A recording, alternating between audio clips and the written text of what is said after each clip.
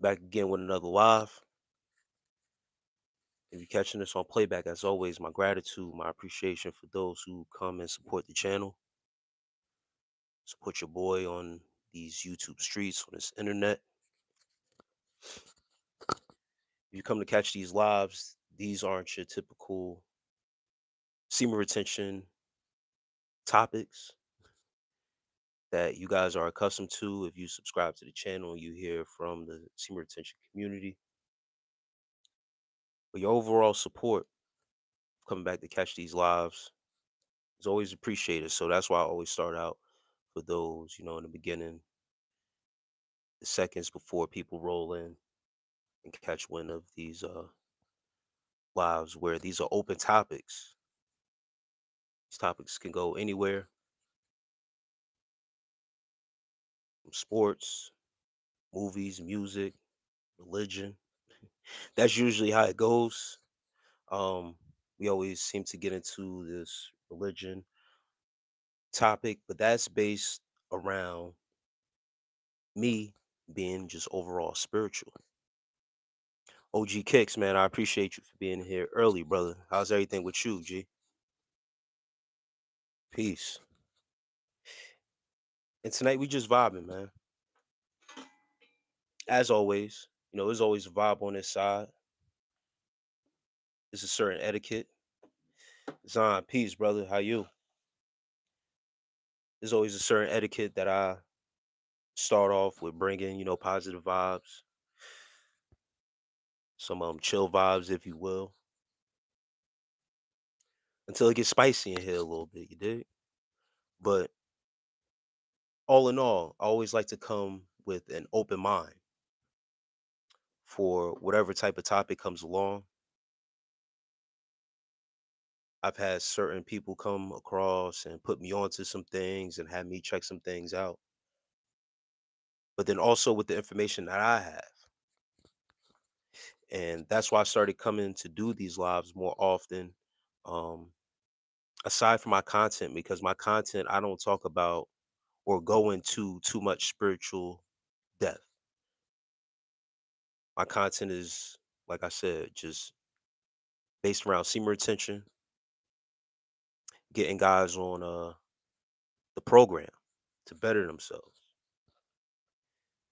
I just dropped an audio today and I talked a little bit about dating culture and how men keeping themselves accountable. This is what I like to preach about.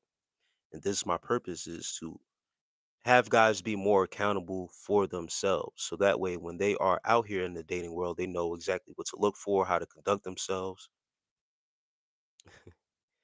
Yeah, nah, OG cakes, that's a fact. But just helping guys out and giving them tips and not your ordinary tips of this red pill content that's out here.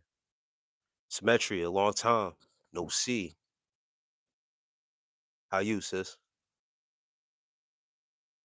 And it's not like red pill content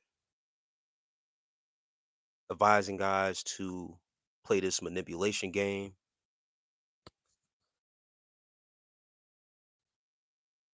It is real content to let these guys know to take accountability for yourself, your actions, and not be playing around out here with your time, your energy. We don't got time for that. Real men, we don't got time for the games. So I don't give out any type of advice or any type of nonsense on how to manipulate in this dating culture or how to draw women in to have them in your circle. If people aren't right for you, they aren't right for you. Period. That's it. First and foremost, gentlemen, we have a duty to better ourselves first, putting ourselves first, and then moving accordingly. Then whoever's for you is for you. Focusing on your energy, focusing on what you need to do as just a human being, men and women alike. And as I come on here and I get introduced to more women who come across these live streams and then subscribe and check out the content,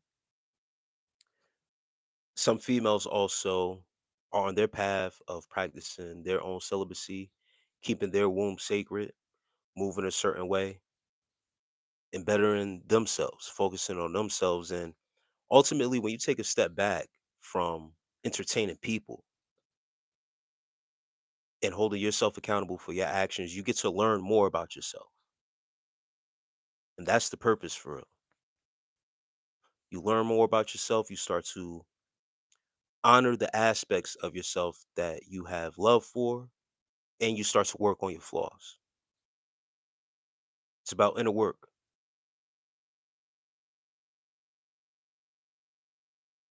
So that's just my little spill, starting out. Once again, I always like to, talk to the guys who may catch this on playback, who don't have the time to catch the lives on the channel and stick around for hours of content that doesn't have to do with semen retention. But I like to talk to the guys early on if they do decide to come on, just in case, man. But how's everybody feeling tonight, man? How's everybody's day been? If you in here right now, double tap your screen for the like. Help this live get out to the algorithm. Upper right hand corner of your device, the three buttons. You hit that down, drop down box. You can hit the likes in there too for your boy. Had a very productive day, man. One of the things that um, I have trouble looking forward to is doing laundry. Today was a must laundry day for me. Loving Dean the God Machine. Peace to you, man. Um, Doing laundry as a single man, um, it's a necessity, and especially for me, going to the gym, right? Um, Being active, working, and then also going to the gym, making sure everything is in order, clean clothes, clean bed sheets, and all that other stuff. I just not. I don't want to say I dread doing it, but it's an additional chore. It takes time to do it. Then you got to come home, fold, and put away the clothes. But it was a very productive day, man. And I spoke on a couple lives ago about doing the necessary things, even the hard things or the things that you really don't want to do. Don't put them off. Just get it done. And as you accomplish those small little goals, those minuscule things that may seem not so much as a goal or achievement, but those tough things, those things that we put off to do. I'm gonna do it tomorrow, or I'm gonna do it, a couple days later, or I'm gonna do it when I have this time, or I'm gonna do it when I have more energy. Sometimes just doing certain things, certain chores, certain tasks, just doing it and get it done, it helps you out in the long run. You'll start to not put off those other goals and those other things off as much. So I encourage you guys. Once again, I always like to encourage the people. Those tasks, certain plans that you got, don't put it off. Don't wait till tomorrow. Aspire to do those tough tasks or the things that you don't really want to do. Get it done, bro. You got words of wisdom for dealing with an injury. What type of injury?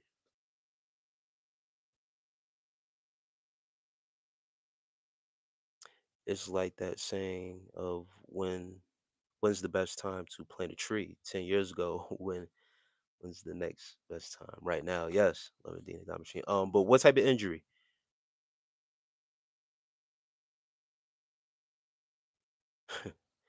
The actual Grim Reaper, man. Peace to you.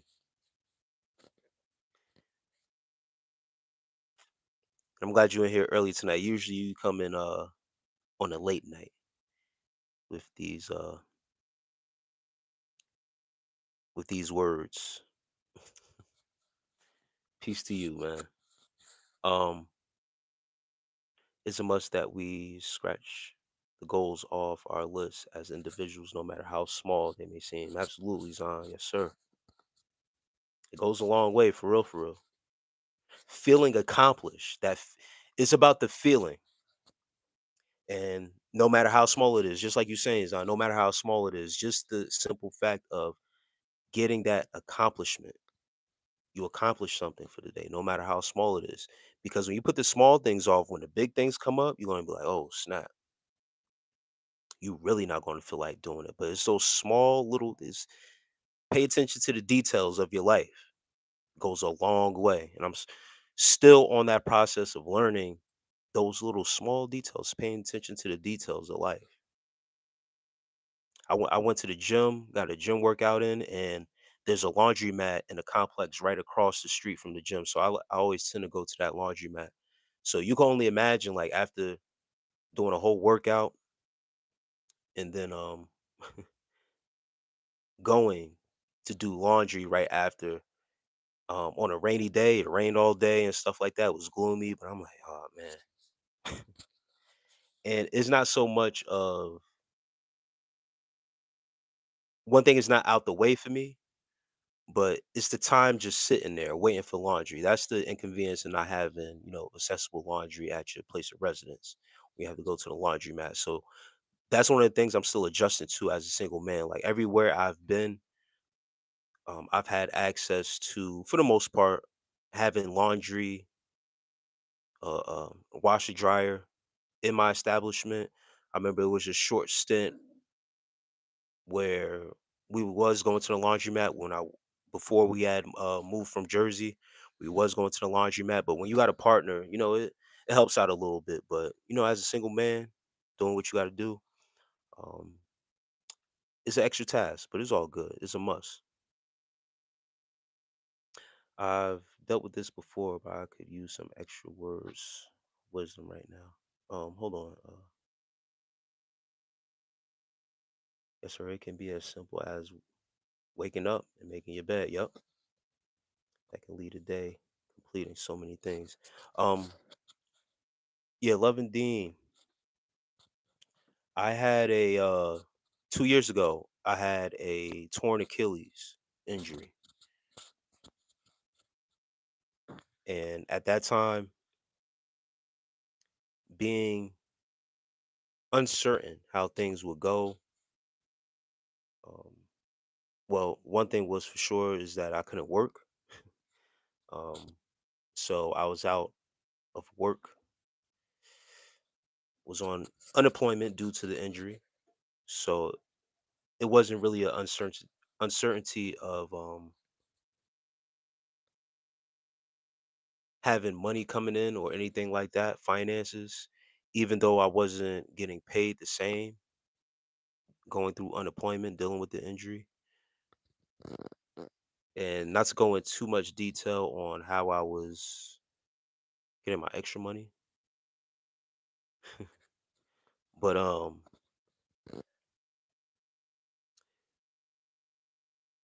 some things are for the better, believe it or not. That injury can be a blessing in disguise. Your body having certain breakdowns or going through things is having you take a step back. It forces you to rest. It forces you to reanalyze and never fail life peace. It forces you to analyze your life, your next steps, working through that injury, but really taking a break and really resting. I was able to take a step back um, with that Achilles injury and rest up. Really take my time to think because I couldn't move around like that. So I had to sit down, um, really use my mind power to get things done and how I was going to get things done. So um, I know the pain physically, can hurt, but however it's going to sound to you is going to sound, but mentally is going to strengthen you because you'll have to use more brain power to work through. And then spiritually, it's almost a blessing in disguise. I agree. Also makes you more grateful for the little things in life. Yes, absolutely. Spiritually, once again, make you more grateful for the little things. You really start to have more gratitude for the small things. And then taking a break from the working world, the rat race, and really taking that time to analyze what you have going on around you that you weren't paying attention to in those times. So I took that time really, and I wasn't in no rush. I never got the surgery because getting the surgery and all that stuff um, puts you automatically back um, in almost rushing yourself back to get back to work. So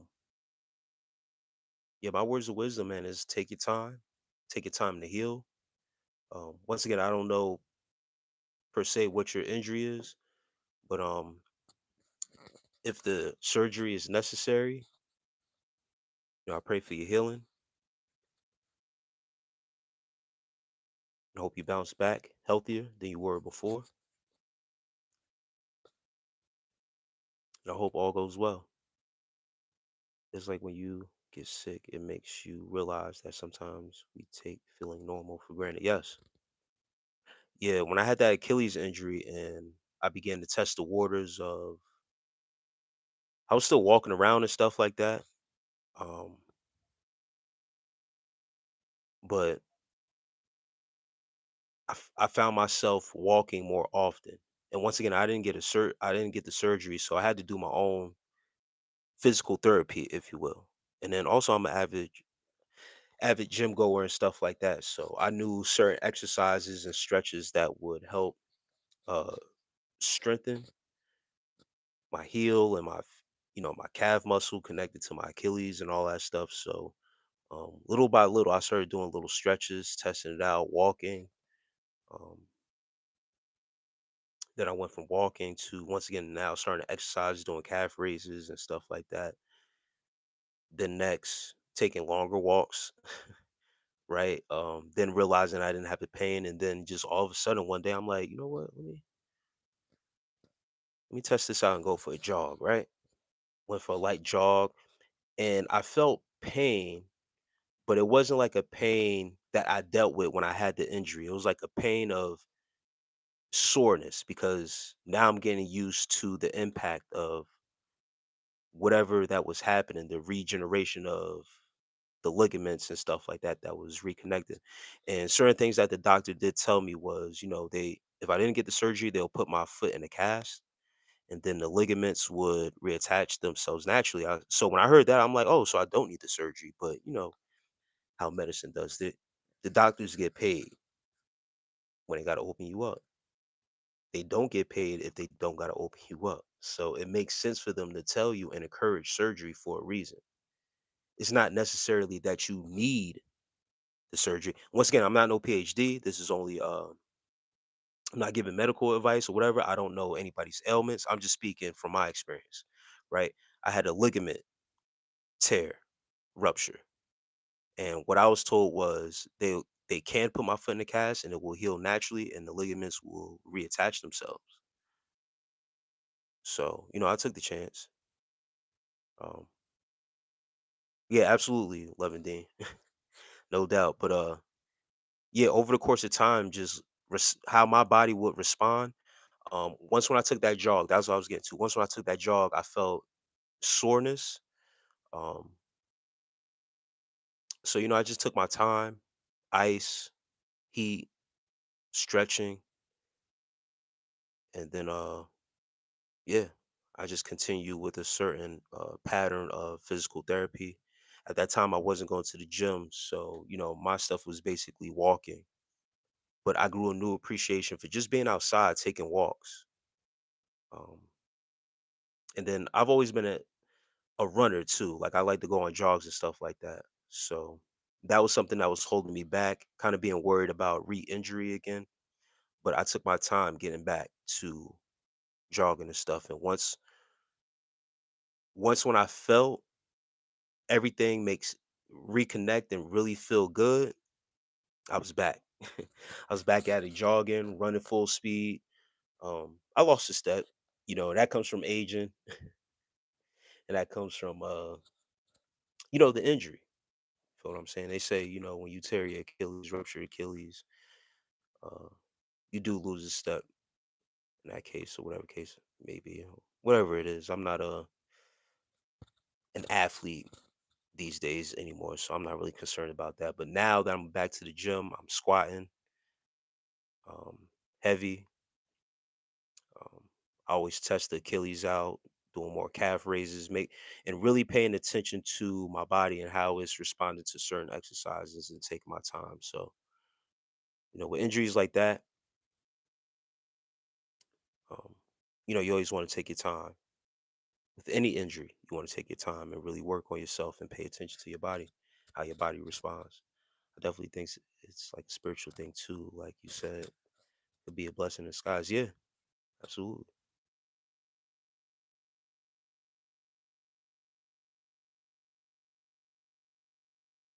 Yeah, a part of me was torn because I was down. I'm not used to sitting down like that, but I needed the rest for real. I needed the rest. I needed the recharge, but I was also happy not to be working. Some things are bigger than the money. So, just being out of work, the working schedule, the working life, it's definitely a blessing in disguise. Yep, for sure. That's what I'm saying. Everything a blessing depending on the angle. Yeah, when I seen it, when I got to really sit back and be like, man, I don't gotta work. I'm free. I'm free for real. So yeah, it's always good to have that perspective, even when you're going through physical pain. You work through it and you get better over time.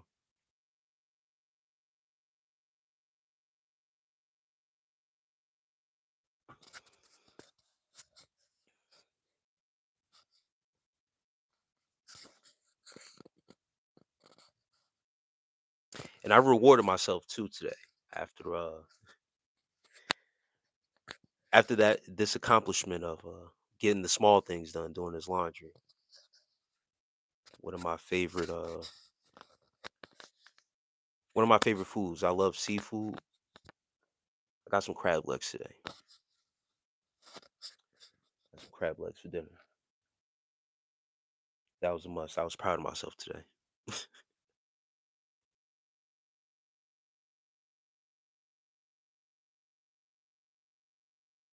Yes, sir. That's why I say when something bad happens, thank God. When something good happens, thank God. Yep. Things can always be worse. Nah, that's a fact, son. Yeah, small wins for the win. Ex Juno.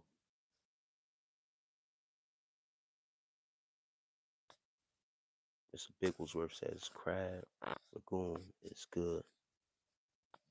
Yeah, I love seafood, man. Once again, a blessing.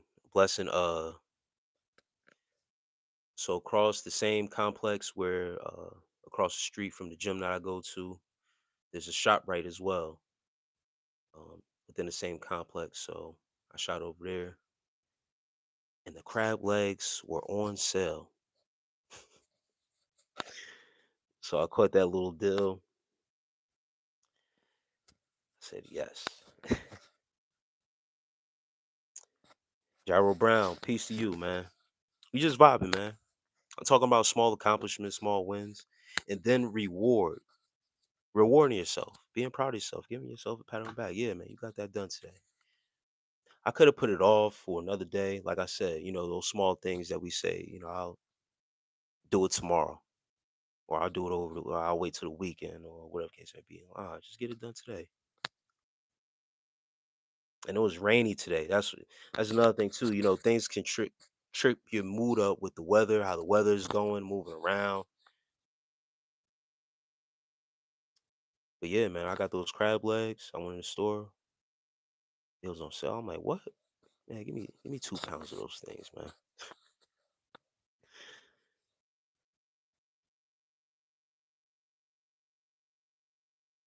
Mr. Bigglesworth says, how do you feel about Israel? I don't have no feeling about Israel. Israel ain't do nothing to me. You ever, you never alone unless you abandon yourself. Yes, you're never alone unless you abandon yourself. He says, absolutely. You lose yourself, it gets you. Weather does me for depression every time. It seems like, yeah, the weather can have effect on your mood for sure. It's the environment. That's why you have to keep yourself moving, keep yourself and your energy in the right vibration. You got to be in the right vibe. But the weather does have an effect on you. Um, when people have certain ailments, like speaking on, like I had a torn Achilles. I don't deal with this, but I used to deal with it with my pinky. I had a broken pinky at one point. I actually have a little screw in this pinky right here. And I remember early on when it would rain, when the weather would change, my pinky would start throbbing, would start hurting. So not with just your mood, but your body responds to the environment, the weather, and stuff like that too. And I know people also talk about that deal with joint pain and stuff like that, that the weather affects them. So, but even with certain emotions, for sure, for sure. Some people get sleepy, some people get tired, they want to be in bed, take a nap. Today I couldn't. I even tried to take a nap when I got back. I couldn't. I stayed up, started cooking, ate my crab legs. Bro, at work I be planning all the things imaginable. Do when I get home, then do nothing. Yeah, that's how it goes. It be running through your head, but then yeah, always gotta work out or read, stay blessed up. Yeah, Gyro Brown.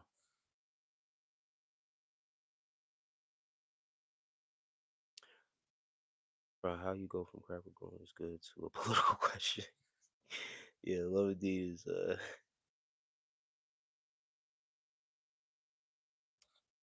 and Mr. Bigglesworth, I like to keep a balance. I talk about some good, I talk about some and I mean I don't mind it. It's all good with me, but I don't deal with the fear mongering. You feel what I'm saying, Mr. Bigglesworth? You saying they haven't yet? They haven't. When you talk about yet, if or what if, I can't think about something or be worried. I don't live my life in fear. They haven't done anything to me. So I'm going to live my life accordingly. Um, I can't think about if they have done something yet or if they are going to. They haven't. That's a fact. So that's why I say they haven't done anything to me. So I don't have no feelings about them. Made crab cakes from blue lump crab a couple days ago, actually. Yeah, that sounds amazing. You ever seen that Black Godfather on Netflix? Definitely worth the watch. No, I haven't seen that. Black Godfather. Go check that out. Ain't no fear about it. Be knowledgeable. Okay, bro. Caleb Crow, peace to you, man. I like fish. Not a huge fan of crab legs or lobster. What's up, T? How you doing? My boo, peace to you.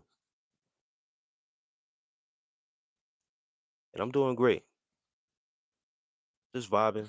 I was just telling people got some stuff accomplished today. Felt good about myself.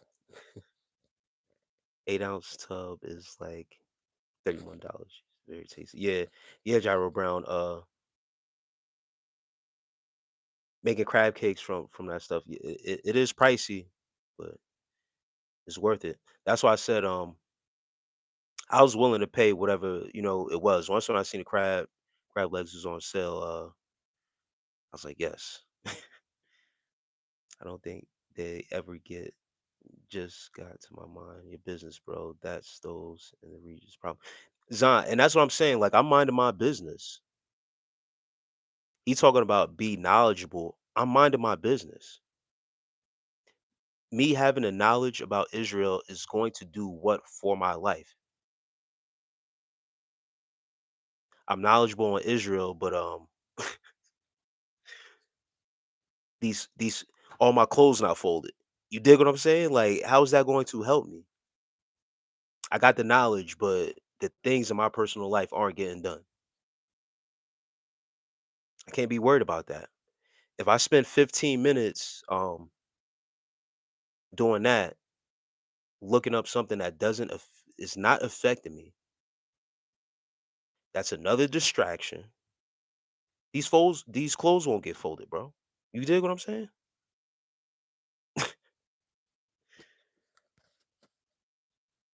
Yeah, it's always something, Mama Boo. I don't understand. Um, because they have the knowledge about Israel and what they might do or haven't done yet, I should be knowledgeable about it. And I was respectful. I could have just said I don't give a fuck because I really don't. That's how I really feel about it. You asked me how I feel about it. I didn't want to be rude and say I really don't give a fuck. I tried to be nice about it and just say, they haven't done anything to me. That was my initial response. They haven't done anything to me. So, my honest opinion, I really don't give a fuck. There you go. So it might offend the person. They might have left already. It is what it is. But yeah,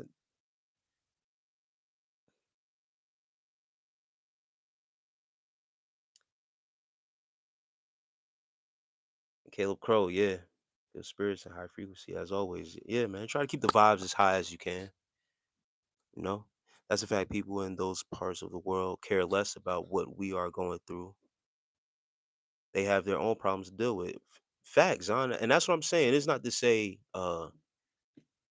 whatever they're going through isn't treacherous, but they don't give a fuck about me and what I got going on.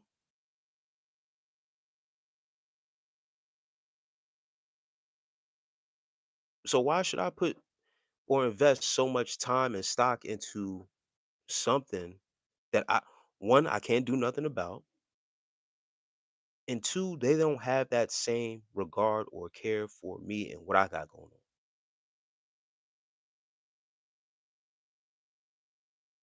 That man named the Devil's Cat. Southside Southside Frog, man. Peace. Peace, G.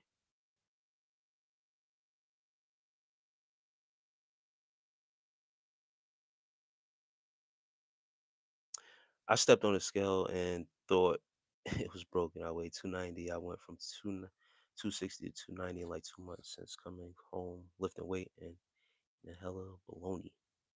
Bologna.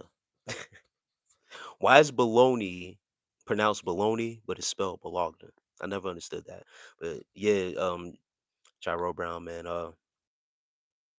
See, I've been on the other side of gaining weight, but I get you. I get you, man. I know for people who are on that path of losing weight, it could get tricky, man. It gets very tricky with diet and stuff like that. Yeah, mama boo. Whatever I say, they don't listen. So it is what it is. Allocation of attention is a real thing. At home, I'm a communist. As I'm a libertarian. That's funny. Manny L says, "What you streaming about? We just chilling, man. We vibing. We just chatting." Bro wanted to come in here and talk about, he asked me one of my thoughts on Israel, and I told him, they haven't done anything to me, so I don't personally have a feeling towards them.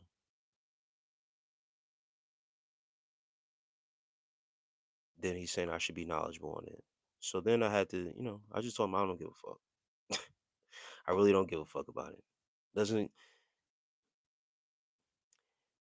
It's not to say their problem don't matter, but we have our own problems to deal with first. Charity starts at home. Thank you, Loving Dean. There's a lot of people that live life with no ears. Yeah, man.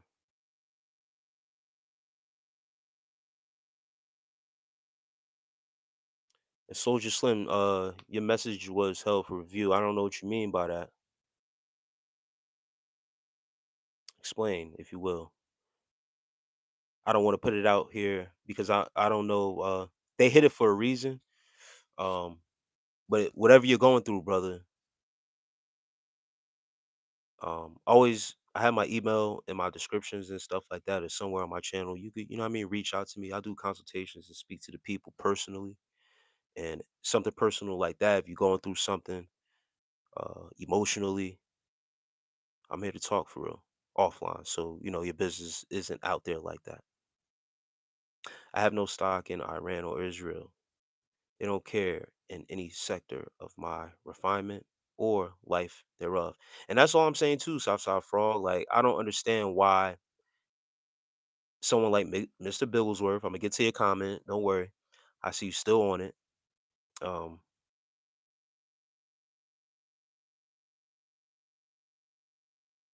uh, the media and the newscast will put stuff in front of you to care about. Now it's up to you whether to take investment into that and stock into feeling some type of way about it. The more you feed into that, that's where your attention go. Wherever your attention go, energy flows. My energy doesn't go towards that. So once again, I don't want to be disrespectful or come off as disrespectful, but just because you have your thoughts and knowledge on something else other than what we actually have going on in this country or something that doesn't affect us, I'm going to voice my humble opinion on it. So Bigglesworth says, as long as that check come on the first emirate, brother. I don't know what that means, but you know, thinking about stopping lifting so much and cutting up now with mass cardio. Hey, Gyro Brown, somebody in a couple live streams ago, they was like well, I think I was doing cardio. I did a live stream from the gym. They said cardio makes you fat. Now, once again, when I'm at the gym, I don't got time to be doing all that, going back and forth with people and debating. I don't do that.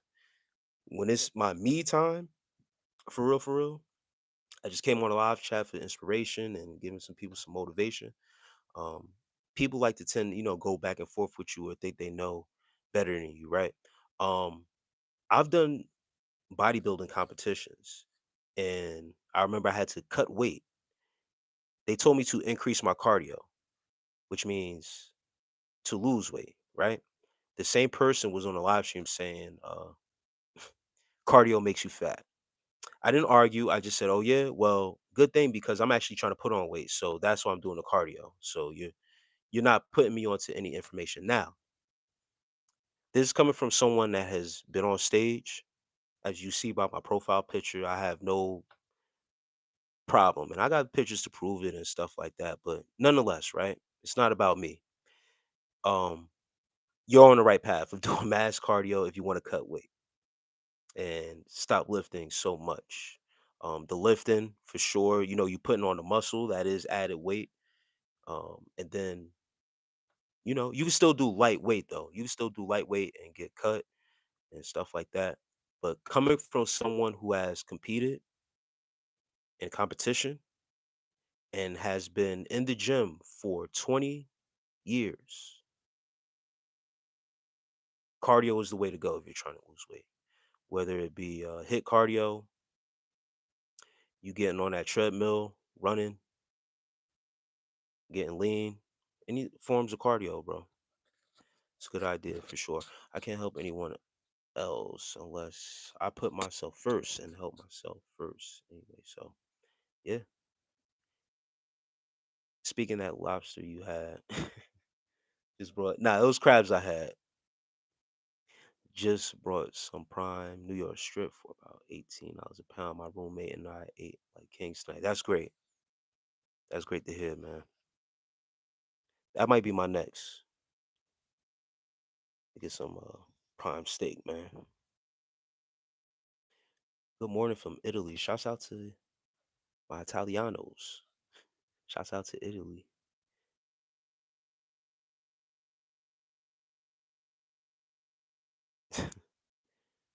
L Thrift CO, man. Peace to you. No Limit says, good morning from China. Good morning, man. Good morning to everybody who seems to be over there overseas. Shouts out to China. Good morning on that other side of the world. Rose the master of anti-rage bait, Caleb Crow. That's funny. I get too big addicted to the weight pile sucks. Yes, I listen. Same here, bro. And no problem, no problem with the advice, man. Yeah, I mean, yeah, and that's another thing too, Caleb Crow. Like, I s- once when I notice, uh, like the rage bait coming, or I can sense the interaction, right? Um, I just decide whether I give my attention to it or I don't. But like I said, when I'm in certain settings, like this is where I'm more comfortable in to get into a debate with people. And I explained this before in the last live stream. I would rather get into a debate when I am here because I have resources. I have my bookshelf right here to my right. I have a book right in front of me. I have another book in front of me. I have a book to my left. So there's certain instances where if I need to go for a reference on certain things that we're talking about or, show certain things, I got everything at hands distant, at arm's reach, right? But certain settings, like if I'm at the gym, I'm actually that's my me time. I only got a couple few, or if not like one or two videos of me at the gym because I really honor that as intimate time with myself. I'm working on myself. I don't do it for no show. I'm not doing it for anyone to come look at me, look how I look. I'm really go to the gym for me. So that's why I don't really share it that much. So when I'm there and I decide to go live or come talk to the people, I don't got no time to argue or debate. So you're not going to catch me arguing, debating while I'm at the gym. You're wasting my time doing that because I'm there for a reason. And I ain't to go back and forth on the internet. That's not what I came to the gym for. Anyone who genuinely listens. I appreciate that, Love and Dean. I really do, man. And Love and Dean says, can we make joy baiting trending? That's funny. Missile Bigglesworth says, shout out my white brothers out there. Hey man, shouts out to my Caucasian brothers, man. There's nothing wrong with that.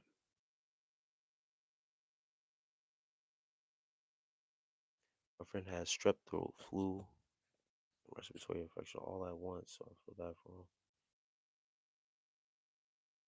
Can you pray for him? His name is Justin. Justin, man, prayers up to your boy Justin, man.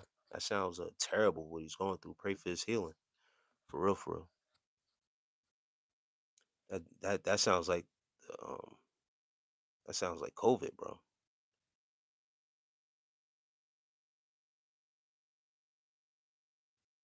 But prayers up to him, man, and pray for his healing.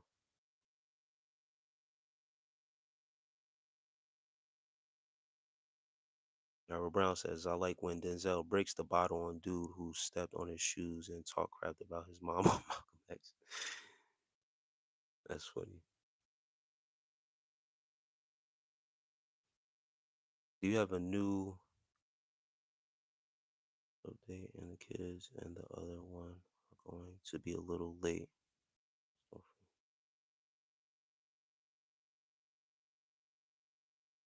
Prayers to Justin to have a speedy recovery and back to full health in due time. Yeah, man.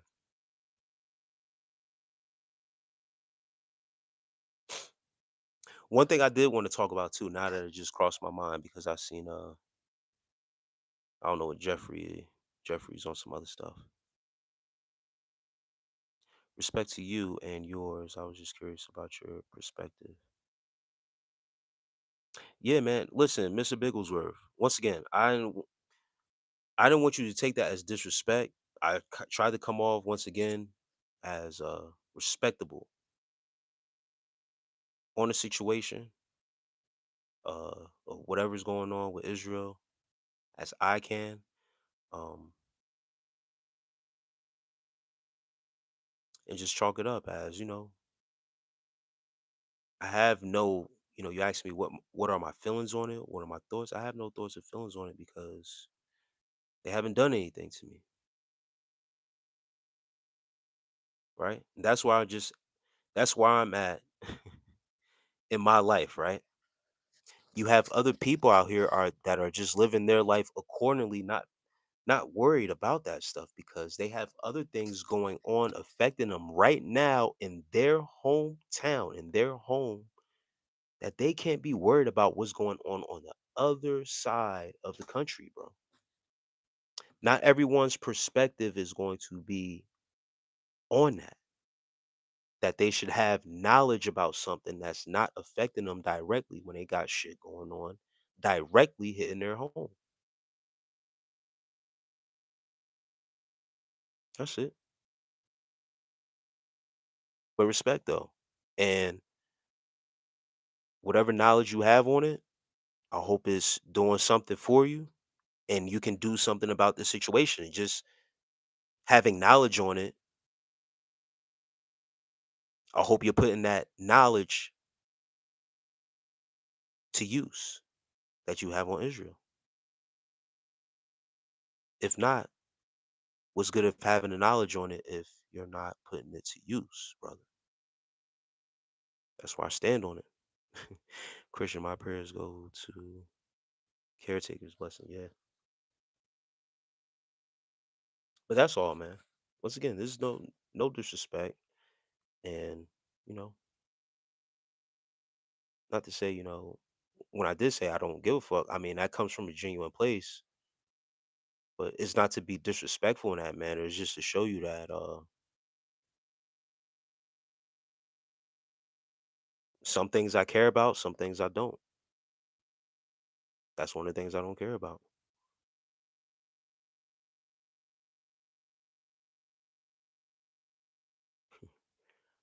Woodstock says what theories? I don't know what that means.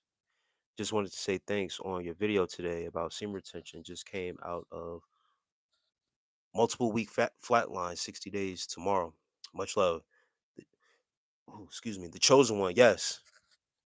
Appreciate you stopping by and alive, my man.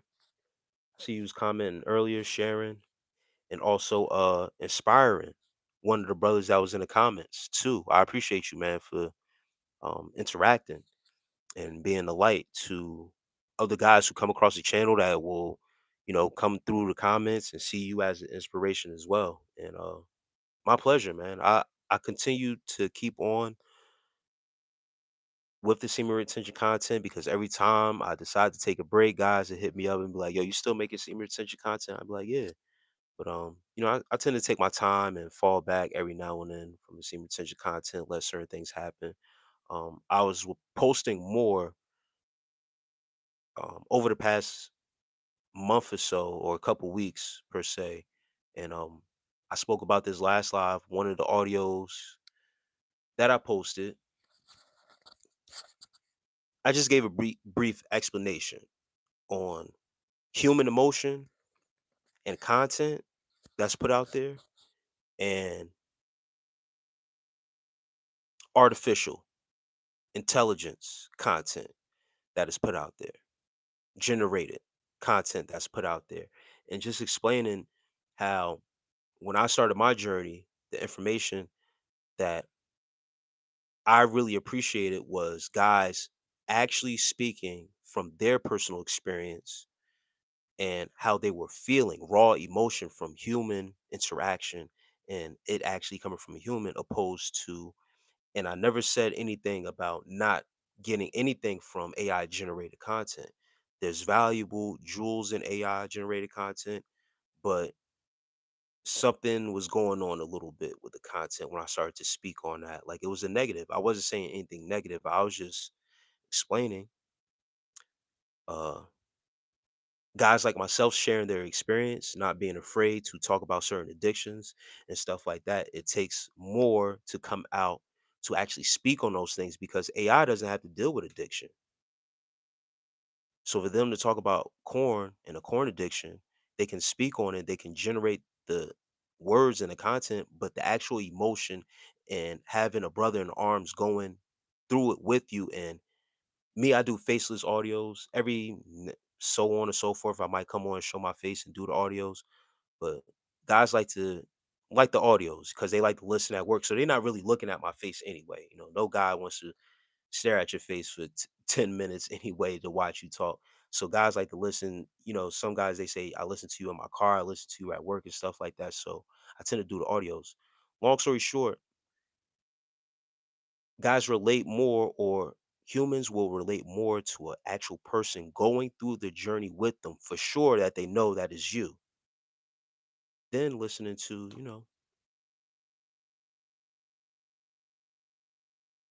AI generated content, because they don't have to go through the actual pain, emotion of it, the urges. And it seemed like the machine didn't like that. So I ended up taking that video down. But I appreciate you. Knowledge is cool and all, but when it comes to time to reclaim Jerusalem, let's not. Let's no time. Killer Crow is funny. I don't owe him no explanation. Mama Boo. I know.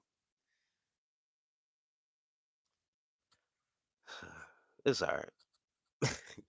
Can you talk a little bit about seam retention now on live? It's a constant battle for me. I got you. Let me catch up to the chat a little bit, Love and Dean. And Andrea Garcia says, "What's the fastest way to get fit 50 50 subscribers?" Gyro Brown says, "Create 50 emails." Um, you help me refocus why I'm doing a purpose in my future. I appreciate that, chosen one, man. Peace. I appreciate that, man. Hey, poll. Appreciate that, man. Um,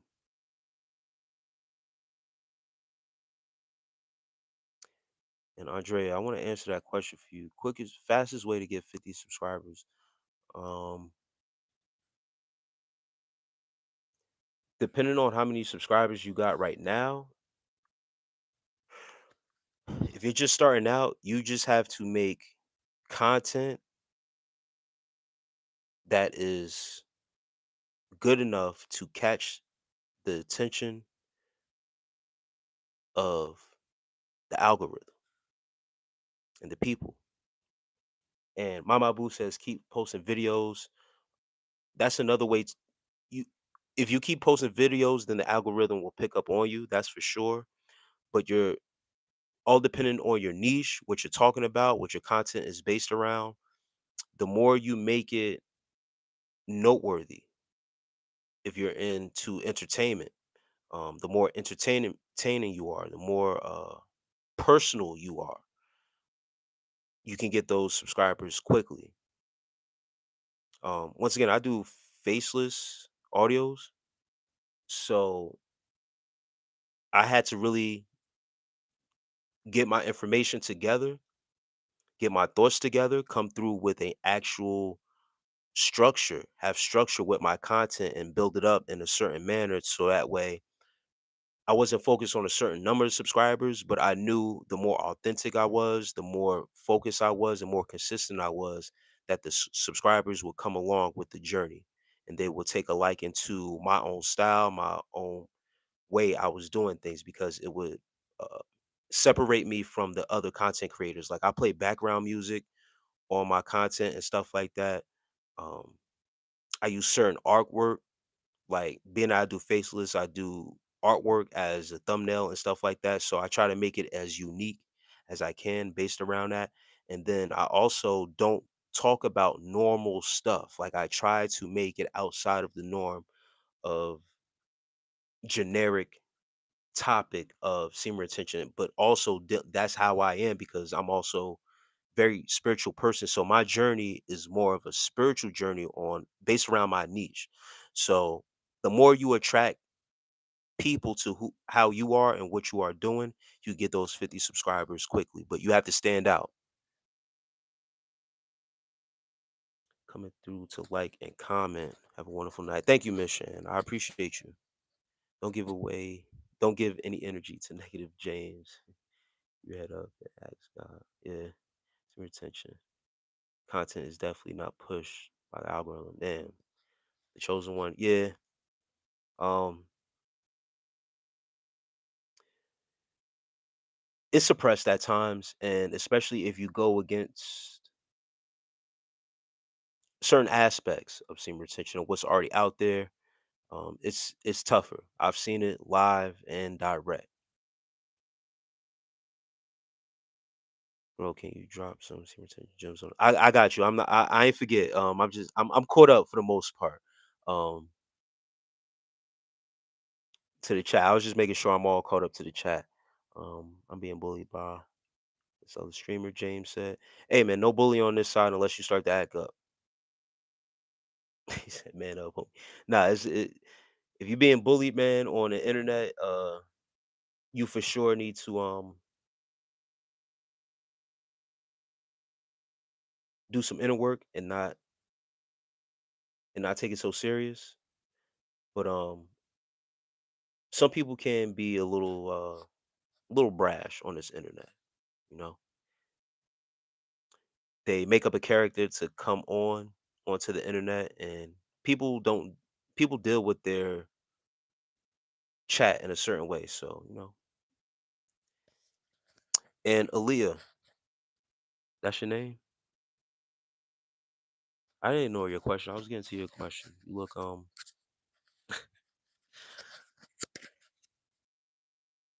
Thank you, Miss Shan.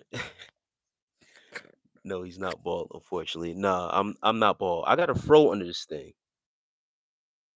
I do a nighttime routine. So when I come on, yeah, you did all right, Jared Brown. When I come on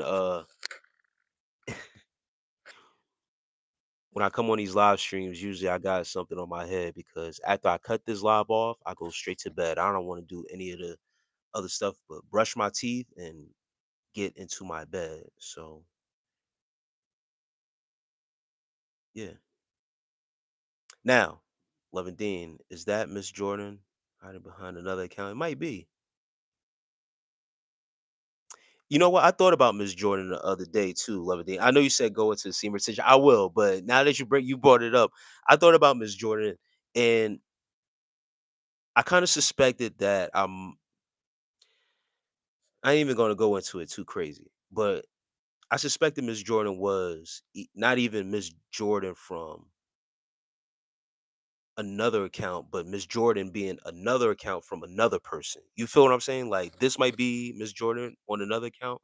But when I thought about Miss Jordan the other day in the interaction, I'm like, I think Miss Jordan was someone else from another account.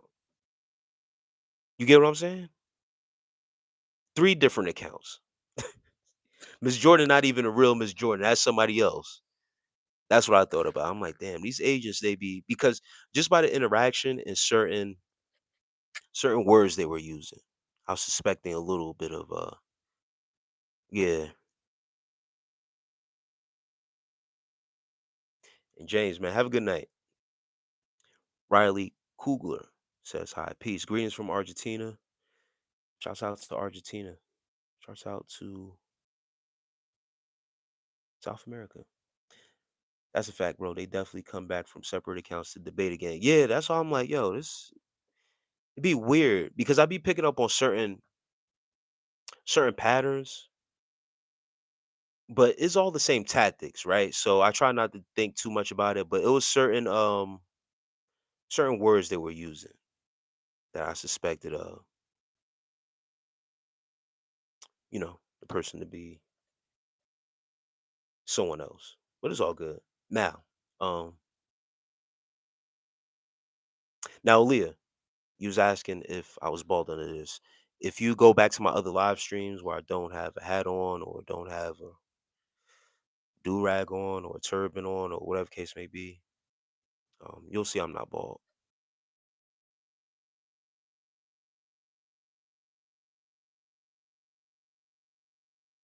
Growing out my hair a little bit, growing out my beard a little bit. I'll move closer. I don't got no shape up on my beard. And that's another trick, guys. If you want to grow a beard, um,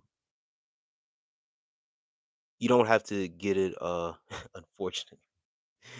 You don't have to Michelle, you want me to shave my head bald. You one of those ones that like bald headed guys. That's funny. Um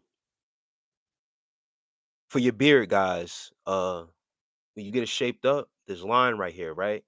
The more you get it trimmed or go to the barbershop, the lower this line will be and the more thinner. Let it grow in, guys. Let the scruffiness happen and it starts to grow up. Like, I got the light in a certain way, but the hair on my face is growing out. So when you clip it down, it's going to be more fully thicker and stuff like that. Just a little tip for guys out there. Um, they always comment about the beard also. And when beard tips, swear I don't care. It's over the internet. Real ones can be energy with any interaction. Yeah, certain interactions, man, I could just tell. Used to be in a grudge band. Is that correct? Grudge band? Nah. Sounds like you're feeling better. Oh yeah, way better. John Abney, man, I appreciate that. Yeah, I'm way better since last week. Was battling a cold last week. I feel great. But my girl of the year dropped the bag of meth in front of me. Oh man. Also seen some text in the phone asking for some company tonight and you alone tonight. Shit broke my heart. Yeah, Jeremy unknown man, you gotta leave that alone, bro. Drugs and cheating and all that, that's craziness. Yeah, Michelle, yeah. All right, yes, I got you now. I got you now, Loving D. Yep. Um, I don't know in specific what type of tips you need at this moment. I know you said you were battling right now. I could give you the generic tips if you're dealing with any urges, temptations, or anything like that. Uh, cold showers. Cold showers are like a staple, and that's like a go-to for a lot of guys um, dealing with aspects of urges, certain temptations, just cooling down your body. But what it does also is help you with your breathing. A lot of guys aren't breathing. And with cold showers, it automatically takes you into a breathing exercise where you're taking deep, consistent breaths. Because when that cold water hits you, you're like, so you're forced to breathe at a certain rhythm, and that will let you subside. It'll cool you off, and then as well help you with your breathing, right? Um, you're going on and off. If that gives you. And if you keep faltering with, all right, that's better. Um, basically, you're going through what I would call like a cycle of being on, falling back, going off, which is normal, which is a normal thing. It seems like you need to find a new inspiration, better yet, a new motivation to stay on seam retention and prolong it. And right, yes, it seems like, wherever it is, you might have found in this time in whatever seam retention has done for you, whenever you had that long streak and now you're just in a buffering zone, right? Just in the in between of it, you know, if you're looking to go on another long streak, you have to go back to the basis. Go back to the basics, I should say, right? Once again, when urges come, the cold showers, basically treat yourself like you're starting from scratch again. Now, you have to find a new motivation, set a new goal for yourself to go on that long streak again.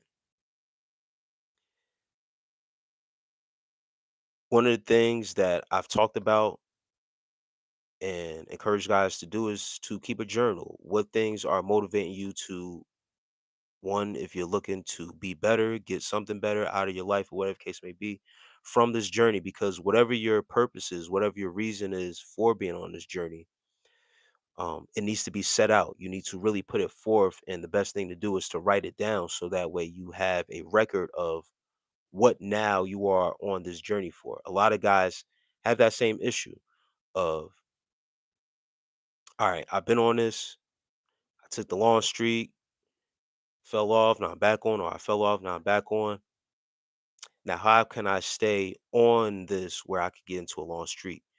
You know, we could say the cliche things like consistency being, consistency is key, being consistent, but you have to create or have a goal for yourself or something that you really want out of this journey to now motivate you to get you to that certain point. Start by writing it out. If it's something that is physical with you, right? Um, some guys want to enhance their looks. Uh, some guys, want to build up their testosterone, use it out in the gym, whatever case may be, to increase muscle and all that stuff, have better workouts. Mentally, right? There can be something mental going on where you want to have more clarity, be more sharper, uh, stay more focused, be what I talked about earlier today, be more focused on tasks, doing the hard things, small things like that, getting and accomplishing those hard tasks that you like to put off or that we seem to put off because they're too hard or we may be too lazy to get to them. We need to start putting those things as priority or forefront and then work on those things. But now, what I like to do is make it a more spiritual thing. And that's where guys really like to take it more serious when you make it a more of a spiritual practice, holding yourself really accountable to those things and those standards and those morals. And that will ultimately help you get back on track and carry you further into your journey and however it takes you. So, um, a lot of guys are reluctant. Things I've been slacking on journaling. Maybe that's what. Yeah, start journaling more. And the more you write out what it is, you'll come to find out not what's wrong with you, right? But it will reveal to you certain things along your path of what you actually want and why you are choosing this journey. Sometimes we could be in our head so much that the thoughts are just going on and on. Yo, why do I keep on doing this? Why do I keep on doing that? But until you write it down and you write down your feelings, why do you want to be on this journey? Why do you want another long streak? As you write it out, you'll start to reveal more and more, and then boom, the answer will pop up right in front of you.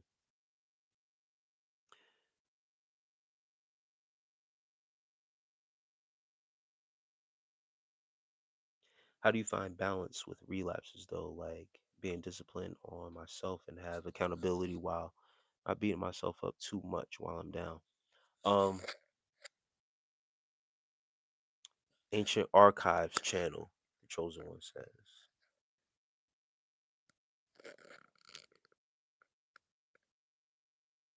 The way you can find balance with relapses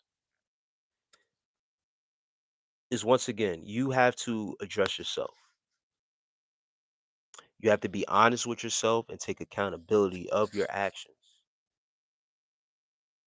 And it is not beating up yourself, because we could be our own hardest critic, as they say, right? So you can be upset with yourself during relapse. You can Um, like you're saying, you're already down, beat yourself up too much, it can place you in a deeper rut, right? You have to still take care of yourself in that sense. So don't beat yourself up too much. It's a part of the process. I always like to tell guys, relapse is part of the process. It's just more work or extra work if you're willing to put into the work of where you're trying to go with this journey. What are you trying to gain out of this journey for real? And depending on the person, because my personality is, different from others, right? Once again, I like to go to the gym and I like to find things to do to occupy my time the best way that I can. So, going to the gym, getting the energy out, making sure that I'm doing the workouts that are going to help me out in the long run, where I'm going to be tired, but then also keeping myself motivated through those processes, knowing that I need certain amount of energy to get to certain points, whether it be workout, whether it be coming back home reading, like I said, for today, getting his laundry done or whatever case may be. I have to have a certain balance in my life where I have made up that time, really have my time and my day scheduled. And it's tough to do that every day, right? Um, to have things scheduled for yourself to get things done and holding myself accountable for these things and not falter off. But finding the balance in between with going through relapses now and practicing that discipline, the more you can occupy your time, because idle time is dangerous. It's very dangerous at times. If you don't set forth the things that need to get done, get things accomplished, you'll fall into idle time, and that's where it could be detriment. So that's why when I spoke on getting those small things done, it matters in the long run. It really does. Because you put it off,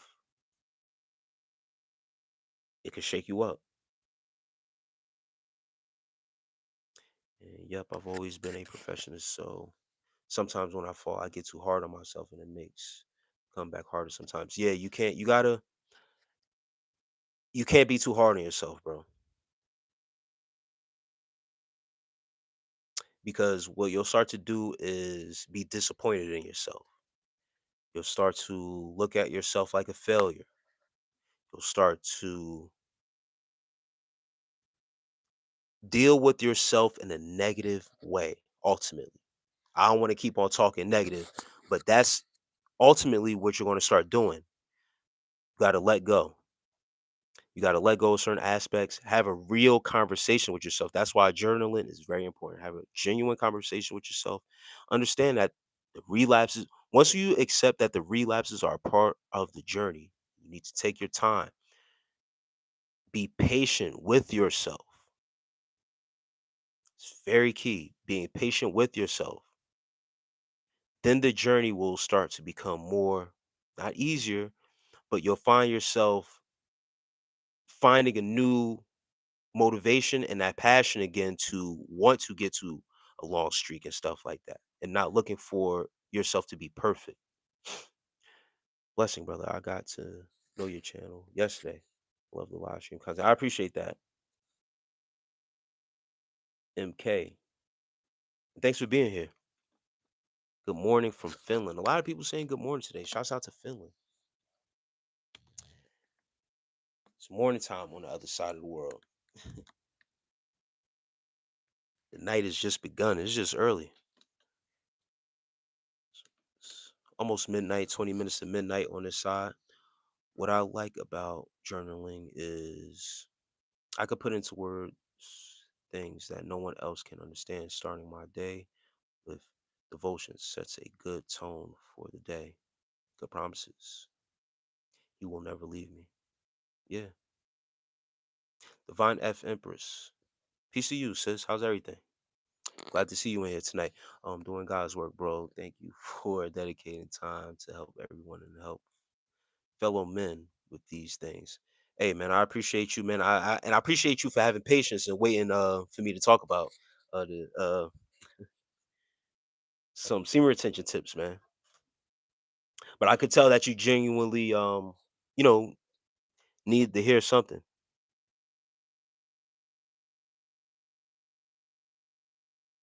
and everything. Yeah, divine F Empress. Yeah, double check your notifications. Uh, I know someone said that they had to unsubscribe and subscribe again. Turn on the bell notifications if you can. If you haven't, everything's been great. Last week I was dealing with a little cold, but I'm 100,000 times better this week. Feel great. I did a lot of self-care regimens. All and it was all natural remedies that I was doing too. I didn't have to resort to any over-the-counter medications. So I feel extra good about that. I'm a fisherman, bro. Yes, I got plenty of patience and gratitude. Yeah, but I appreciate that.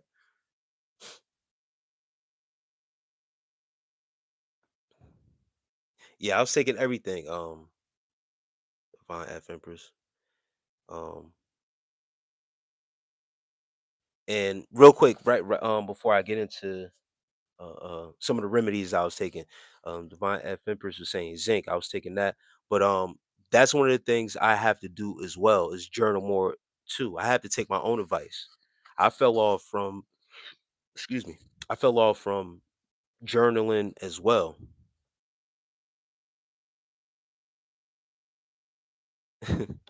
And John Abney says later, man, I'm going to trim my beard. All right, man. Yeah, I sound better. Yeah, I appreciate that. If I would have came on the days that I was really going through it, I would have is it would not sound good at all. White masters. But journaling is something that I'm on and off with as well in my journey. And Gray Man says, "Hello, peace, peace, Gray Man." And like I said, I'm giving out that advice, but I have to take my own advice too because even on my spiritual path, I've needed to make that more of a staple on my spirituality and my spiritual path and stuff like that. Which I have. I got. If I show you guys my notebooks, I got about one, two, three, four, and then I got five notebooks, five separate notebooks that I've journaled in. So I always tell myself like when I stopped journaling, I could afford to take some time off of journaling because I have five different notebooks I have journaled in, right? But it's a practice that I start to notice whenever I stop, I kind of avoid some things, right? So that's why I say when ever someone comes up and they ask me journaling helps. It has helped me on my journey. Once again, I have five different notebooks I journal in, and not even just journaling, but going back to my journals. Like I have four of my journal, three of my journals on my bookshelf, one right here that is new that I plan to crack back open, and then the one in my kitchen I keep in there. I don't know, it's just random. That one is just random. But guys, it's very important for and I'm talking to the guys specifically because there's kind of like I don't know if you could say I can't find the word right now, but guys don't journal. Guys don't, or they're reluctant to say that they have a journal. It's very important to have one. Write down your feelings, guys. Um, I love sharing natural remedies. I grew up with disease that was incurable. Man, so God had taught me much about herbs and healing. Man, that's crazy. Fever is your body raising your temperature to kill whatever it is in you. That's why I always work out the moment I feel anything.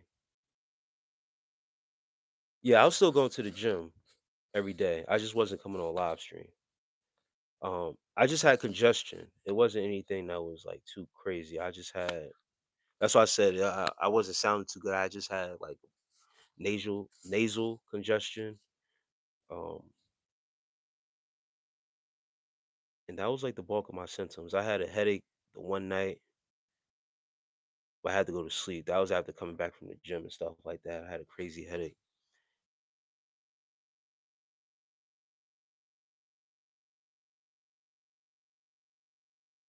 but I didn't have any like of feverish symptoms, no crazy cough.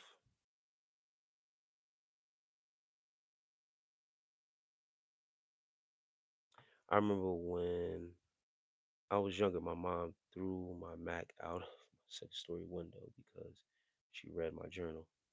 Man, Velvet Duncan says, "Can I ask a question?"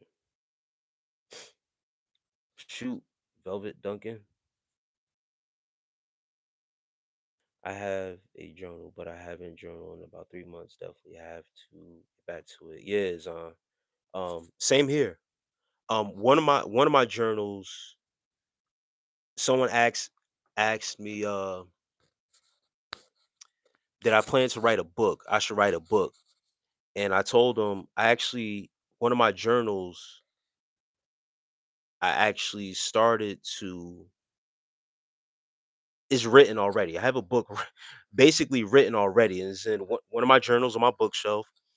But I would have to rewrite it and format it, and then it takes money to get this shit published. So there's certain things I could put out there as far as journaling, but I always once again take the time off to fall back from the journaling. But it's been about the same amount of time too, Zon, about a good 3 months. Then I got one or two right, and then I put them in the bottom of the drawer. Wow, that's crazy to find F Empress.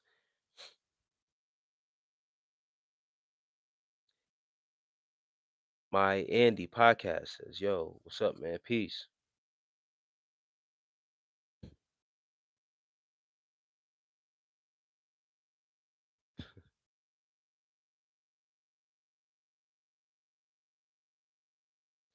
And yeah, love and Dean. I agree with that.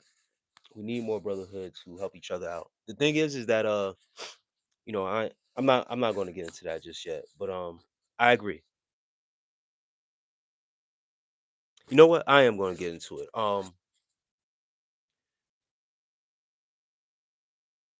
The thing about brotherhood is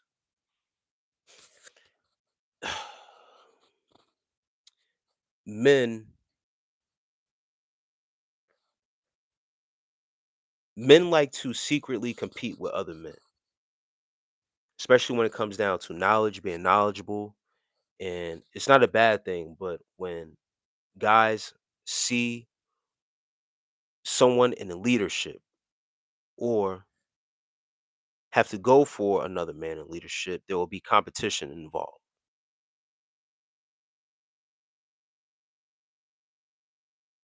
So congregating true brotherhoods, unless there is really an appointed leader and everyone agrees on that leader, then it can happen. But when you just have a brotherhood with no leaders, it's going to be jockeying for position, and that's where it becomes tricky. I just write down what I need to do. I plan or plan only helps me through the days. Yes, and great man, yeah. That's another thing. One day at a time. It takes everything. You know what I mean? One day at a time. It's not a bad thing to just write out your plans.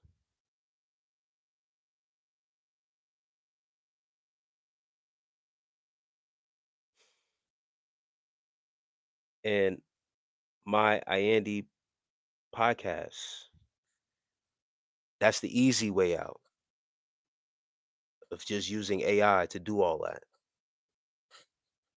It's avoiding work.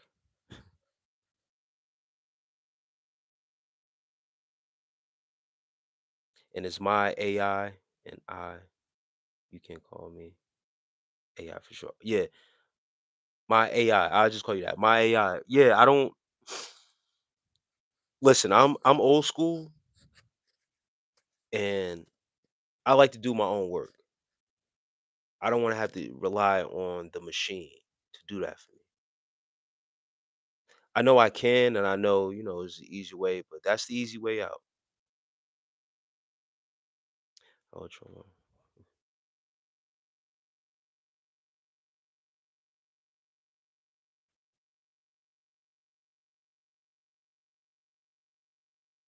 Yeah, African parents, they don't care about your privacy at all. So I get you, Divine. Um, I get why you had to do that. Blue guy says, "For you are all right, bro." Angela Barton. Angela, no, I don't watch Danny Love.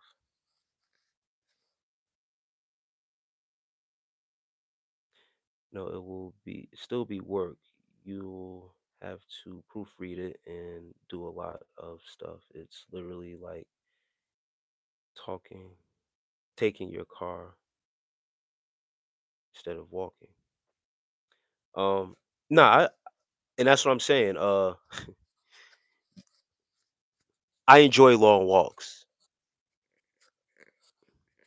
That's the thing about me. You see, it's a personality thing. It's not just I like doing the work. I rather do my work.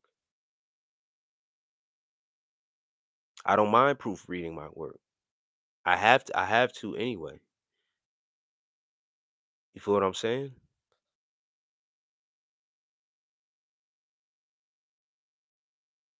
I enjoy long walks. I listen, I'm not trying to be funny or facetious. Listen, I just explained earlier in this chat. Someone asked me about injuries.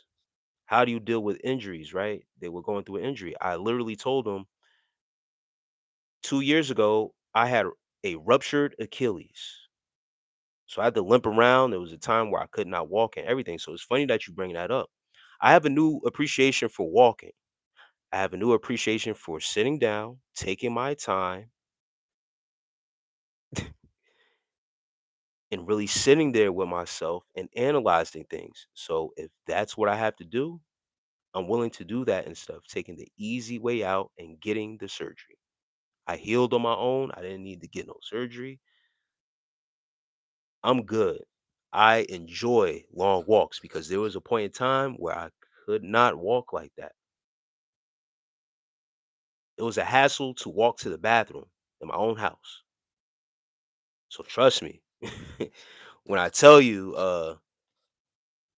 I rather take the longer route. It's not coming from a place of being listen, it is what it is. I'm telling you. Just realize it's a tool. Sometimes tools can make you lose skills if you rely too much on it or overly use it. If you don't use it, you lose it. Yeah. And yes, not to say it's not a benefit, that it can be used for that. But listen, if this is going to be my first book that I'm putting out, this is going to be the baby. You feel what I'm saying? So I'm going to make sure I'm taking my care and my time with it. I'm not putting it through no machine. Maybe the second book, maybe the third book, yeah, I'll take that route. But the first one, mm-mm, this is a real deal we talking about here. So, but I get it, and like Levandine says, the AI is a tool. It is to be used, yes. But with this one, this is something special. You know, in due time.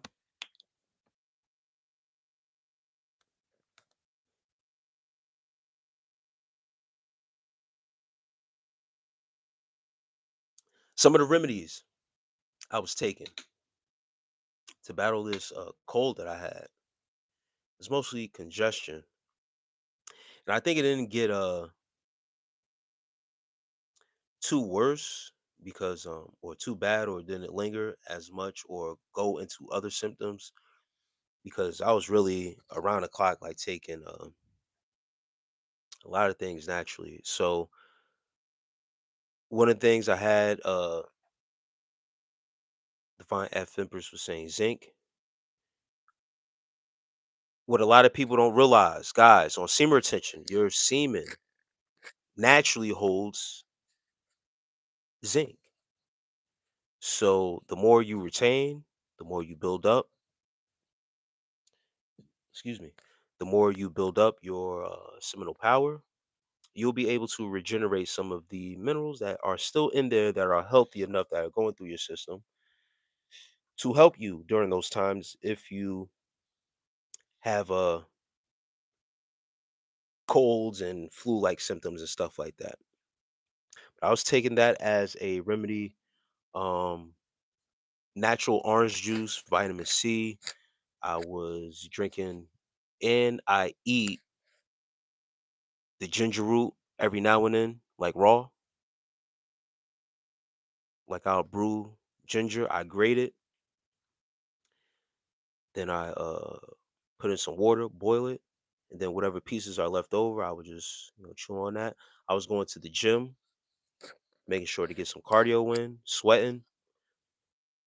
Natural orange juice, not Tropicana, not whatever that other stuff is. I'm talking about one ingredient, orange juice, and it's always better to eat the actual fruit instead of the juice. But there was this natural orange juice that's sold in my grocery store that's by me that I always wanted to get. And once again, I'm always a guy that I look for stuff that's on sale. I wait till stuff goes on sale and I'll get it. So once again, it just so happened I was, having these symptoms. I needed to make sure I was being hydrated, had some electrolytes. That's another thing too. Um, Getting electrolytes, mineral water was something I was drinking as well. Yep, it has vital minerals and vitamins and protein. Yes. Um, what else I was taking? But yes, I had some one ingredient orange juice. It had the pulp in that joint and everything. It was very, very good. I was also drinking pineapple juice, a lot of vitamin C I was taking. Black seed oil is something the after the first night that I had the symptoms, the next day I went over to the ethnic store and got this black seed oil ASAP. $40 bottle.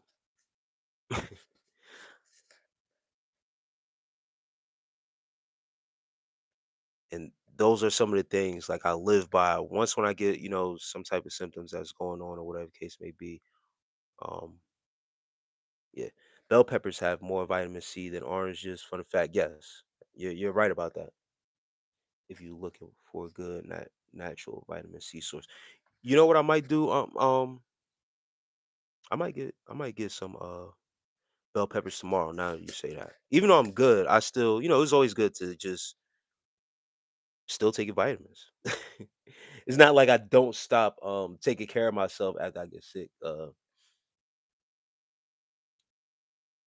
But yes, you're absolutely right. I wish I would have thought about that before time because I would have got that probably today actually because I was just at the grocery store. But I might get that for the weekend. Have some stuffed peppers. I'm always looking for new stuff to also cook for myself. So stuffed peppers is definitely on the list now that you say that. Using AI to write a book is just a tool like driving cars, saves time, cut costs, and doesn't kill originality. Acting like it's shortcut is just old fashioned. People use tech all the time.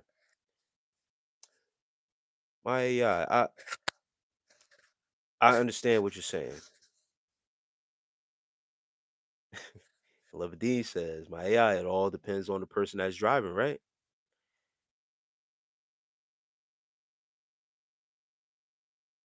It's cool if you depend. Hold on. My AI, it's okay. I'm not saying anything is wrong with the technology that's out here.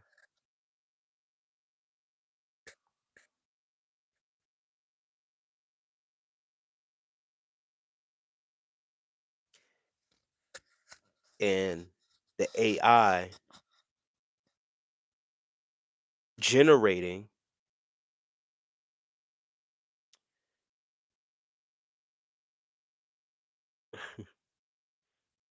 uh, a book for you. My book is already written, like I said, right? I already wrote it out myself through my journaling, right? So now, what I would like to do personally is proofread my own work, rewrite my own work, and publish it my own way. This is something I did. I don't need anyone else's advice of what I need to do with the work that I put in. You weren't there with me writing the book. So to tell me about a tool I can use to do the X, Y, and Z is okay. If I decide to want to do it my way because I am the creator of the work, what's the issue? You making it seem like I have to use the AI to do better. No, I don't. AI didn't help me write it. I don't need AI to help me rewrite it, and I don't need AI to help me publish it.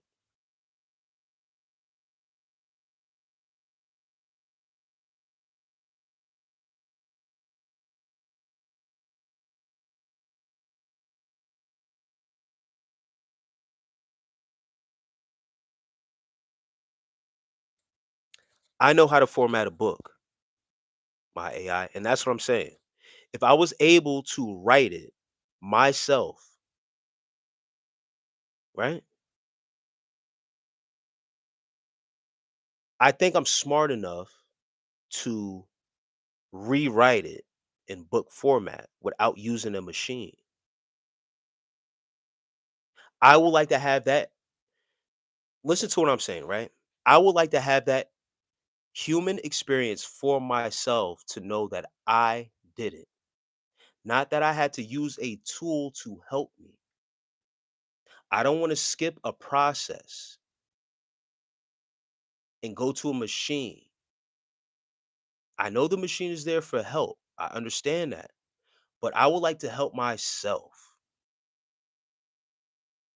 and run the process and proofread my own work and not have a machine do it for me.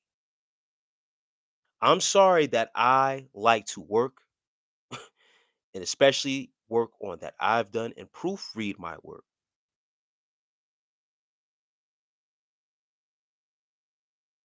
I don't need advice on how to sharpen my own skills. That's not sharpening my skills as a writer. If I'm a writer and a true writer, if I aspire to be, I'm not going to go to a machine to help me be a better writer. I'm just going to keep on practicing writing. Make sense? Makes sense. I'm pretty sure you get me now, right? Okay.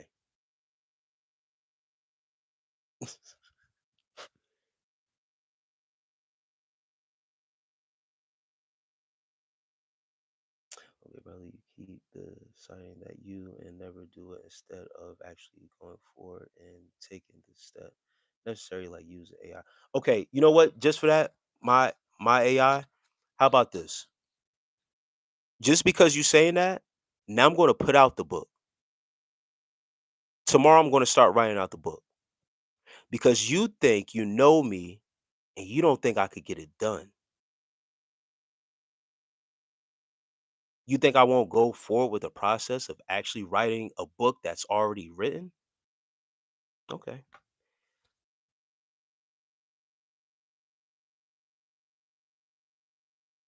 You're upset because you swear by AI. And OG Kicks, please don't kick this person out. I want you to stay very close because you use your name is my AI. Because you are so dependent on the machine, now you're taking offense because I rather actually do my own work. Just for you, I'm going to write the book. Thank you.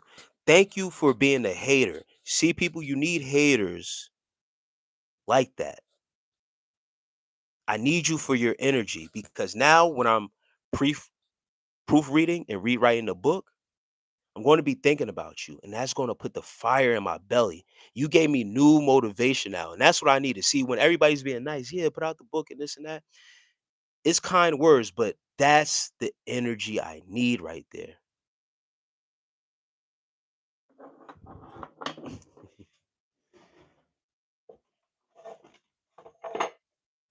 Watch this. You see these notebooks? You see these? Do you see these worn out notebooks? Watch this.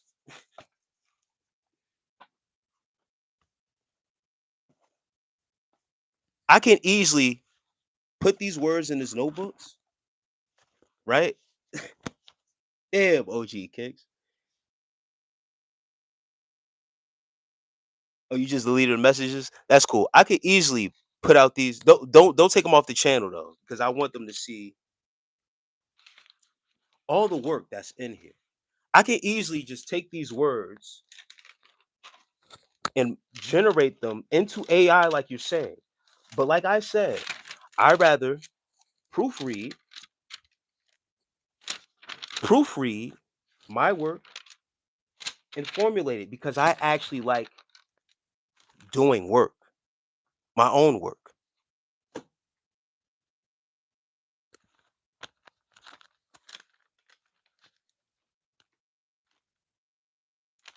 There's some more stuff too.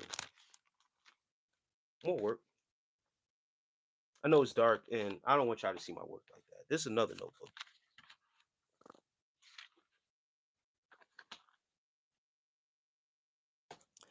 I think you guys get the point. Dan's Migo. Now, someone was challenging that because I brought up the fact that I have books and I actually have a book that's written out. It just needs to be formatted. AI makes people not think for themselves. Hey, listen, you said it. I'm just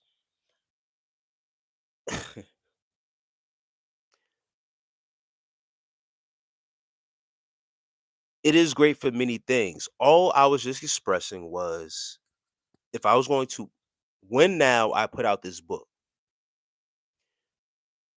since it's going to be my first one, it's the baby. I want to really have it be under my tutelage. I want to really have it be rewritten and proofread by me. I don't want to have to put it through a machine and take the easy way out.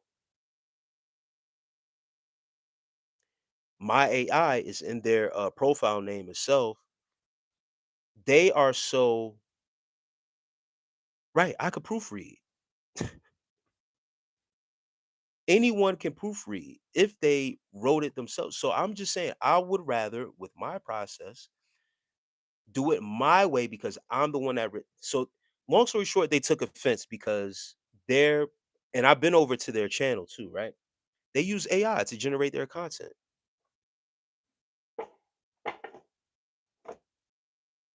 They're not true to themselves. I guess because I said it's taking the easy way out, they take offense. But I'm not you. I'm not doing the same thing that you're doing. See, people have an issue with if you're not doing the same thing that they're doing, they see you whatever. At this point, I don't really care. And now I'm going to be thinking about this person, and that's going to put that just put a new fire into my gut to get this book done. I just wanted the journal for real. This all started out with just journaling and then me bringing up a book that is written in one of my journals, and then they came out of nowhere with saying, "Use AI, use A."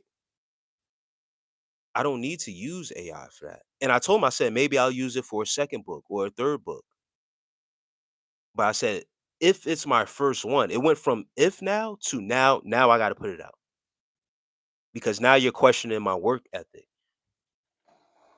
because you offended because a man is saying I would rather do my own work, proofread my own work, take my time with my own work. No, just put it through the machine. Right now, hey, Zon, right now the topic is we talking about the machine again, bro. It's someone defending the machine. I brought up one of the journals that I have, right? I basically, as I was writing it out, I was just writing, just journaling, but it turned into basically, if I was to really proofread it and break it down, it'll turn into chapters, and it's actually a book. Now, this person came out of nowhere, my AI, whatever case may be. Yeah, they was being goofy because this is the thing, OG Kicks. They got offended because their content is AI based. And whatever I said must have triggered them because I said I'm not going to take the easy way out. I rather proofread my own work, rewrite my own work because this is the work I already put in. So me personally, this is a personality thing also. I don't want to take the easy way out. Now they're challenging me and saying, "Well, it's not ever going to come out because of the steps you take it." All right, now I'm going to show you what a human person can do when they really put their mind to it and want to get some shit done instead of taking the easy way out and just throwing it into the machine.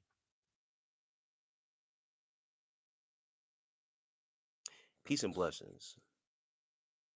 All is well. Keep your head up. Yeah, man, absolutely. But now you see, and this is the thing. I'm the type of person when I see stuff like that, I don't get emotional. I'm going to take it out now on paper.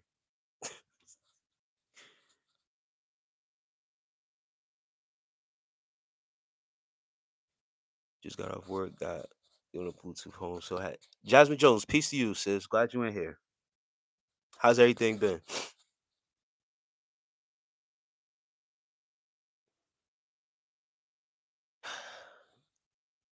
All they doing is refining your thinking skills and communication. And that's what I'm saying. Me putting it through the machine isn't going to do. And I don't want to say that it's not going to do anything because I agree. Love and Dean, we was both agreeing that it is a tool to be used and it is a benefit. But I'm saying personally, this was something I started out just as journaling. Now that I can go back and really see for what it is and is I can actually put it into book format, I want to really sit down with it. This is my first this is potential first book we're talking about here. I just don't want to put it through a machine and let it just do it. But because that person uses the machine and they create content off the machine, they're willing to defend the machine.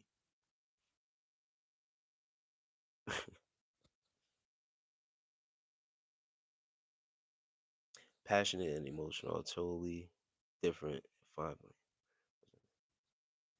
Yeah, it's crazy. So now, yeah, that's what I'm saying. Like now is just I just wanted to go back to journaling. That's all I said. I'm like now it, and that's where it started out as just journaling and stuff like that. But now that person just inspired me to now want to get this book out now.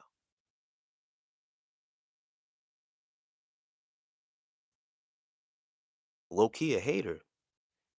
Why you hate me because I don't like to use an AI tool? I've used AI before. I've used AI before. Not to generate content. I've used AI to make thumbnails or create certain thumbnails or grab some topic tips and stuff like that. It's a tool. But when it comes down to something like a journal, a personal journal, and having certain things in there and it being in a certain format where it can be put out as a book, I would want to sit down with it with just, all right, now to get, I'm gonna just throw it through the machine. No, nah. Not everyone is like that. Not everyone likes taking the easy way out. I'm not that type of person to take the easy way out like that. For one, and that's the thing. I think the person was confusing it as me putting out the book for a money grab. If you can tell, this is something that's personal. These are journals that I went to. So I would like to sit down and really read through it to make sure the right things are being put out.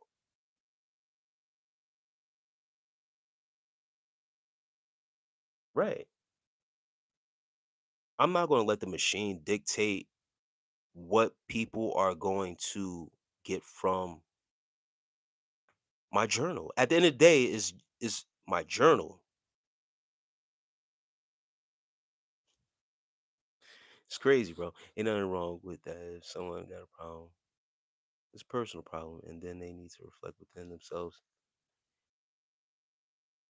get triggered off that. Yeah, yeah. I don't know what was up with that person. They really took offense that I don't agree, didn't agree with them in that aspect with their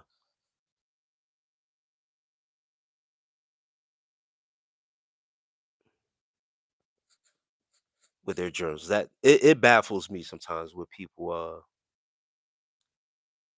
how people switch on you after a disagreement. And was just talking about AI, an AI tool, because I don't want to use the AI tool. Exactly, AI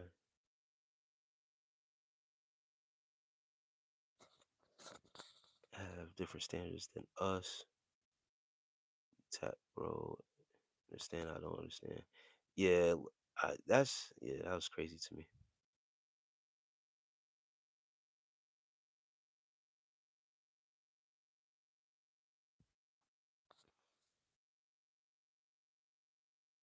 Yeah, Agent Smith's for real. I don't understand that. And Jazz, yes, I'm gonna be on here for a while.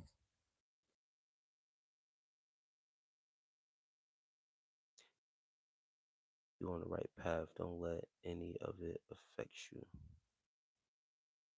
ever. It does have. Listen, Levidino, it does have an effect to the point where now it puts a battery in my back. I know how to transmute that energy when people switch up because that lets me know you don't think I'm capable of doing it. I come from a sports background. I'm very competitive. That's all I need. One thing about me, right? I love to play when I play sports, I love to play the away games. Whenever we had home games, I would get nervous because it's in front of your home crowd. If you mess up, you got the people right there in your city. I got close access to you. You feel what I'm saying? I used to love the away games. Like to used to hear the boos and people. I'm a different dude, so when people are going against me and I hear the boos, people telling me you suck and this and that, and then you got to hear them quiet. Oh, man, it's when I used to get picked on, right? If I had a bad game or something like that, or played football, if I got cracked, and it was a home game or whatever, you had to deal with everybody that was in your city who seen it. But the away games, not everybody got to travel like that. But the away games, oh man, I used to love the away games, bro. I always embraced the hate. I love the booze. I love it because I want to shut you up. I want to hear you go from booing to going completely dead silent. I've always been like that. So when people tell me that I can't or not rooting for me, puts a battery in my back. Link Smith says I'm from India. Peace to India. It's cause you on your purpose, bro. You're glitching the matrix and the ages come from. I'll be the same way, bro. I know what you mean. I love being an underdog. Yes. Yep. Gyro Brown says, seen two younger city cops running after someone while I was leaving Walmart earlier. Something's always popping up. Damn. Where Gyro Brown, where you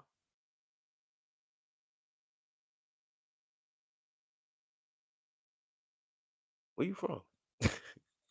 Where's that at?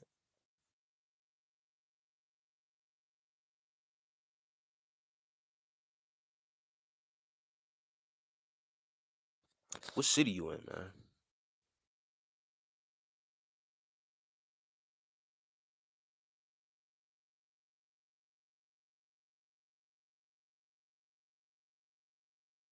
And OG Kicks, I just peeped. You hit Jasmine Jones, bro, from the channel, bro.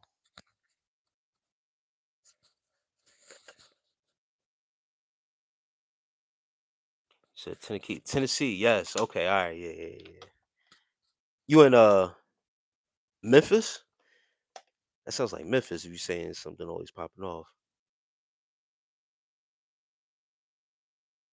Oh damn, all right. I'll tap it. I don't know if you could I think that's something I gotta do on my side. But Jazz is good peoples, bro. Um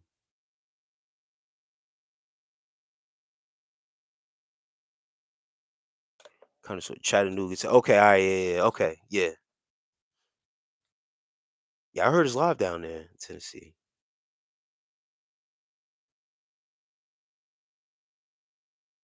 Yeah, I just peeped that you I seen one of the comments. I thought she had retracted the comment, but then I seen you hit her. Uh and I caught that late. I think on my side I'll have to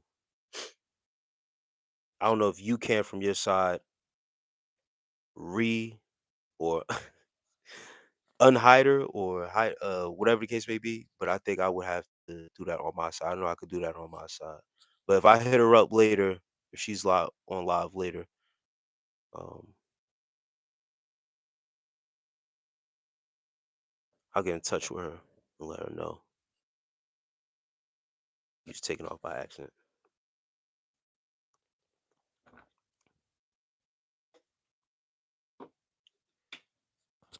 Let me see if I could go back.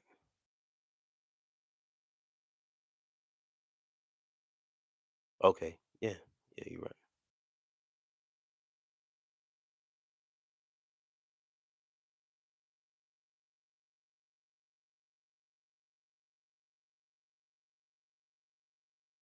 Okay, yeah, there you go. All right.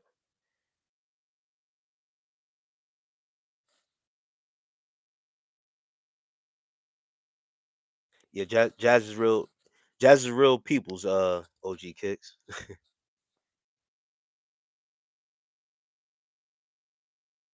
Riding bikes in the city is fun, not going front. Yeah, Chattanooga out here is pretty. It's decent. It's definitely better than Memphis for sure. I hear it's treacherous in Memphis right now. I heard.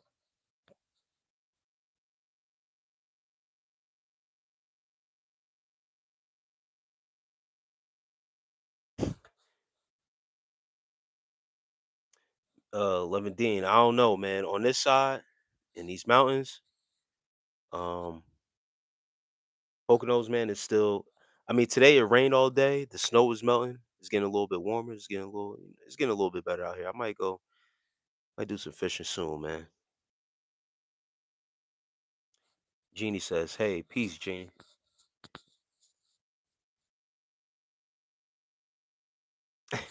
Jazz says, "It kicks. I promise you, cool." Yes, yeah, Jazz. That was by accident. OG Kick said. OG Kick's got a quick. He got a quick trigger.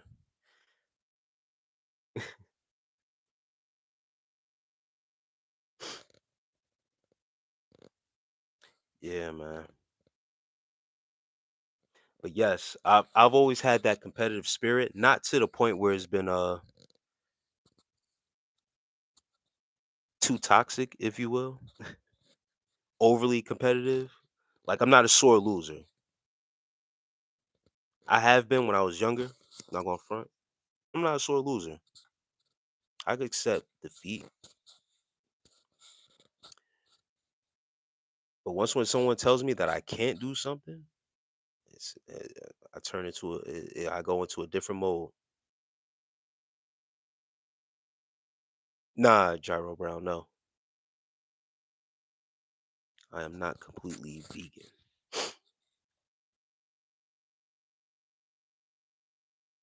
And shouts out to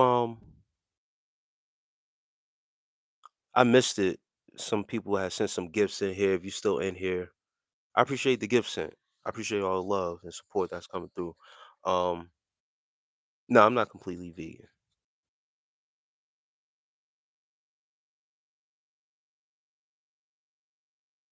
I'm not vegan at all. Actually, I eat a mix of everything, everything but pork. Um, and then yeah, everything in moderation. I eat.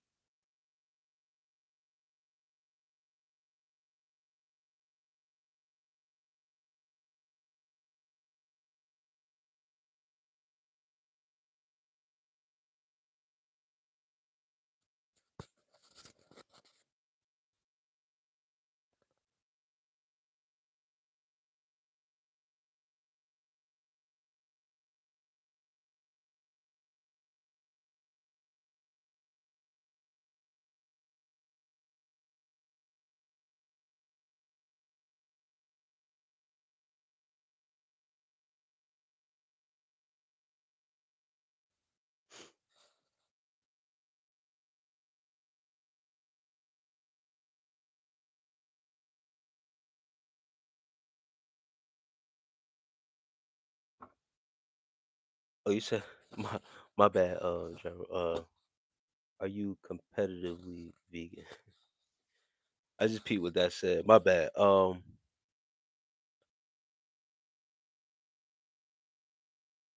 I have seen those type of folks. Yes, and when I was vegan, I once again I that was something I was reluctant to tell people at a certain point because I wanted to eat in peace. I don't like people looking over me, asking me a bunch of questions, and be all in my business of when I'm eating. How do I get protein and this and that? I'm trying to eat for real. You ask me all these questions while I'm trying to eat, and I got food in my mouth. So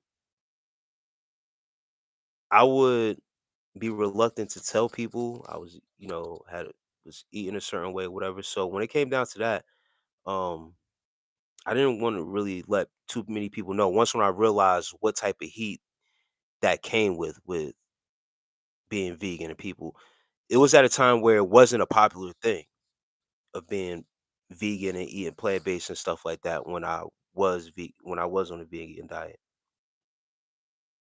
it was unheard of. A lot of people didn't understand. So people were very curious. I understood that, but it made it awkward at times going to certain functions and stuff like that. So I'd be secluded or I would just eat before I went places. But nah, I know exactly what you're talking about. People competing to show how clean they are. I was never like that. It's doing too much. I just want to eat. Hey, what's up, man? I've been seeing your lives for a little.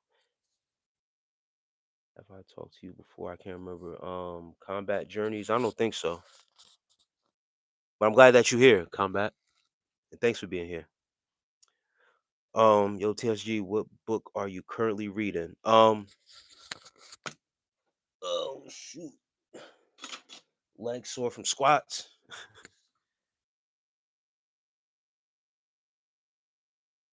Most current book that I'm reading. Hidden Power: How to Unleash the Power of Your Subconscious Mind by James K. Van Fleet. That's what's currently on deck right now. But now I got to put that away for a little bit because I got my own book to write.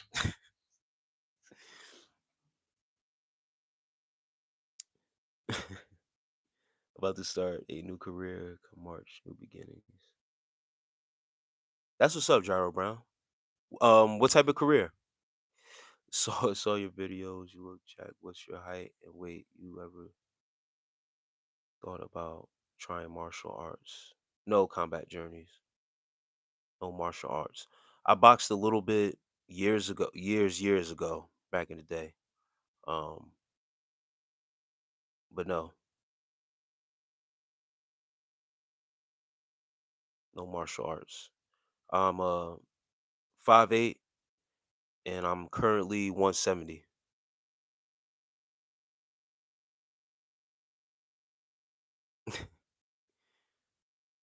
Man, yeah, Gyro Brown. I got it. OG Kicks, man. Yeah, that person told me I was gonna put the book out because I ain't want to use because I'm not gonna use AI.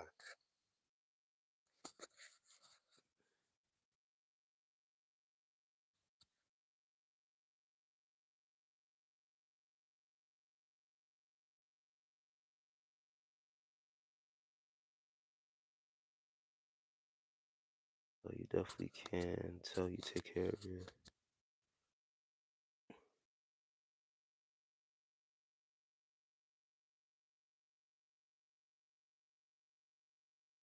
Okay, combat journey, yeah.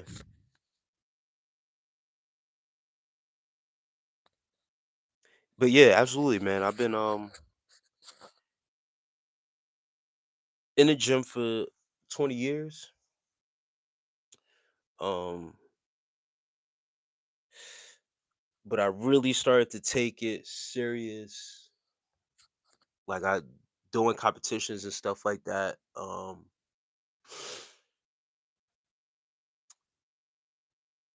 At one point, I only did competition for like 2 years, but I've always been in the gym, taking care of myself for real, over the course of time.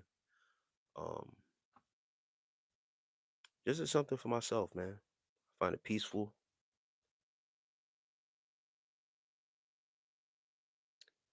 and yeah, man, I appreciate that. I appreciate you for stopping by and taking a look. Um, you got a YouTube channel, Instagram, all about combat or martial arts. I'll check you out, bro. Combat Journeys. Been in aerospace welding the past year, starting warehouse and sales maintenance, and my welding background. Okay, yeah, that's what's as a floater. Okay, good luck with everything, man. Peace and blessings.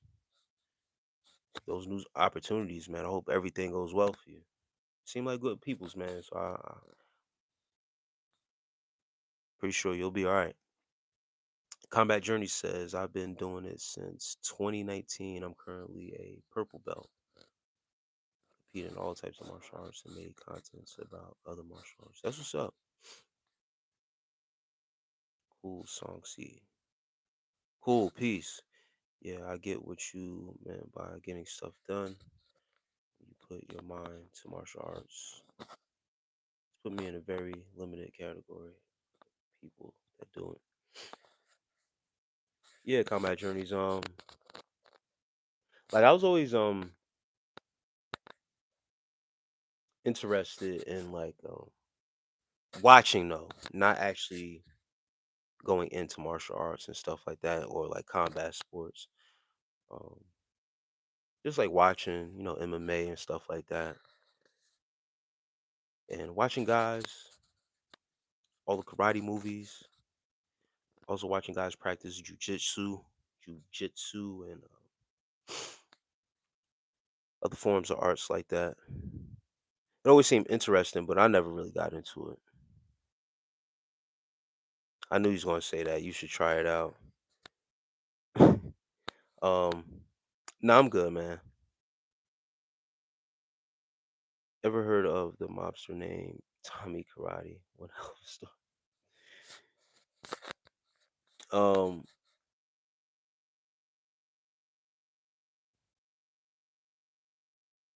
I believe in self defense and stuff like that. Yeah, I'm a purple belt in jujitsu. My coach was 14th in the world at one time. Yeah, I believe in self defense and in the arts, but I'm good.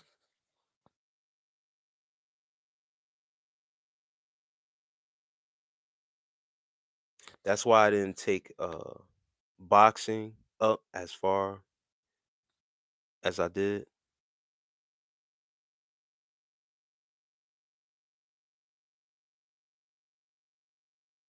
Ultimately, we're not made to be hitting each other like that.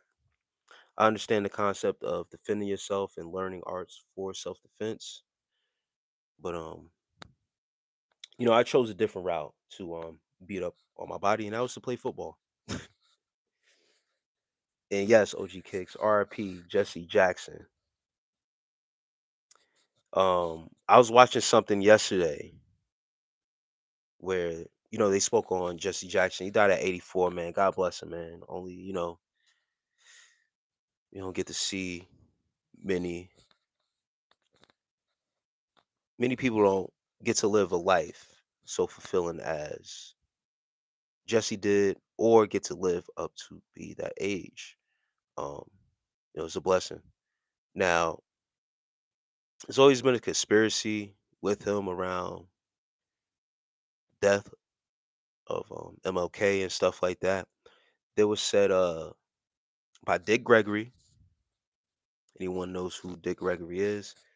That MLK, he put out the conspiracy that MLK was set up by some of his comrades, including Jesse Jackson, that they were paid to have him set up on that balcony and stuff like that. Um, Conspiracy. And then there was also a clip of Jesse. I don't know if you remember this, OG Kicks, but when Obama was running for president, I don't know if it was the first time or second time. I believe it was the first time, but he was on like the newscast and the cameras were still rolling, and Jesse was calling Obama a bitch ass nigga, something like that. And I guess he thought the cameras was off or whatever the case may be. So he was basically whatever it was or what he had against Obama at the time before he was elected, or at that time of his election, he was basically talking shit about Obama and stuff like that. And the cameras were still rolling. They caught him, talking slick about him. Nonetheless, man, I remember at a time, not me per se remember, but Jesse ran for president. He was a big political figure for the black community and stuff like that. So, no one's perfect. No one's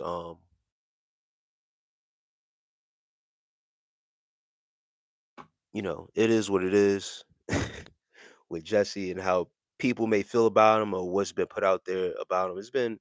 There's always shit put out on people, right? And especially when you are in a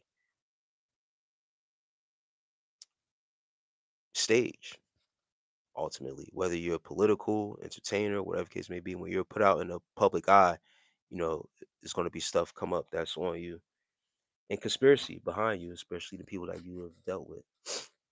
Combat Journey says, well, maybe I'm egotistical. I don't know. I like being a superhero, like the fact that there's nothing you can do to stop me if I decide to wrestle you. Combat Journey, sorry to tell you, brother. And I get exactly what you're saying, but there's something that could stop all that jujitsu shit dead in its tracks. And it don't take much wrestling to do, brother.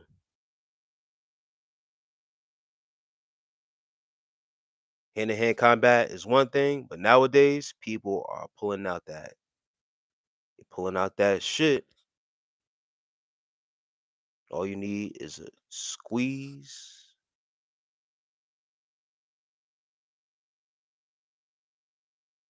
and a little bit of aim. What's showing up saying all that kung fu mumbo jumbo is out the window, bro. Bro, you could say it's nonsense, but listen, all that training goes out the window, bro.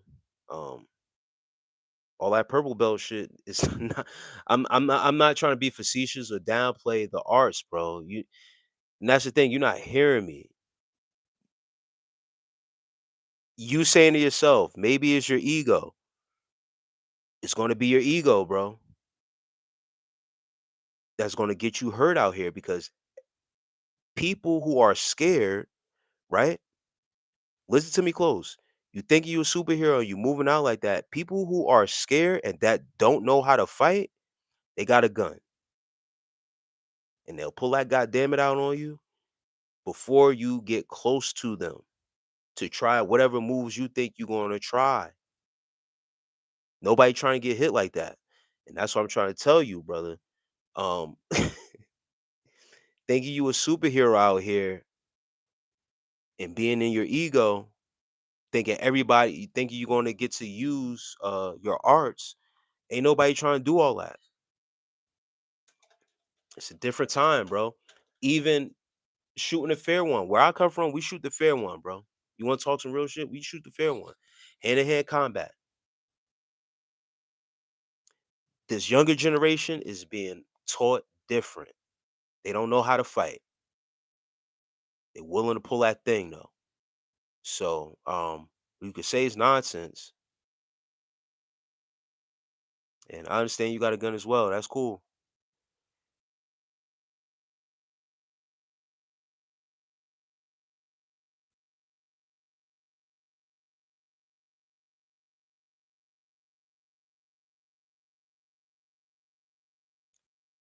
All right, brother.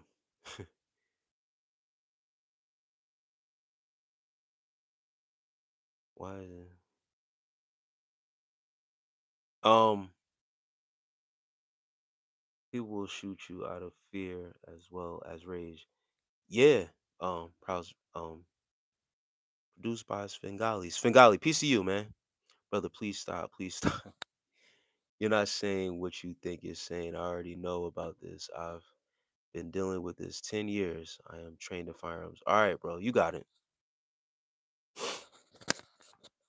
I'll stop what I'm saying. You're trained. You're trained in martial arts. You're trained in firearms. So you're a superhero, bro. Nah, I read what you said. You feel like a superhero. You're invincible. You're trained in this. You're trained in that. So basically, you're telling me that you can't be harmed.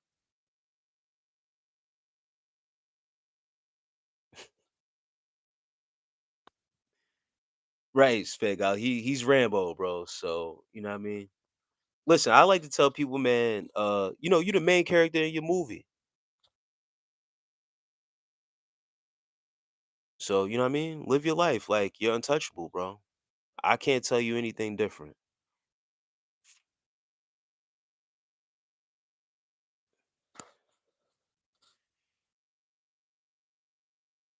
What I like to do, bro, is spread love and peace. Right.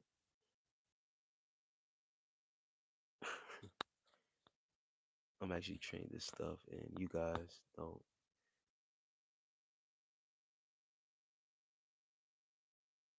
Listen, I'm not. Listen, I never said that you weren't trained in anything or whatever case may be. Right. Um, and I'm glad that you're training these things. We need more people out here that are actually trained in firearms and in self-defense. I'm not taking that away from you. But the way you're talking about is making yourself seem larger than life. Like nothing can touch you. Um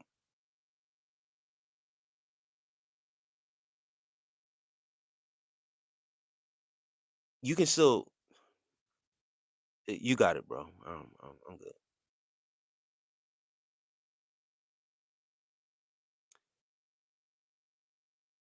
All right. Nah, you got all the authority, bro. You got it. You right. I'm sorry. Nah, he got it, bro. I'm speaking from authority that I don't have.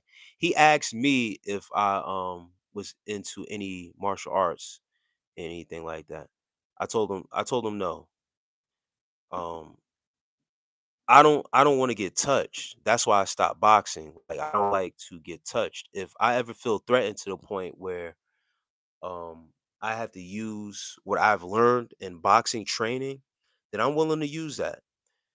Um where I come from and how I've been raised, if there's an issue and it comes down to using our hands to get over an issue as a man, then we're going to do that.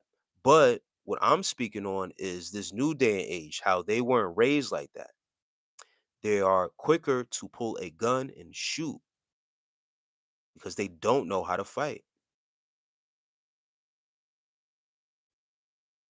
What I'm explaining to bro, or what I was explaining to bro, and after I say this again, I'm going to be done. Younger generation out here and a lot of people out here are scared because they don't know how to fight. They either haven't been trained, like bro is saying, in any type of martial arts or any type of combat, whatever, self defense. They're not trained in self defense. Let's just keep it at that, right? A lot of people aren't trained also to handle a gun, but a lot of people out here nowadays have a weapon and they are scared. So when people are scared, they are more reluctant to do things out of fear, not because they have been or have a certain amount of training. See, you with your training, you'll be reluctant to look for this and look for that before you pull your weapon. Someone that's scared with a weapon, they'll just pull it on you because they feel like they are the ones that actually have the authority. And out of fear and out of their ego, it'll go to their head and they'll pull it on you. And now it's the Wild Wild West. Whoever got the quickest draw, all that purple belt, all that training goes right out the window. It's about who got the quickest draw in the West.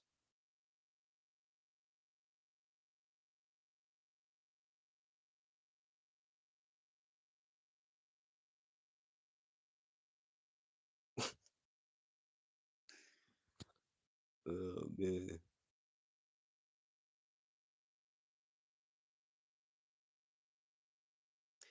I chose to remain humble because God has to humble you. That'll be pretty right. Pride comes before the fall. That's a fact, Loving Dean. Pride does come before the fall.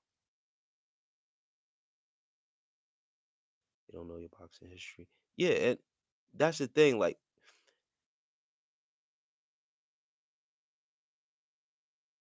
I think was Special Ops was saying is that he draws for his piece instead of throwing hands.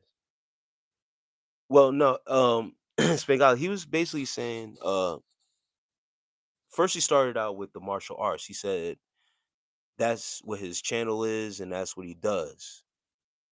He has a YouTube and an Instagram with martial arts. So he started there. And I told him, said that's cool. You know what I mean? I never practiced martial arts or anything like that, any combat sports as far as boxing. I've taken boxing training, that's it. And he explained that he has a purple belt and all this other stuff. And then he went on ahead and said, I think he thought I would be, and I knew that was coming. You should do this. Everyone thinks what you should be doing is the same thing that they're doing. I said, no, I'm good. I'm in my own lane. I go to the gym, I work out, this and that. I'm not training to be no UFC fighter. I'm good.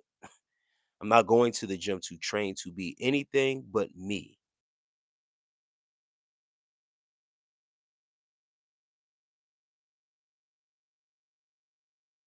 That's it. As a single woman on her own. And then I brought up, even with all that training, and I brought up the boxing, even with boxing training, whatever the case may be, nowadays that shit don't matter because a lot of people will shoot your ass before you even get into a fighting stance, bro. If they feel threatened enough that gun is coming out, and that's all I express. A lot of people ain't on that type of timing. It has nothing to do with me or you or how we get down personally. Personally, I don't want to pick up no gun. If we got an issue, I'd rather us handle it like men. You put your arts up against mine, and then we'll go from there if it's really an issue. We don't have to lose lives over whatever case may be. That's some real man shit. We going, you know what I mean? We gonna show what each other is about. That's how I would like to go about things. But now in today's society, it's about bodies, bro.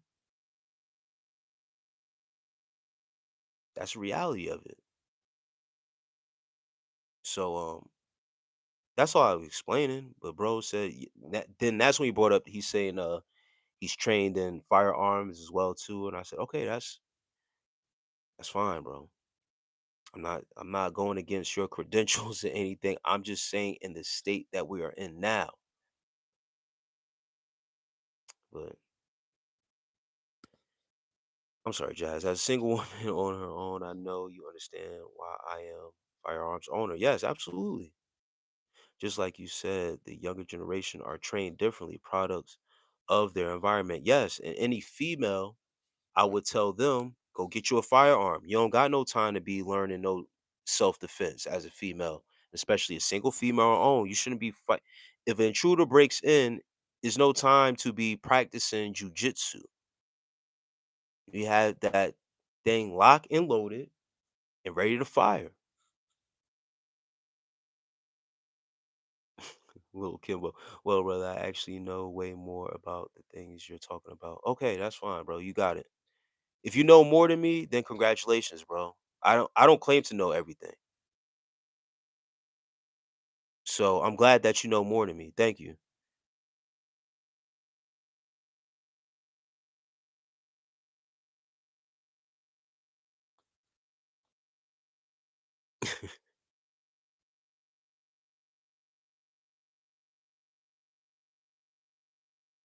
All right, that's amazing. Congratulations, that you work with police, bro. I don't. What else do you want from me? I don't understand. Why are you saying all these things? I made my point. I said what I said, and we can move on from that.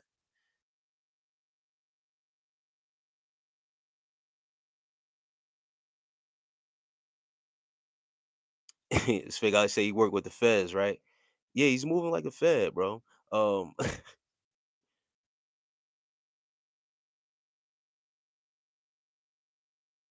Larry Johnson, man, peace to you. These are pellet guns. They be selling those pellet guns in the hood. I don't know what that's about. Yeah, they be selling. They be. There's some weird stuff going on in the hood with ghost guns, pellet guns.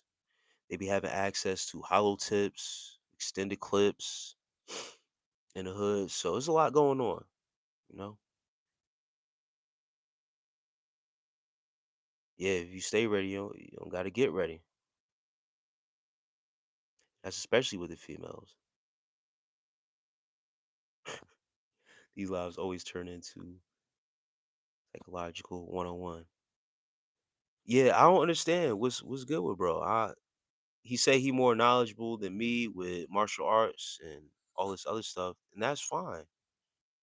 I already admitted that I'm not into that stuff, so you got it. You got it, bro.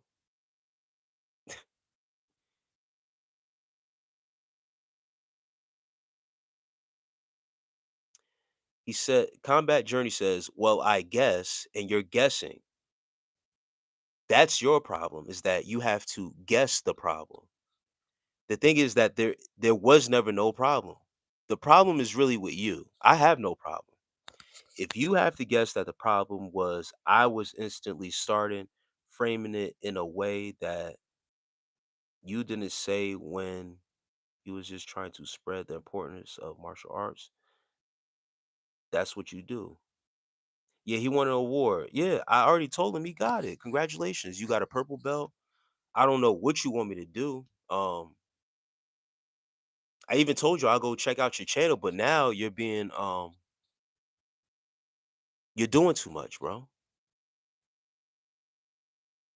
Now I don't want to go check out your channel because I could already see what type of person you are, bro. You're very arrogant. You already admitted that you come from a place of ego and like we should bow down to you. You talking about me you talk about me talking like I come from talking from a place of having authority. You're trying to oppose your authority because you have a purple belt.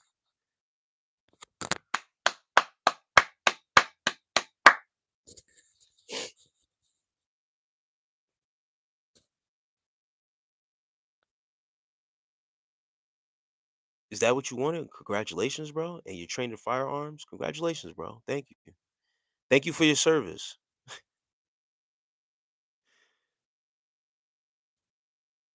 I hope you could save a life with all that training, bro. And I mean that from the bottom of my heart. Instead of being on the internet and boasting about your accolades to someone who really doesn't give a fuck. You're preaching to everybody in here and they don't give a fuck either. They clowning you for real. I was actually being courteous and was going to go check you out. You're being clowned by everybody in here and now you don't have like to stand on, bro. I admire people who have the discipline to go through the process of being trained properly. I brought this up. If you're trained properly in guns, that's amazing. We need more people out here like that. If you're trained in self defense, we need more people out here like that. Because the more you learn, you can teach others. But when you come on here being braggadocious and, excuse my language and pause, but swinging your dick around like people supposed to bow down to you, we don't respect it. We don't respect it.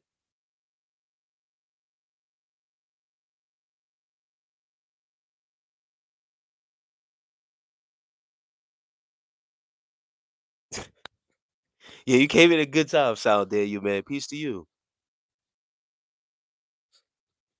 Right, Svengali, martial arts is meant to teach discipline and humbleness.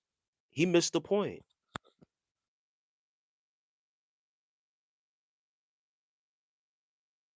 Sound there, you man. Peace, bro. And I'm glad to see you in here tonight, man.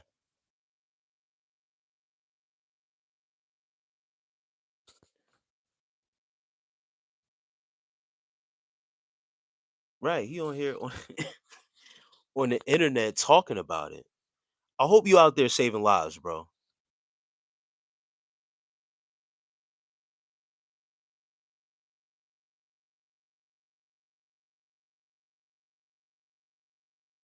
I hope you out there saving lives with all that training and all that talking you doing.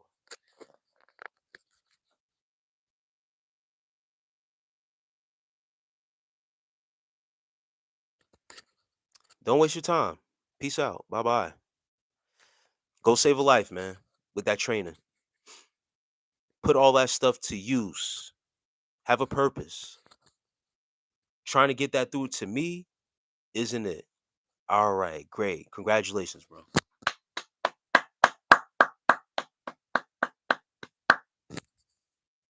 He on the internet telling me his accolades and trying to bridge a gap with me when you should be out there like a superhero saving lives, like you said, right?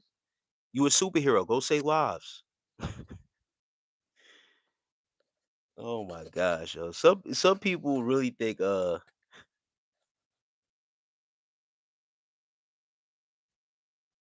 I thought you was leaving combat journeys. You say you can't get through to me, so there's no point in being here. So you got it, man.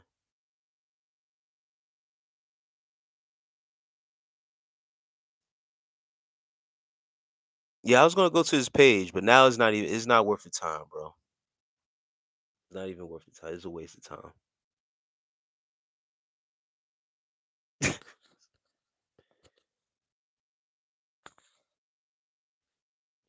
York says hi. Peace, man. Some people funny on this internet, bro.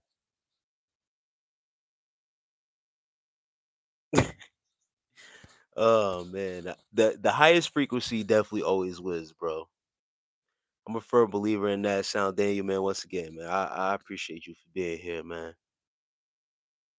And Sound Daniel always talk about people who always now and then come along when they see me from a hiatus doing scene retention content. Always come along and ask me, yo, you still doing scene retention content? I'm like, yeah, I got some stuff geared up, man. It always makes me come back and make sure to put some content out. Sound Daniel is one of those guys. Whenever you see I ain't been on the scene retention content, dropping content on seam retention, you always come back and you always tap in, man. So I appreciate you, bro.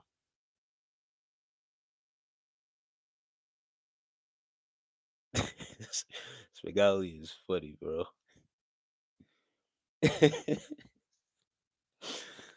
He's bro wearing a karate gi holding an AR-15 with a switch on it. Oh my gosh, bro. Um, URH. I'm not religious. I am spiritual, brother or sister or agent. I've been digging the recent uploads, bro. I appreciate it, man. Yeah, man. Greg Masters, man. Peace. Everything's good, man. Everything's peace, bro. What's right with me right now, man? I feel 1,000 times better since last week, man. Battling that cold last week, 1,000 times better. Thanks, man. Shouts out to you for being here tonight. URH says you got a good vibe about you. Thanks, I appreciate that. Yeah, just vibing tonight, man. Nothing too serious. Um, that's just me in a nutshell for the most part, you know.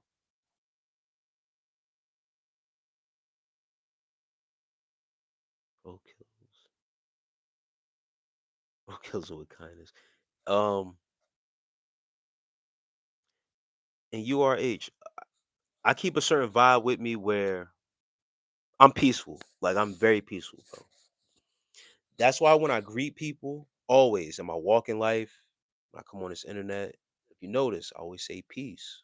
Whether I be first coming on to greet the people or when I'm leaving, right? I feel like everybody should have that and create a space of peace for people.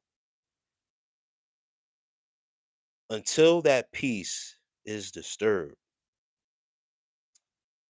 I'm just me comfortable within myself to know how to handle certain situations because I've been through many situations. And not every situation I had not every situation that I have been through in my life I have handled the correct way. I'm not a perfect person, right?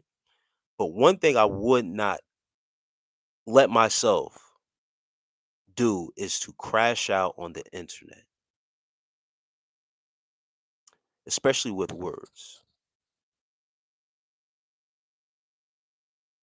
Because one, you guys don't know me too well, just coming to get to know me, and then I don't know you guys too well. So with certain people, just getting to meet them, interaction, you get to be more familiar with the people that come into your lives, and then the people that you meet, you come across to the internet and that engage with you, you start to learn a little bit about them also. Like certain people who have channels, I'll go over to their channel, see what they got going on. So you end up getting getting to know people and having people around you as you start to do this. So it makes it cool, right? But when you get people who clearly come on to just start shit, start to understand how the internet works, how the bots work, how trolls work and stuff like that, you just learn to it's a learning process and it actually makes you a little bit more tougher. And if you have that about you, especially from coming from a place where I come from is it's easy to deal with certain nonsense.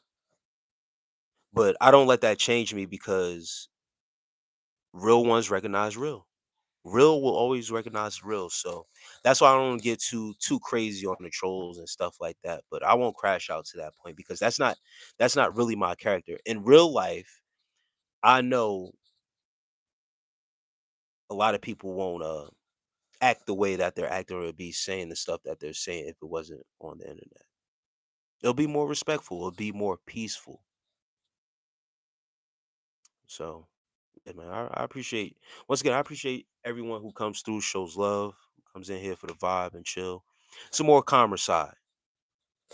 It's a more calmer side on the internet when you deal with me and my channel.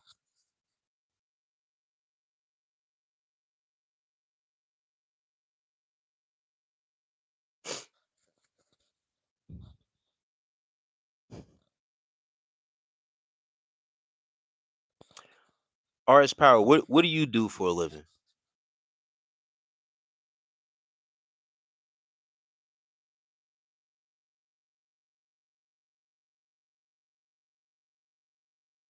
Yeah, thick skinned, Philly. Yeah, man. Peace. You are H and Abe Snake, man. I appreciate the love, man. I appreciate that donation, brother. Thank you. Real recognize real. Yep.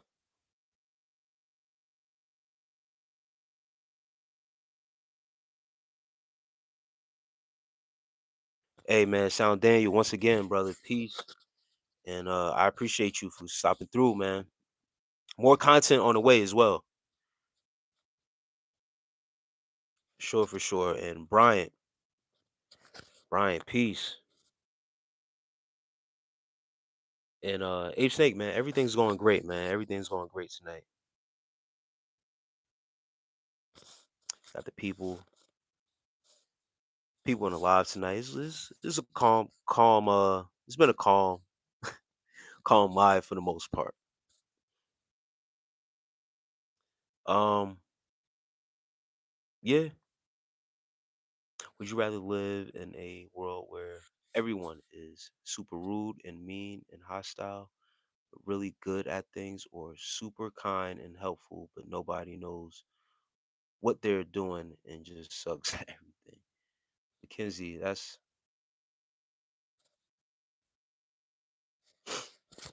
I mean, there's no balance to that, man. It's hard to say.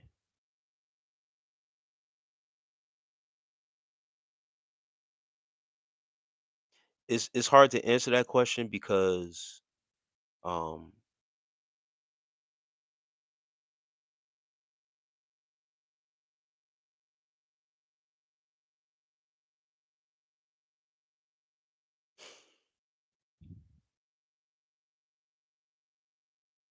not hard to answer that question because a hostile environment um isn't a good thing. Being super rude and mean and hostile creates a hostile environment, and nobody really wants to deal with that. So I'd rather have an environment that's super kind and helpful. And if nobody knows what they're doing, and just sucks at everything, maybe there's some that can actually be of use and help make things better. But a hostile environment, I can't do. Yes, sir. Sounded take yeah, man. Yeah, sound is good people, man. Sound Daniel. And man, he just left. Sound Daniel, I believe. I don't know if he has a YouTube channel, but Sounded Daniel does music. He's actually an artist. He does house music, but it's different, man. It's a different sound. And I don't know if you guys could check him out. I don't know if it's on YouTube. I know I downloaded one of his songs on or I heard his one of his songs on iTunes, I believe. It's like it's like party house music, man. It's pretty dope. It's different. He didn't think I would be into it because it's a little bit different, but I'm into music like that and I have an ear for certain sounds and music and certain things. So I actually enjoyed it because it's something different. I'm not used to hearing, something like that. So I actually enjoyed it. And Ape Snake, yes, I am a night owl. I've always been used to working overnight shifts and stuff like that for years. So it's something I could never break out of. Have you seen any celebrities in person? If so who? Man,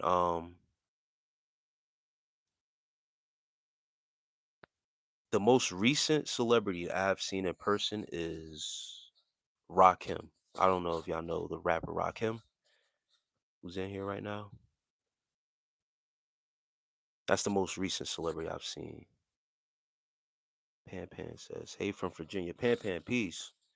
Shouts out to Virginia. What part of Virginia are you from? If you're still in here, Pan Pan.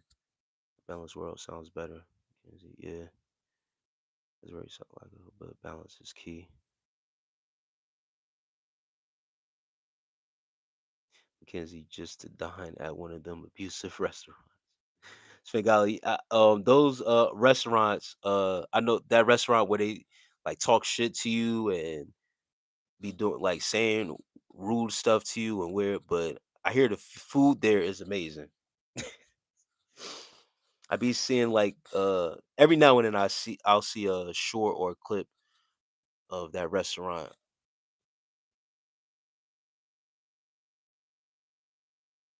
Like they'll talk to you crazy, but it's all part of the restaurant. It's all part of the scheme though. I'll get fed up for real. I think my patience run thin. Like, are these? You know what I mean? I don't know. It's weird. I couldn't see myself at a place like that. But it's funny. It seems cool. Like they give you bad service on purpose, but the food is amazing. Oftentimes the truth is found in between two extremes. Man, that's true indeed. And yes, that's what I was saying, Abe. Say you can lead and teach with patience and calm. Yeah. Maybe if they come together, they are better. They super good, but together all the little and good adds up. Yep, it'll take time. Wow, Rakim is a super legend in the hip hop world. Yeah. Um, yeah, got him see. I was privileged to meet him, and I was also happy at the same time to meet a legend like that. And my son was with me to meet him. So I got to meet him with my son being there and explain to him who he was, and he actually gave my son uh, a backstory of how it was funny of why he stopped playing football. It's a long story, but long story short, I was just came back from my son's football game, so he had his football uniform on, and ran into Rakim through a mutual friend at the time, and to hear him tell my son the story of him meeting Eric B. My son at the time, he was 7, maybe 8 at the time. So my son, being 7, 8 years old, he has no right. Yes, he did play football, bro. That was his favorite sport. He was so listen to this story. My son, he's telling my son, yeah, he used to play football and stuff like that until one day a guy named Eric B came to my house and started playing beats for me, and then that was it. He never played football again because he started doing music. So, and that's the long story short. But my son, being 7, 8 years old, he's oblivious to who Rakim is and how he's regarded to what we're talking about right now, and who Eric B was, and how the story of him actually, how you guys regard him now, right? He played football, bro.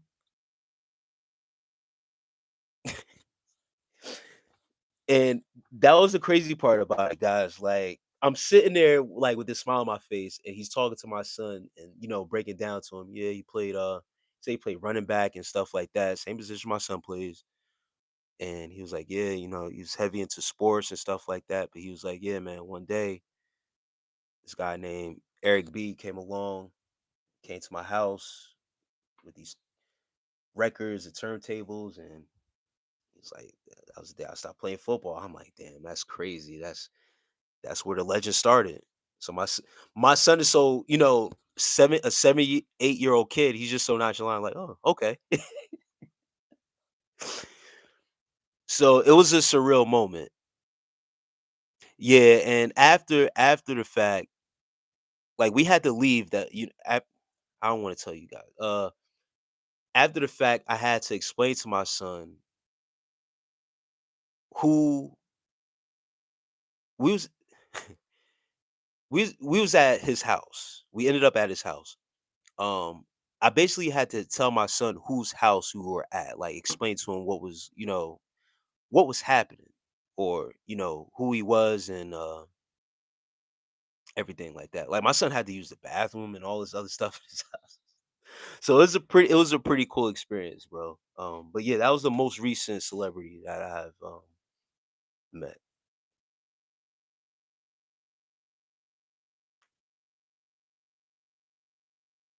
Yeah, it was a very unique experience, bro.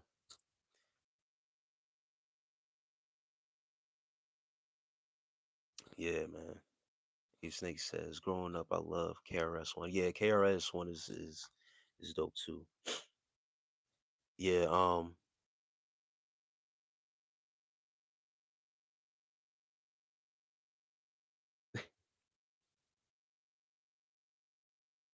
yeah, my son,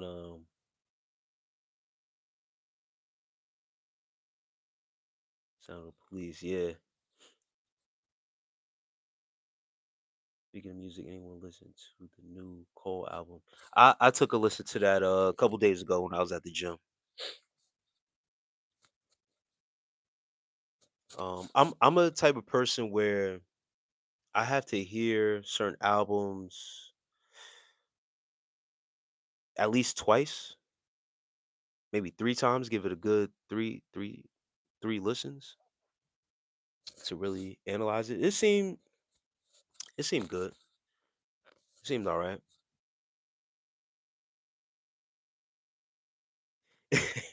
OG Kings oblivious to what was going on. He was asking Rakim. Rakim he had a basketball court in his yard and stuff like that, but he had his car in the driveway and stuff like that. So my son's asking him, "Hey, you got a basketball?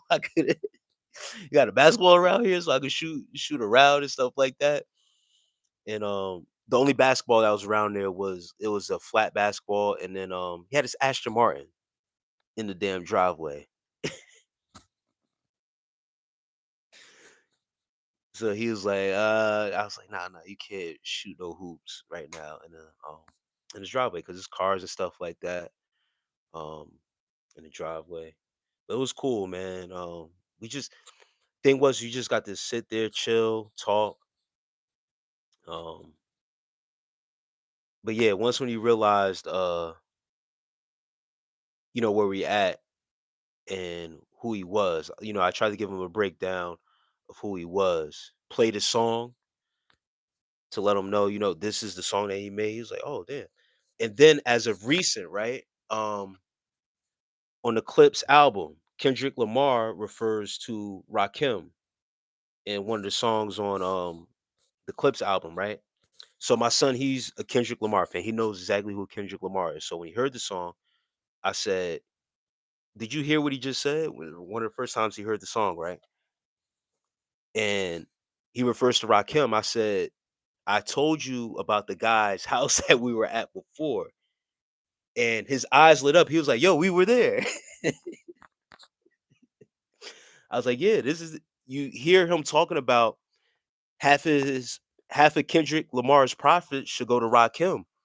You was asking this man to shoot hoops in his yard, and you ended up taking a shit at his house.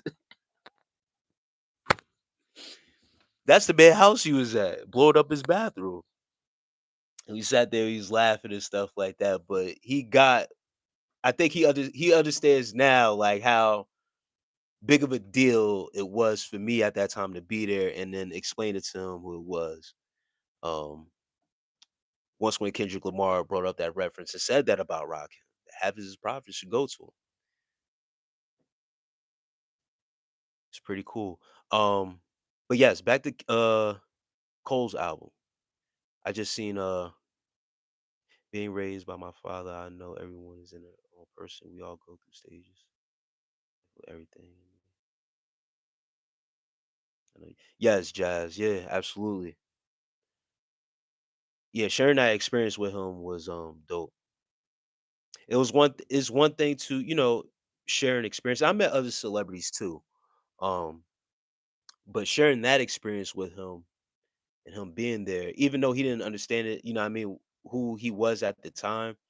But like I said, even Rakim sharing that story with him, where we were coming from football, him sharing that story with him was it was everything for me. It was cool as hell. It was definitely cool. Um, Abe Snake, that's the comment I want to yep, definitely had the culture bro for a little bit. 2014 Hill Forest Drive, I feel like is J. Cole's best album. That's what I was gonna say. About J. Cole. I think his body of work on that album is one of his best. This new one to me is okay. I gotta listen to it again. He's a dope rapper of this generation as far as lyricists, artists. It's nice to know Rakim is enjoying the fruits of his labor because you would think he still lives in the projects with how humble he is. Hey, Svengali, man. Yeah, he's chill, bro. He's very chill, man. Um, Still humble as ever, bro. Um, Definitely enjoying life for real, man. And oh, man, he's like the same way you would envision him to be if you was like to meet a celebrity to be cool and chill. He's older. He's from older generation stuff like that. But he's very welcoming, um, very chill and stuff like that, man. So yeah, it was great to be around him and you know, just embrace us as he did. But he's good though. He's real good.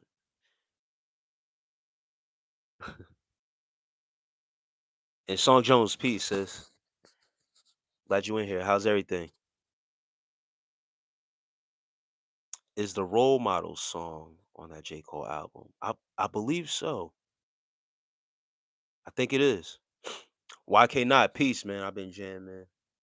Let's see, rock bag lunch. Have you heard of it? No, I haven't heard of that. YK not. What's cool with an artist like J. Cole is just seeing his art change as he changes and life changes. Yes, I agree. The song on my first playlist. J. Cole was the first artist that gave me chills. I was 12 at the time. I'll never forget that day when I first heard his music on my iPod on that bus. Yeah, man, J. Cole, man, with man, one of his first mixtapes, man, that came out, bro. Bro was spitting like there was no tomorrow, bro. Friday Night Lights. Jeez, bro. He's ever since then I knew him and Kendrick had some one of these mixed Friday Night Lights with J. Cole and then with Kendrick was Section 80. Zon with Kendrick, Section Section 80 hits like that for me because Section 80 talks about kids of a generation born in the 80s, 87. We're both born in the same year. So there's a special connection with music in general when you really break it down with certain artists, certain people. That mixtape Section 80 speaks to a generation. That's our generation, us born in the 80s, that hits so different even till this day, man. It's one of the things I always go back to and listen, bro, because it's different. It's very different. Um, so I'm glad that some of these artists out here really take the art of hip hop and the craft serious because they understand the spirit that goes behind the music that they are creating and really try to relate and catch the ear of those that they're trying to catch the attention of through the music. So I always appreciate artists like J. Cole, Kendricks, someone brought up JID.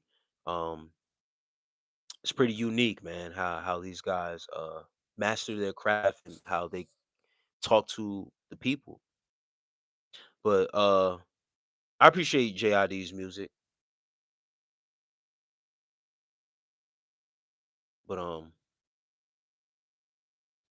yeah, I'm a big Kendrick fan. After 2 weeks retainer, I had a wet dream. My back to zero. No, unbroken Sini or Sani. Sanil. I'm sorry. No.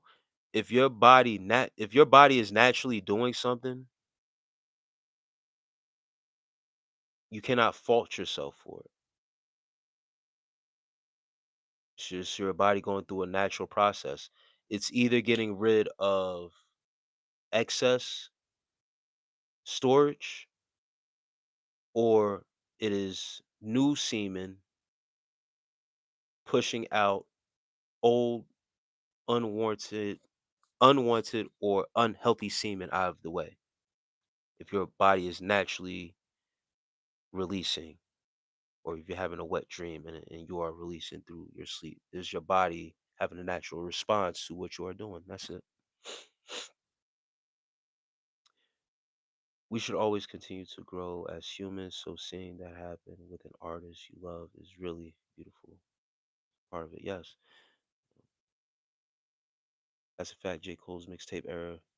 And he go into a deep dive and want to find more artists like him. Yep. That led me to Joy Badass, Capital Steez. Srangali says, do Rakim live in your city? No, he doesn't live in my city. He's close. He's close, though.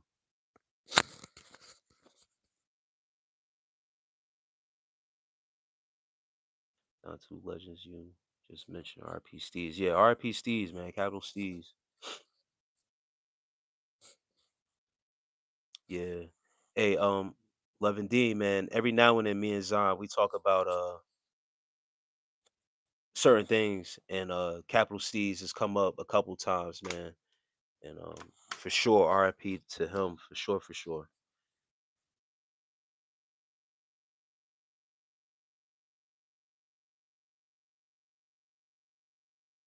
But yeah, yeah, Svengali,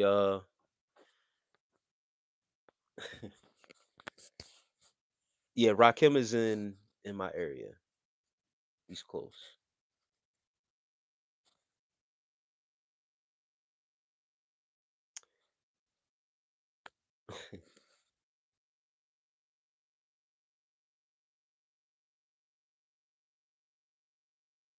I'm gonna let you guys know something, right?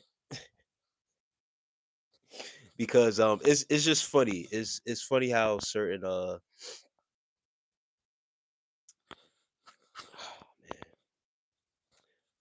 I'm almost not reluctant to say it, but I have to say it.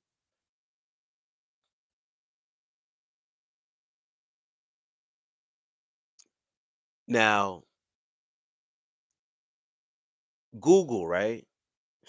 Because Fingali, you asked me something, right? Google will tell you something and it could be wrong.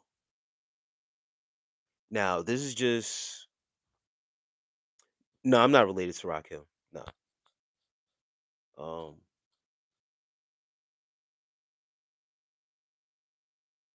Google will tell you that Rakim is currently living in Connecticut. All I'm gonna say is that I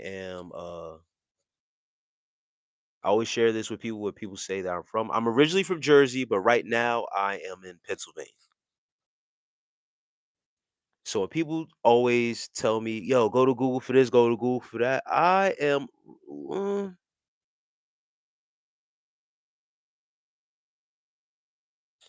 Google doesn't know everything.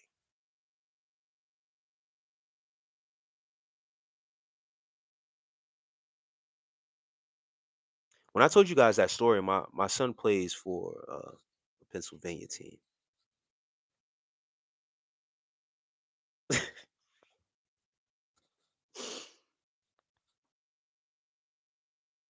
That's why when certain people tell me or try to debate me and they say go to Google, sometimes I am reluctant to do that. Bring me an actual source like a damn book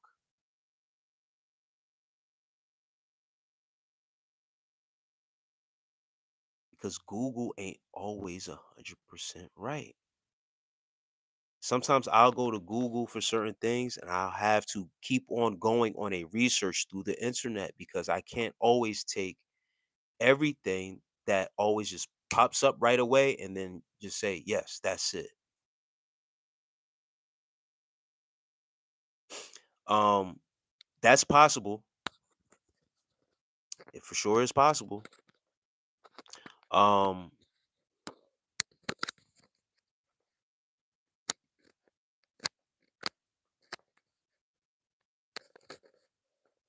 I I'm not 100% sure. He may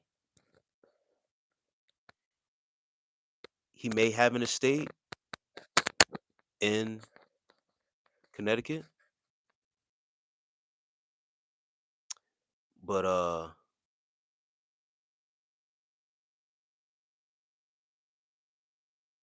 I met his wife too.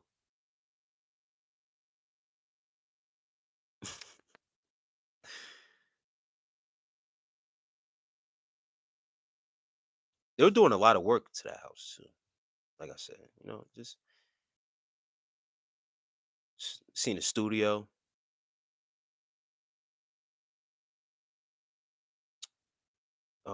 Yeah. So I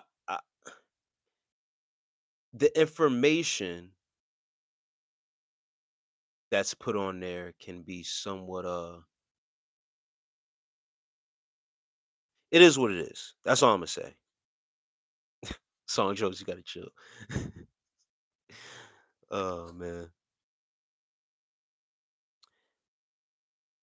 When you have hold on. Zon says, I found his work after my awakening and what I found he was. Damn.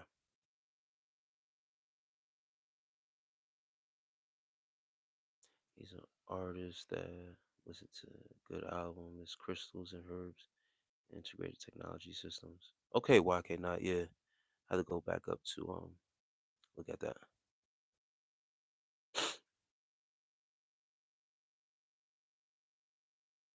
Yeah, Greg Masters. That's I'm always reluctant with that because that wasn't the first time I've seen something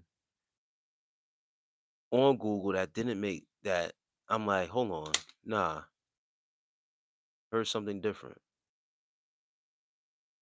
That separates us from people with imagination first, then doctrine once. Yep.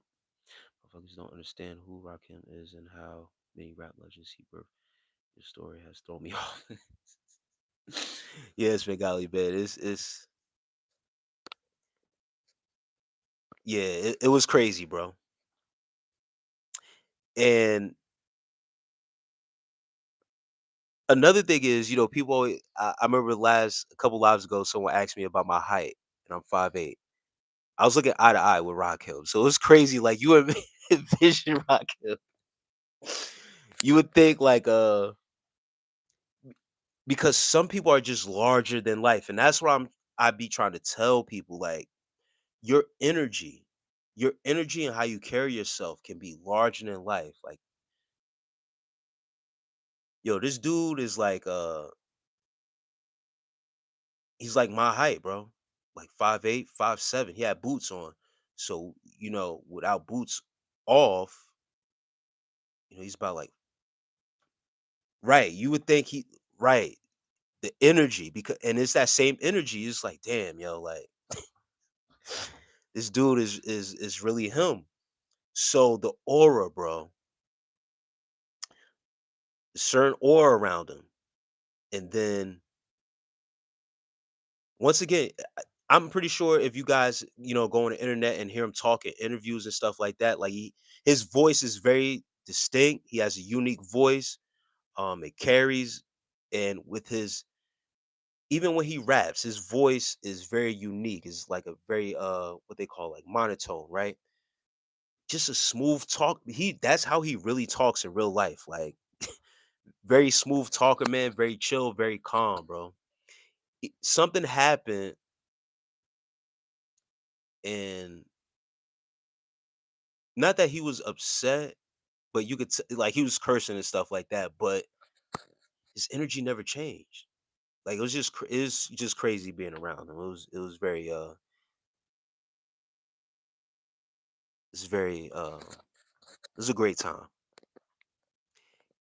He might have just his business listed there in Connecticut. I mean, another thing is you don't put on Google for real where you live at and stuff like that. You know, you don't actually put this is where this person lives, which I get also, but that's what I'm saying.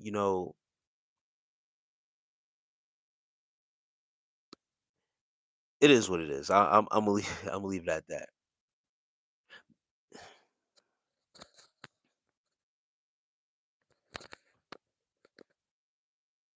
What's a lot of companies artists do? He said, nah, man, I'm only 5'8", brother."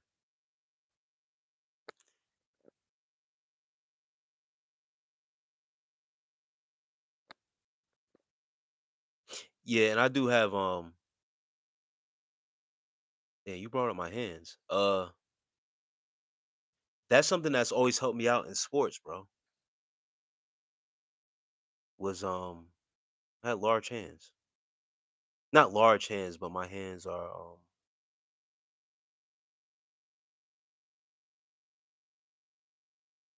pretty big for a 5'8" guy. I've always had great hands though. Net worth website is accurate. Not all the time, Svengali.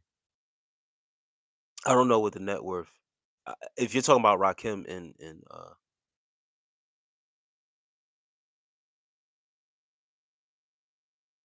about his net worth exactly, I mean, I don't know his net worth. Like, I don't know how much money you making, or whatever the case may be. But the net worth on the internet can be off as well. Song Jones says, "Let us see."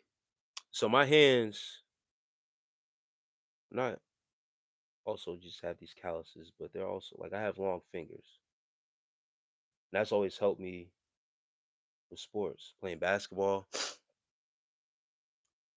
baseball too. Like I played baseball for a little bit. But that's helped me a little bit. But football as well. Banana, a big ass heads, yeah.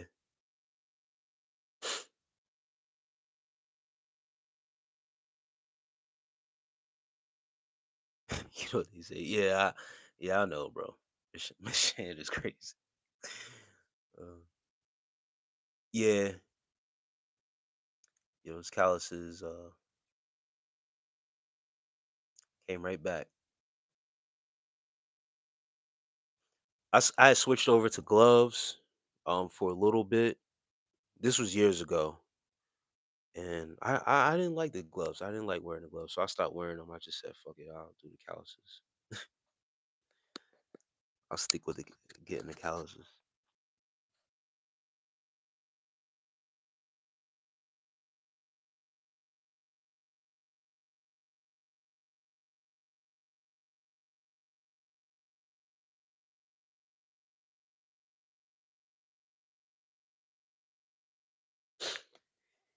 Yeah, man.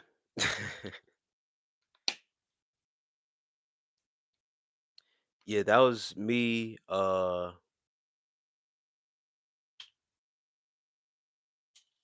in rare form, which was pretty tight shirt. T- a tight Nike um dry fit shirt. It's a workout shirt, so it's meant to, it adds the effects. But when you put enough work in, you got the muscles for it, you fill it out pretty nice, right?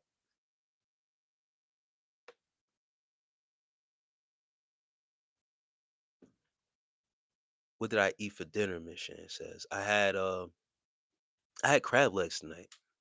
I was telling people earlier, I love seafood. That's one of my favorites. I caught the crab legs at at the market on sale. It was on sale today, so I had to get that. I had to get the crab legs. I also had some chicken, sweet potatoes, and I had coleslaw, my vegetables.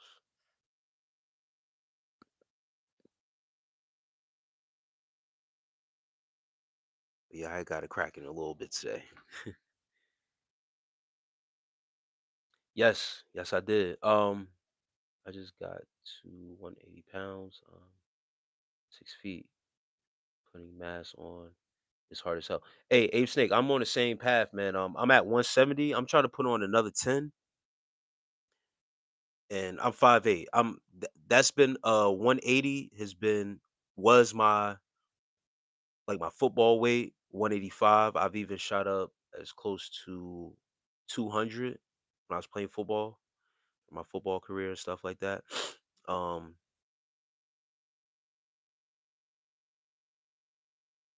putting on mass, uh,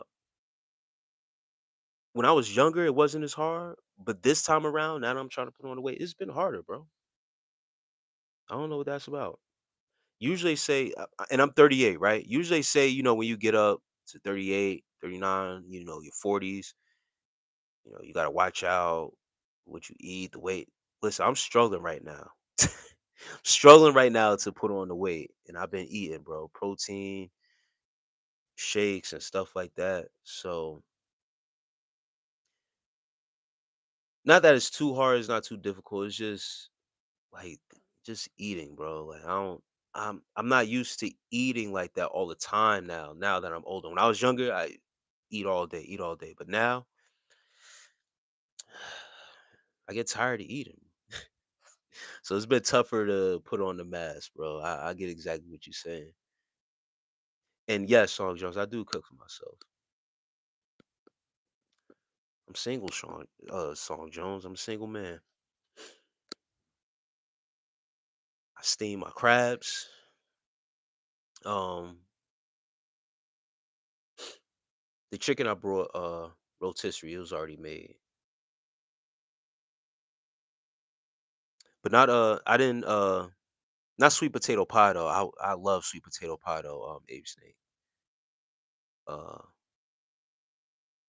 I just had regular sweet potatoes as my starch. I had mashed potatoes the other night, regular garlic mash. Once again, I'm trying to put on weight, so I'm trying to do as much potatoes as I can, carbs and stuff. But I wanted to switch it up and go with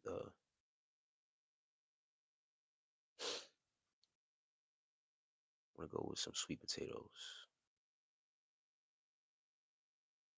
As everyone talks about losing weight, it's hard, but so is putting on. Yeah, man.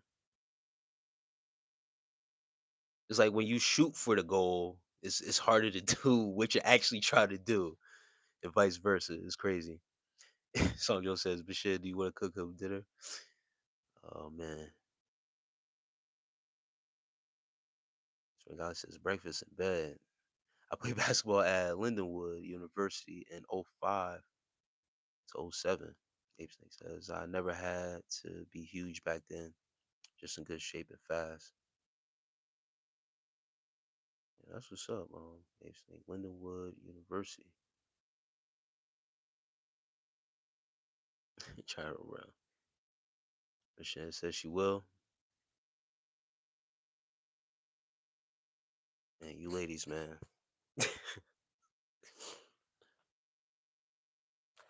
That's what I'm saying, Gyro Brown. What's going on?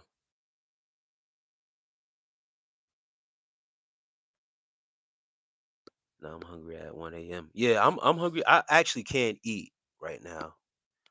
Usually when I do get off the lives, depending on depending on how lazy I am, how lazy I'm feeling, I usually do like eat a little light breakfast before I go to bed because my goal is to bulk up a little bit. And Kimberly Horn says, "Hey, peace." So when you're on that path of putting on weight, eat all at all times in the night. It don't matter. Wu Wei, the art of effortless action, trying too hard can cause energetic friction, making it harder. Yes, Levin Dean. That's Alan Watts. Alan Watts has talked about that.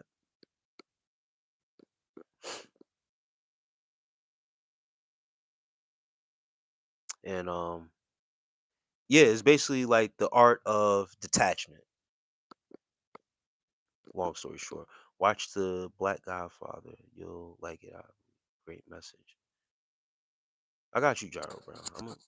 Let me write this down because this is the second time you're saying that. I got you. I don't want to forget. But yes, it's like the art of detachment. And yeah, it's not that. Listen, to me, honestly, like I'm on the good side of having that problem of putting on the weight because it's not like I'm malnourished or anything like that, right? It's just for me personally, like how I just want to carry myself. I just want to put on more weight. So I'm not into it so serious where I'm making it a thing where like I gotta put on the weight. I'm not actually doing it for any reason. I just want to. I just like to look. I want to have a certain look to myself. So I know adding 10 more extra pounds, but it being like actual muscle. I just know I have to eat more to gain, the weight to, convert that all into muscle and stuff like that. So it's not like I know how to get away with looking a certain way just by working out and putting on the muscle, without having to gain the weight like that. Um, because in my profile picture, you would think I'm 185 in that picture. I'm not. I'm actually 165 in that picture. So I look jacked. So you would think I look bigger or whatever the case may be. I'm actually about 165 in that picture, 170 competition weight, and that's where I'm at now. I'm pretty much at that weight now. I'm at 179 right now. So I'm 4 pounds heavier than I am in that picture. So if I put on more additional muscle, it'll be a problem.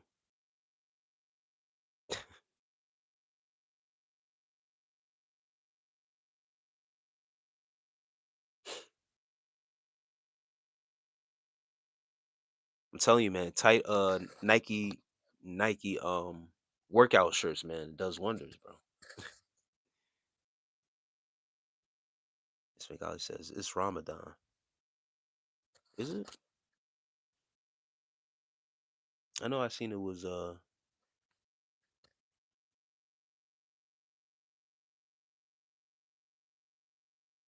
it is the first night of Ramadan. You're right. Man, it fell on wait, what's today? It's Thursday now. Okay, yeah, you're right. It fell on a same day as Ash Wednesday. Now that I'm looking at the calendar. I'm not religious like that, so I don't know. But now that I'm seeing what's going on and it's Ash Wednesday as well. It's funny how that works. I have to pack it in a short amount of time. Part of the struggle. Yeah, I hear you, Abe Snake. Kimberly Horn says, "Can you please what? What is that? What is that, Kimberly Horn?" That's one of my favorite philosophy concepts. Once we learn to view everything as energy, vibration, and frequency, like Tesla said, yes, I be smashing pork crackling. Chiro Brown is crazy. I hope I never gotta do a calorie deficit again. Yeah, I haven't had pork rinds, Chiro Brown, in a very long time. I stopped eating pork. Done. And Kimberly Horn says you crying because they call you ugly. Who's calling you ugly? Bugatti. Bugatti says Jesus is Lord. Said just add you. I don't know that. I don't know how to add you, Kimberly Horn. I don't know what that means, but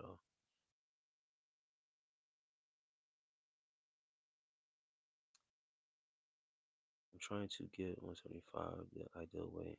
I was 282 a few months ago. Man, that's what's up, Greg Masters. Congratulations on losing that.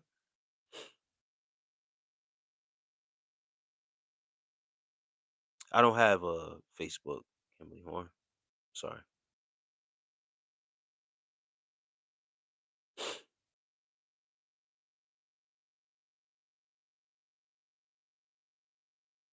Yeah, no problem, man. That's it. That's a journey, man.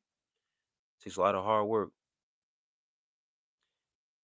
Yeah, once I heard pigs will eat bodies, whole bones, guts. Oh man. All I was like was nah. Yeah, it's pretty rough. Pretty rough, bro. And Bright Scare says, "How's it going? Everything's going great, man."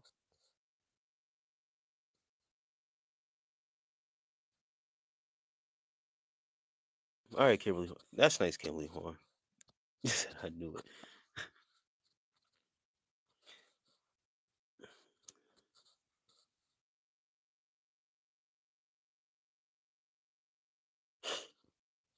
Yeah, Svengali. It's pretty rough when it comes to pigs, man. Yeah, Kimberly Horn. I'm sorry. I can't.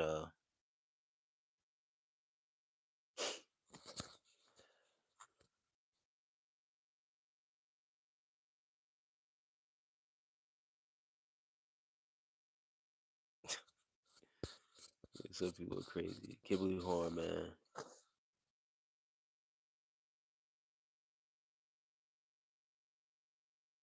And it's that Arya says peace and blessings. Pigs can peace, Arya. Pigs can be used for heart transplants for humans. Mm, that's that's wild.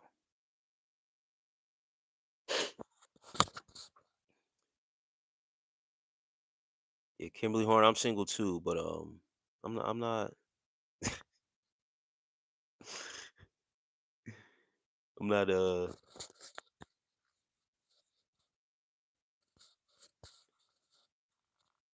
I'm not going on Facebook looking for you. All right, yeah. Now you trolling. See that, and that's why I don't do all that.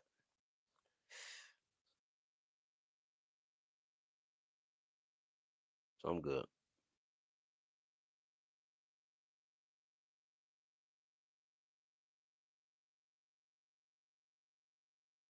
And Christy, I'm sorry. I didn't. Oh man.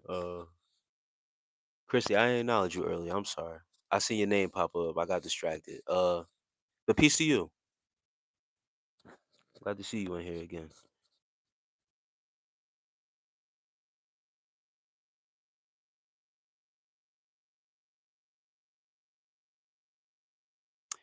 Loving Dean. Yeah, man, I'm here with you, brother. I wouldn't want to do the same thing either, but I'm pretty sure uh I've eaten a human before, bro. And the reason why I'm saying that is because yeah, uh, if you guys have ever eaten a fast food burger, especially the cheap ones, they've been like $1 or $2 or whatever case may be. Yeah, I'm pretty sure those are people burgers, bro.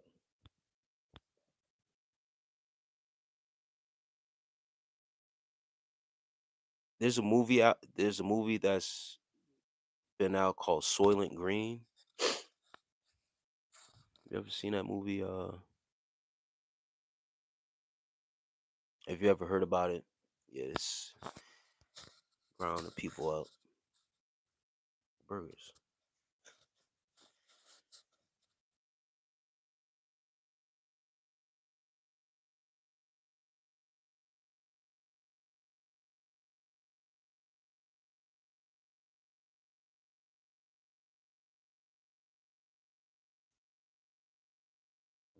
Never to trust a pig farmer. Damn.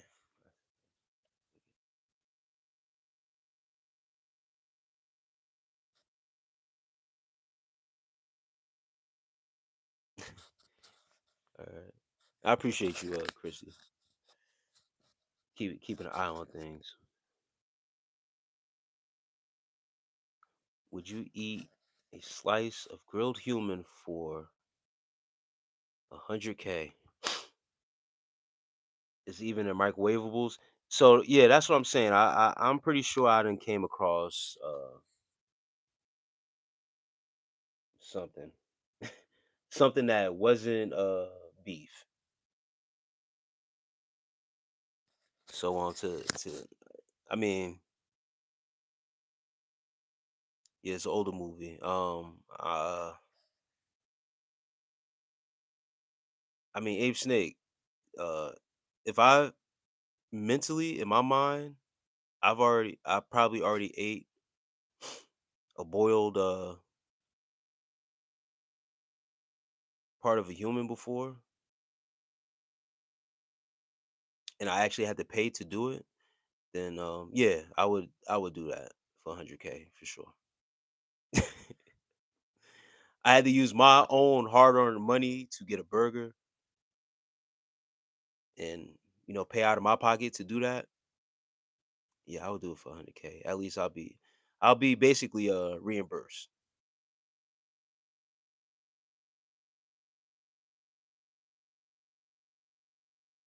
The $2 burgers are dog. Yeah, they something. All this shit ain't beef out here.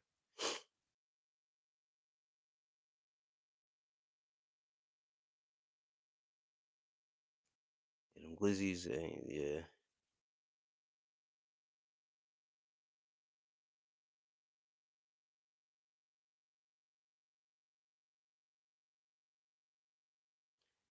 So eat pork up in here and who don't. So green involved. It's now called jerky. um yeah, no, I stopped eating pork.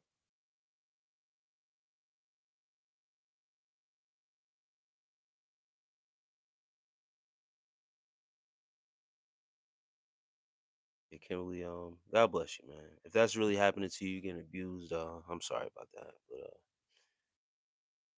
yeah.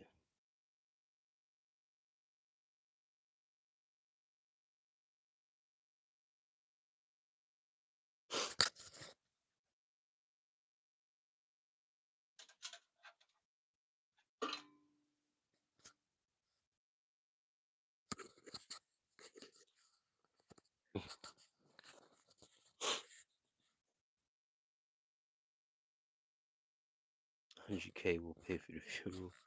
Yeah, that's funny. Um,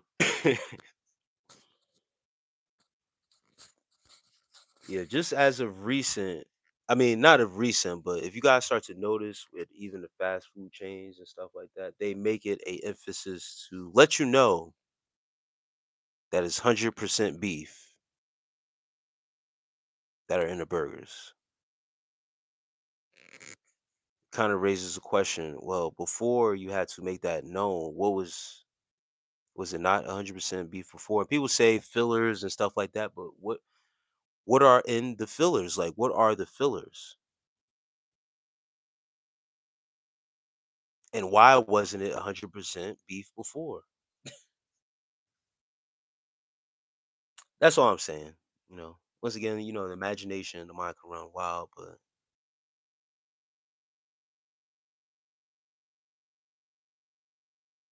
yeah, the comments they get a little wild. When it starts to get late like this, you guys, you know what to expect.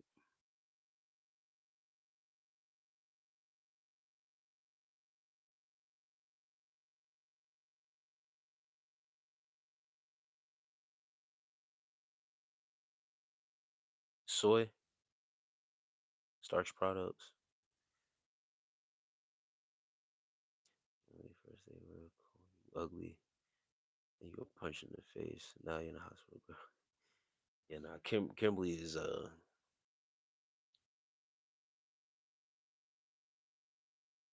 Kimberly's one of them.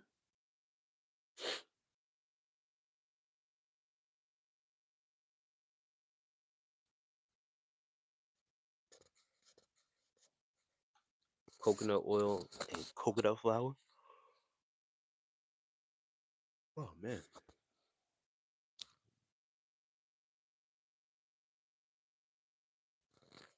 I've been on and off screen, bro. But I'm winding down now into the dream realm. Yeah, man, me too. I just took that yawn, bro. I just yawned. I'm about to get up out of here in a little bit too. Want to send more gratitude. And I appreciate you, Loving Dean, man. Always great to have you in here. Much love. Hope to catch you in the next one. As an agent, for sure, trying to get FB pages. And shit. Yeah, yeah, I'm good. Someone earlier had oh, you know what? That was actually, I think that was a comment on one of my someone left a comment on my content earlier saying that they deleted all their socials. They deleted their Facebook. I think they said their Instagram. I think they said their TikTok next or something like that. They deleted like two of their main socials, and they were saying that the other one was next. A lot of those things are distractions, and they can be for guys that are on seam retention and stuff like that. They can be triggers as well. Um, Going through pictures and having certain like pictures and stuff like that pop up on you with women wearing provocative stuff. If you trying to practice semen retention or life of celibacy, those could be triggers, man. And also distracting. A lot of distractions on those things. So I deleted Facebook a long time ago. I think I deleted Facebook around COVID when it first hit. And Song Jones, I can't do that. Put my name on these YouTube streets. And I thank you, Abe Snake.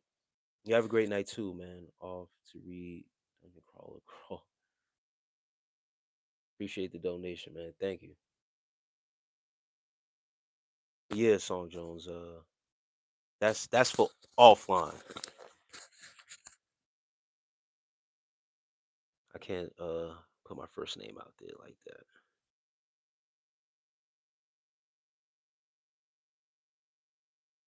Kill the Irishman? Yes.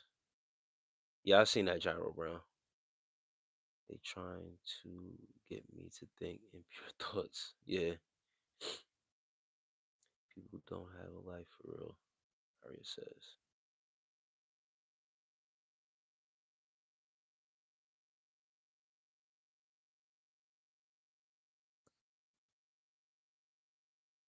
With all the agents lurking in the chat, it wouldn't be a good idea at all.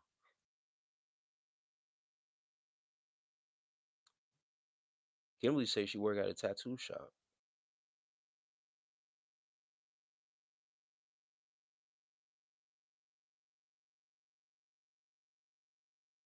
You do tattoos, Kimberly?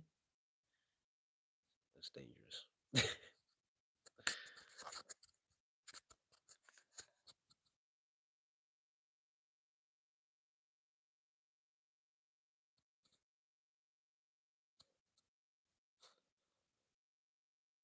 My email, Song Jones. You can reach out to me through email. I believe my email is in my description.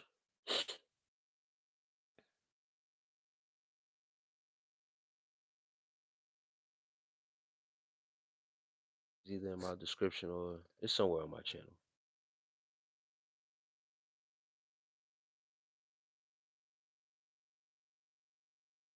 Yeah, Greg Masters, man. The agents,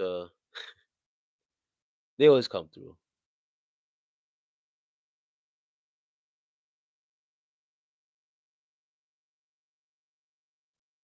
Seen a movie called Green and Gold with my girl. It was a decent drama.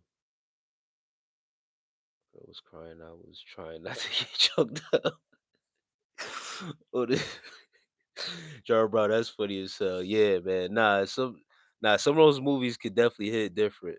It could definitely hit different. And then you gotta be careful watching movies like that and the people you got around you, because yeah, laughing is contagious, just like crying can, man. Those emotions are real, bro.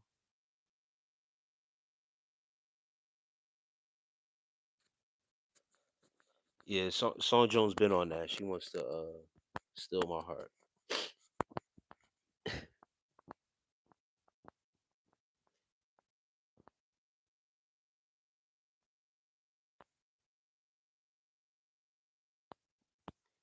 And uh Kimberly Horn, there's somebody out there for you. You play too much. You playing.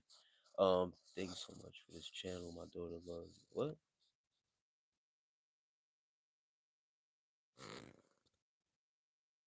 Get Rice Greenberg, man. Shouts out to you, man.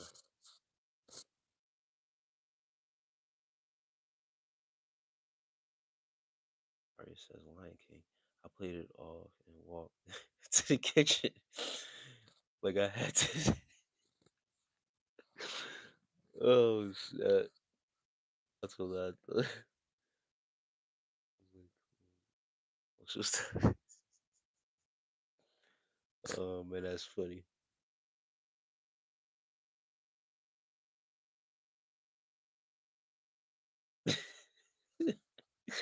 That's funny, bro.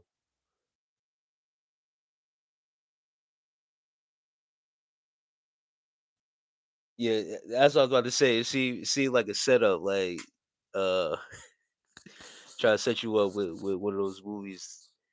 They'll catch you off guard. The Lion King is definitely one of those ones that'll catch you, yo.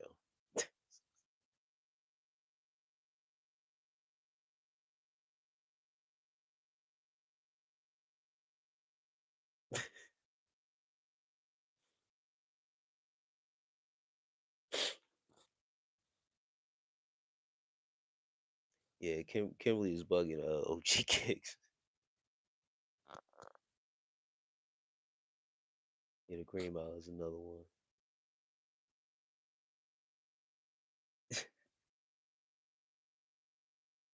Yeah, it's crazy. I had a homeboy. Man, yo, we were in high school, man, and I think we were juniors. Yeah, we were juniors in high school, and one of my closest friends, man, to this day, um, we were at these girls' house, and we were watching The Lion King. Well, he was watching The Lion King with this girl, and yeah, same thing happened to him. That's funny, yo.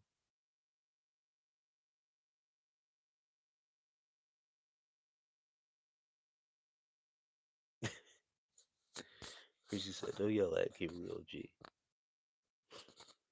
Yeah, bro started. He ended up shedding a little tear. And he told me about it after the fact. But I used to clown him for that. Bad.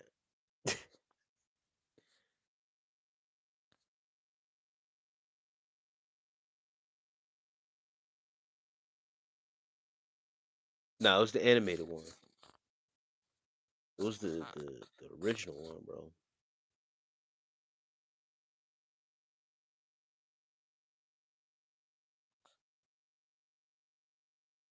Yeah, it was the animated one.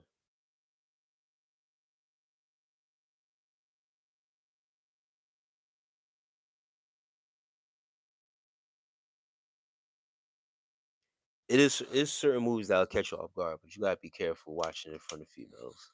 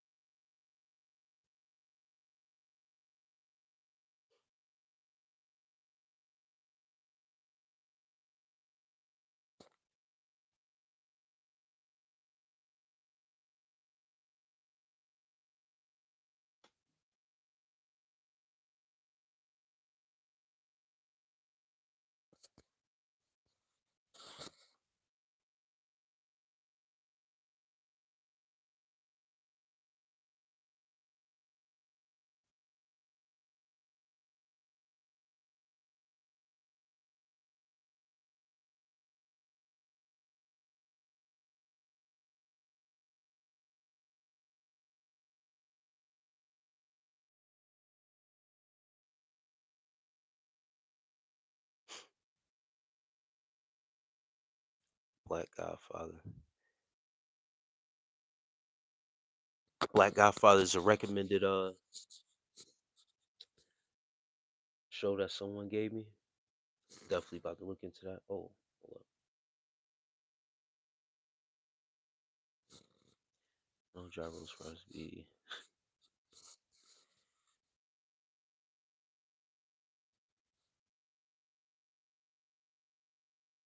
yeah, pro cracklings is crazy. Yeah,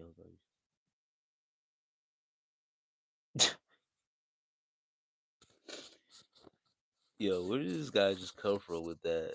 Lando has done it. Lando, bro. That's wild, bro.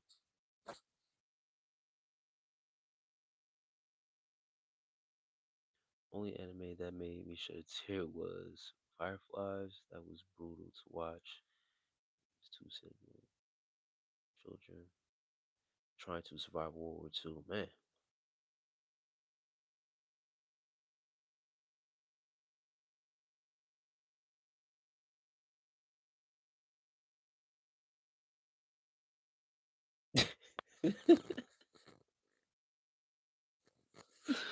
oh my gosh, yo, y'all are crazy, bro. G Pierre it says, "Hey, peace, man." And yeah, yo, Svengali, that's crazy, right? Ask me that wild ass question. Oh my gosh, yo. Yo, that's this late when it gets late like this, man.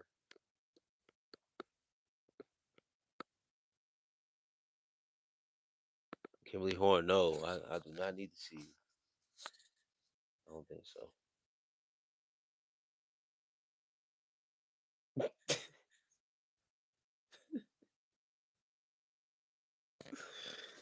Oh my gosh, that's wild. UT Purpose says, "Hi from USA," and it has the Israeli flag.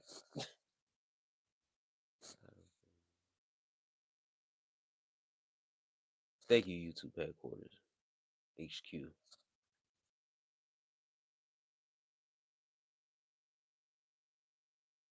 Birthday coming soon. Happy birthday.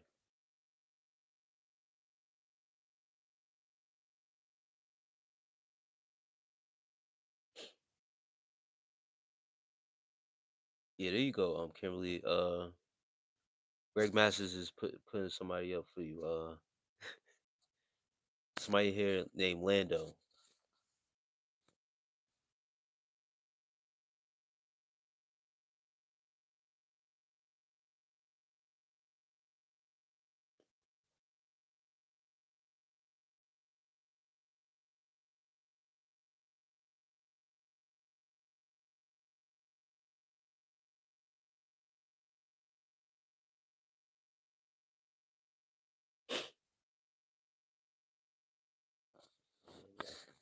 Funny as hell when it gets late like this, man. I plan to be on later tonight for sure with another live. I know the day before yesterday, I think I said the same thing. I didn't come on.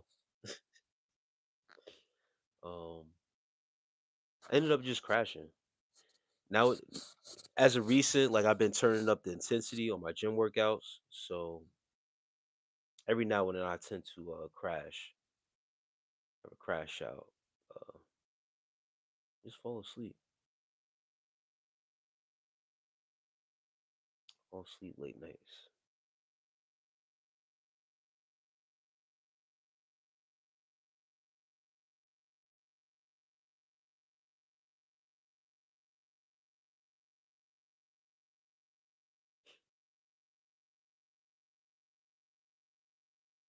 Damn, Kimberly, everything is just wrong with you, man. Punch in the face, you're in the hospital. Your uncle passed away. Condolences, Kimberly.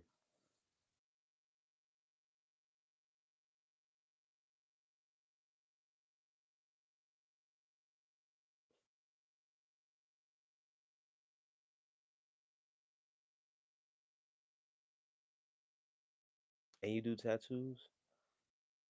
And,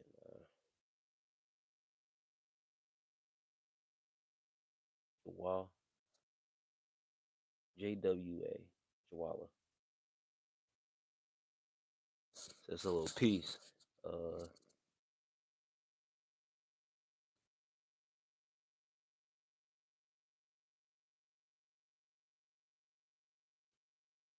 nah. Nope.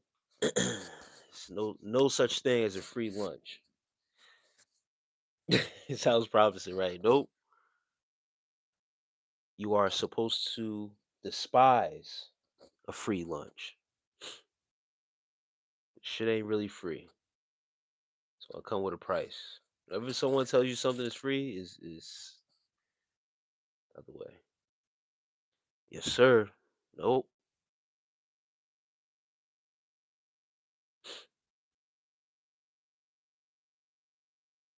You're supposed to despise it.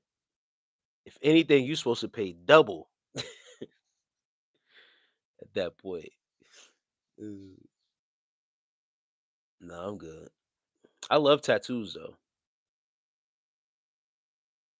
I do love tattoos. I like saying, oh yeah, Art of War. I love saying Tzu too. Sun Tzu.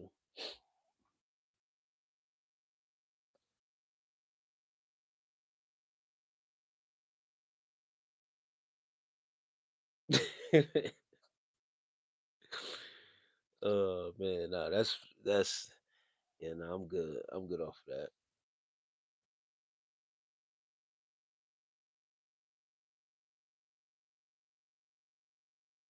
Live in Flint, Michigan. That's nice, Kimberly.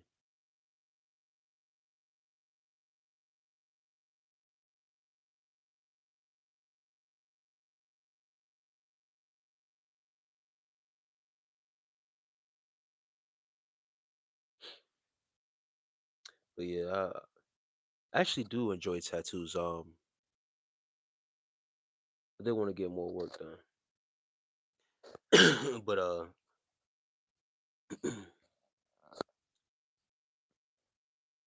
yeah, I'll pay though.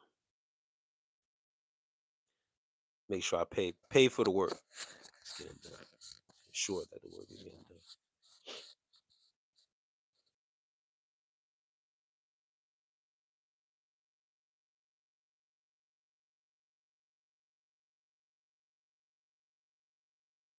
Has anyone ever been to a? If you got tattoos in here, anyone been to a tattoo party?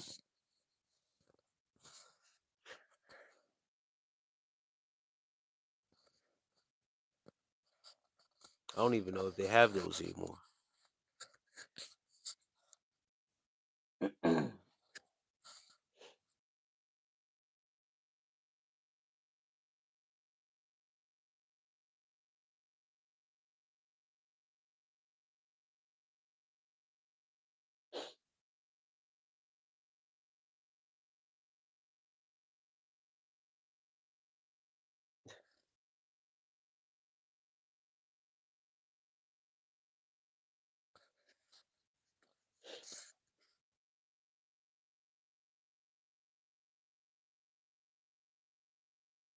Sip of that iced tea.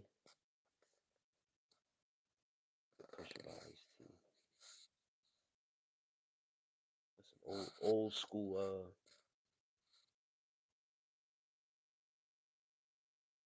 some old school joints.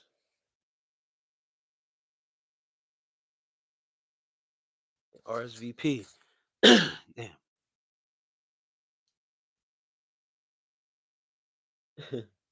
Always wanted a tattoo, but could never make up my mind.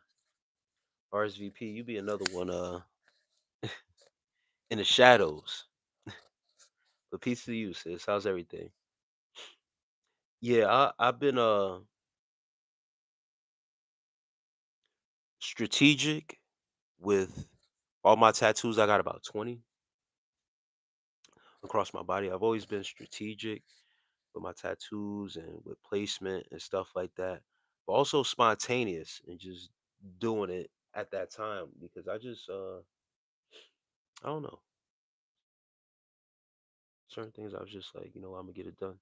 Once when I get the vision and once when I want to get it done, um, that's when I always just did it. I didn't overthink it. I didn't second guess it. I automatically knew what I wanted, and yeah, that was that.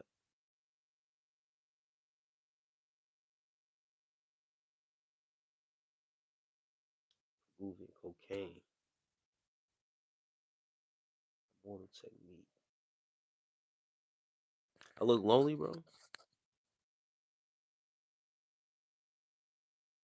Think so? I'm not lonely. I got you here. Never lonely if I'm on this YouTube live for real. Think about it. And how was your Valentine's Day? You got a shorty. Um, Joseph, my Valentine's Day was actually great. I'm a single man, bro. I'm a single guy. And I spent my Valentine's Day taking care of myself at the gym. I was getting over a little cold going on, but I was, pushing myself getting better. And then I spent time with I came back later that Valentine's Day and was on a live stream with the internet shorties.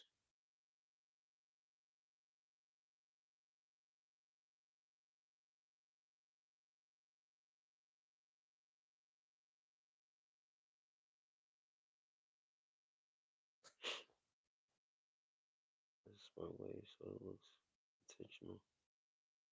Some people's tattoos are all over the place. Mismatched. Yeah, yeah, I was intentional about certain stuff. I got basic, basic tattoos for the most part. Big Golly, Joseph flirting, right? Yeah, ask me.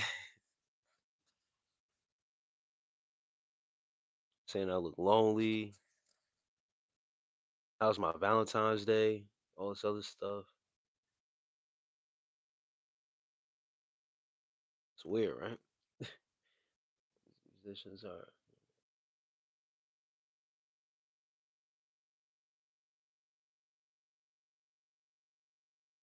But I wanted I wanted to get more work to fill in fill in certain spots where I don't, you know, basically like a sleeve. I also had another idea for another tattoo to go on my forearm. So I got some spots to be creative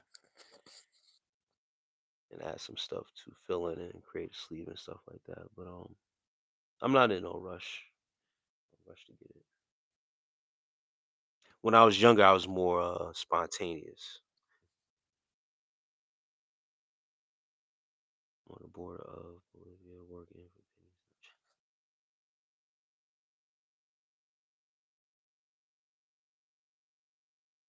pennies.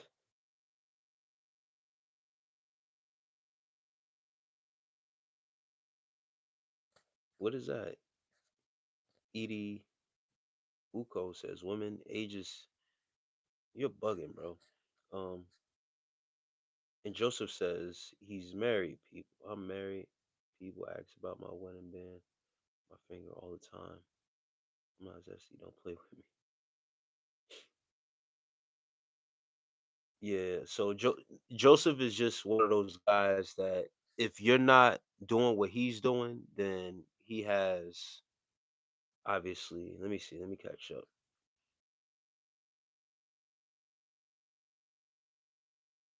because he's married and he sees someone that's unmarried, then they got to be lonely.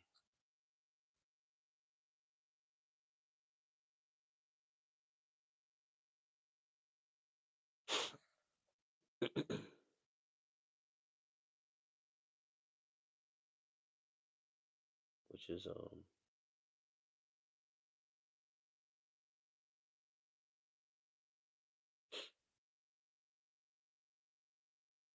which is I don't understand.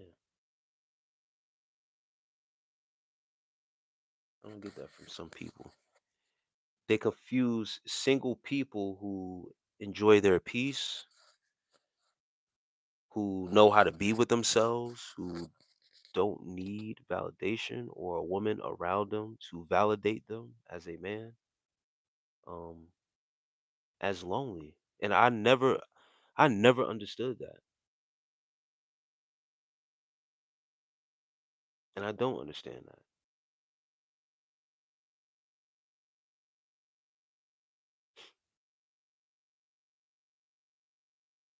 And I don't like to play actual music during my live stream. Um, and I've seen other people do that on their live streams, and I guess that, they don't get copyrights or anything like that. Um, which is cool, but what turned me off was I played a song that I wanted to actually play, and I don't know if this has to do with certain artists or whatever the case may be, right? But I remember one live stream I played a song. Later on, I got hit with copyright, and ever since then, I was like, never again. So yeah, play who the cat fit. Nah, Bob Marley. My Bob Marley playlist is definitely on one. That's my father's favorite artist.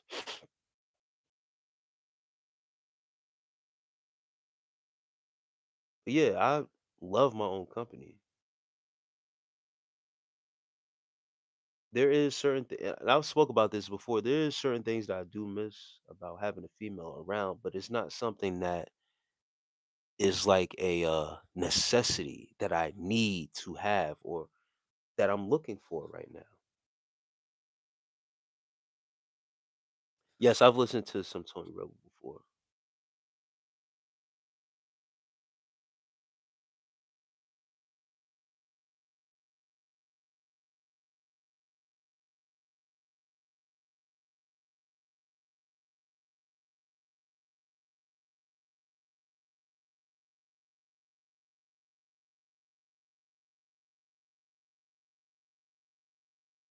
Um, Embarrassing.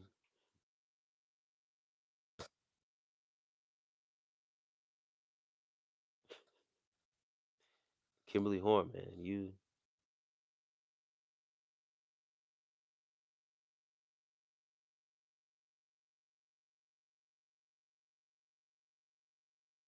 still in here. If the female is a soulmate, that's the only way I won't stay single.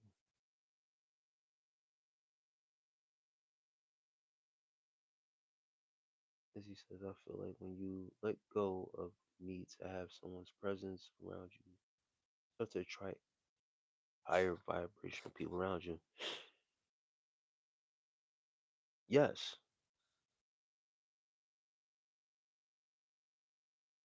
Once again,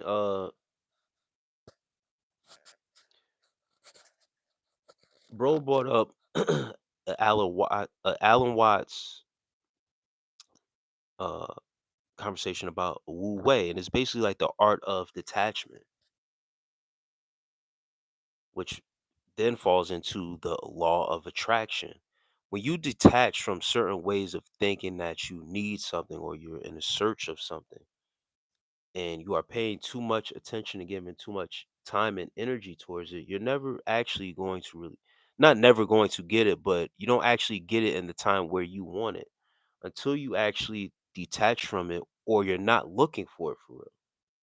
That's when it starts to come to you. So,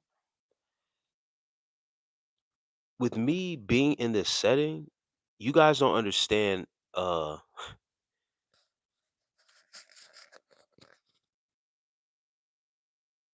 that the options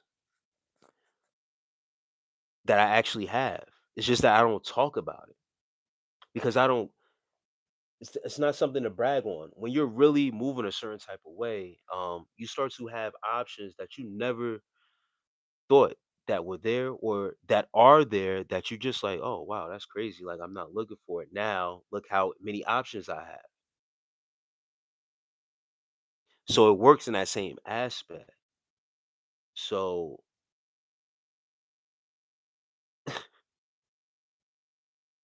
yeah,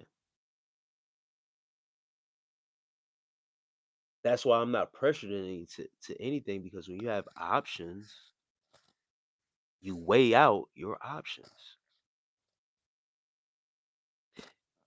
The best part about it is that I'm not leading with um my head down there. I'm using this. So I'm taking my time. I'm really valuing my time because like bro just said, once you find your person, then that's your person. So I'm taking my time and being single, being by myself. If you consider myself to be, I'd rather be lonely right now than to be trying to be up under someone as a man. I'm going to value my time to myself right now. I don't know, it's born alone, die alone at the end of the day. Yeah, nah, I get that. But I do miss the affectionate parts with the woman for real, for real. That aspect of having feminine energy around you is not gonna lie, it's something to not it's amazing. It is amazing, not gonna lie.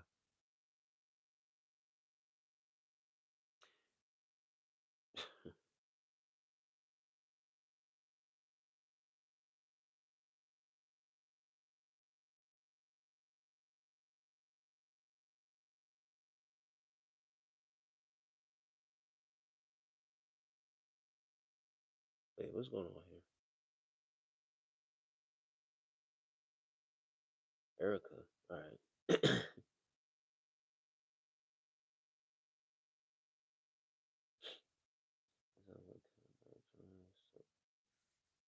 Kyle says, sup, blood. Peace, man. I feel like with the art of detachment, you finally heal past agreements that you've made and step into a more confident energy as well. Yes, that is true, Izzy. When you let go, it's basically like you know what I mean? You just like, all right, fuck it. It is what it is now.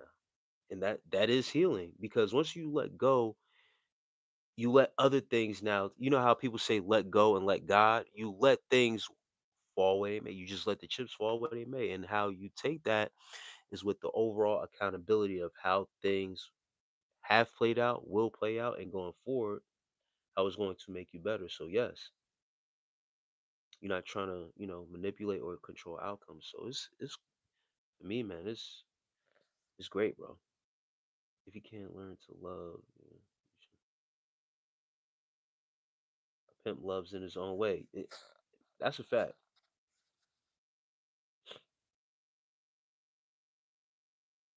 You think there is more than one soulmate? Ooh, man.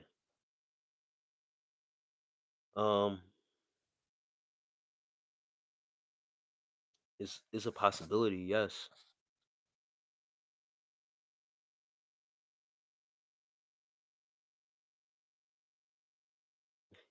Let's keep this pivot strong. Polygamy makes sense. Ah man, that's it.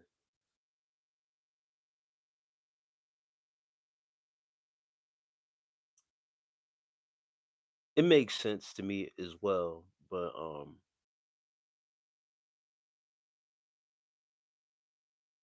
Kimberly, if you have to work tomorrow morning, God bless you, and I hope all goes well with your health, your current status. Have a great day tomorrow morning. For real, for real. It makes sense in the aspect for a man that is using it for its purpose, but with women in this Western society, it doesn't make sense to them because they were conditioned, or a lot of women in the modern society won't. They automatically go to the sex aspect, which shows you that women also are overly sexualized, and minds automatically go to the negative and go in the gutter when it comes to polygamy. They'll automatically go, a lot of Western women, and this is the mindset. Well, what if I want another husband?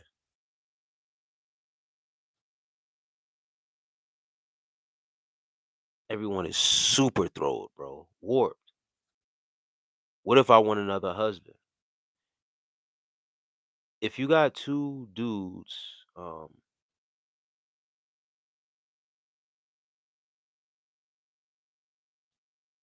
let's go to the sex aspect of it, right? If you're messing with two dudes and you get pregnant, who's the father?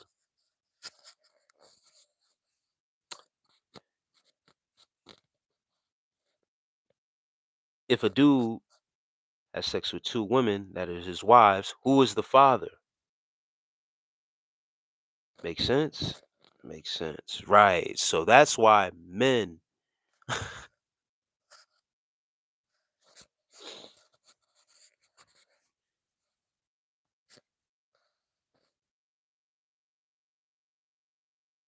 yes, religion has, Izzy, rather than cultural differences. Yes, and it's based off of culture, and I've made arguments of this aspect, right? Community building, not putting the burden of birthing children on one female, because if a man wants a big family, if he wants 5 to 6 kids, to put that burden on just one female, and every time that female has to put her life on the line to give birth, can sometimes be a detriment to that woman and her health, and she's risking her life each and every time based upon what her husband wants. To alleviate that, to have another wife, to bring in, let's split it, 3 and 3, whatever the case may be. That can be a reason for polygamy.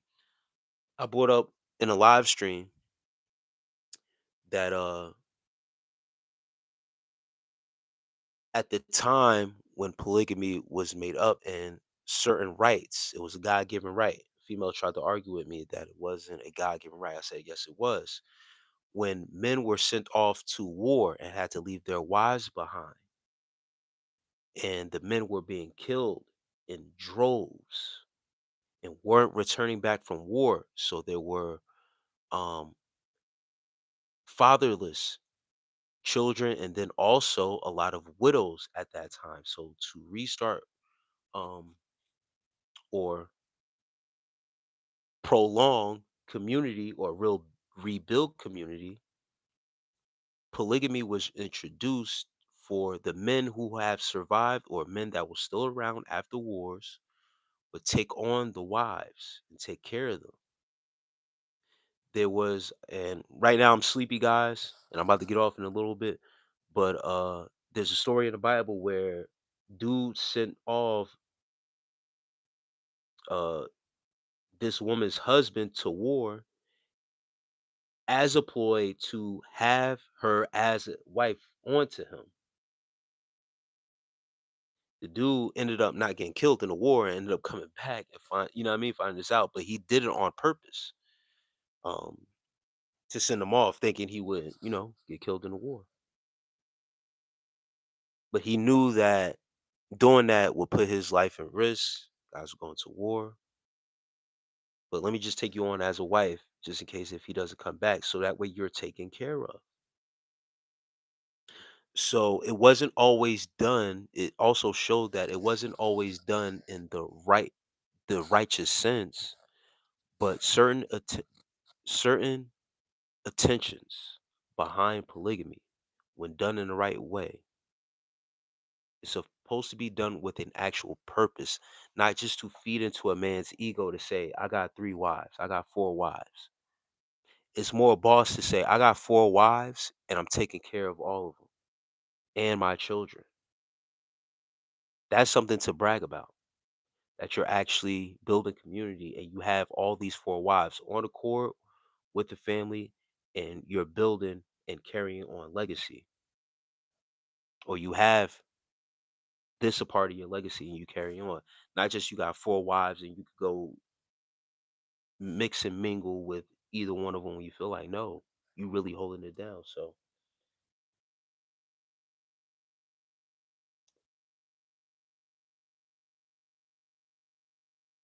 you know, it is what it is, man. Polygamous societies tend to become hyper violent and collapse. I mean, okay.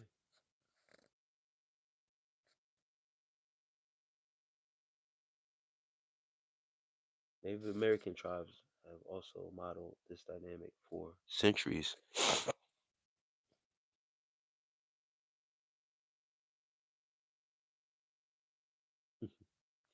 Jarrell Brown, man. Shouts out to Nas, Lauryn Hill.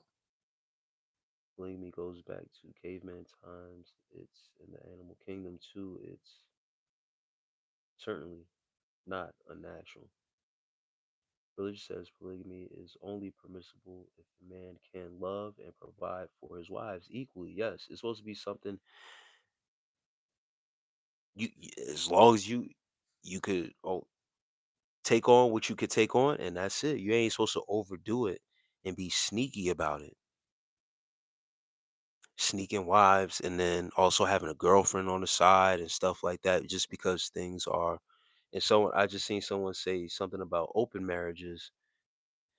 That's not what it is. Once again, permissible. 20 white wives. Supposed to be 20. Oh my gosh. Oh, y'all funny as hell.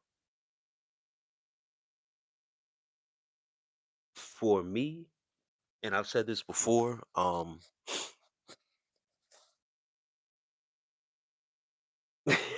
that's a dream job.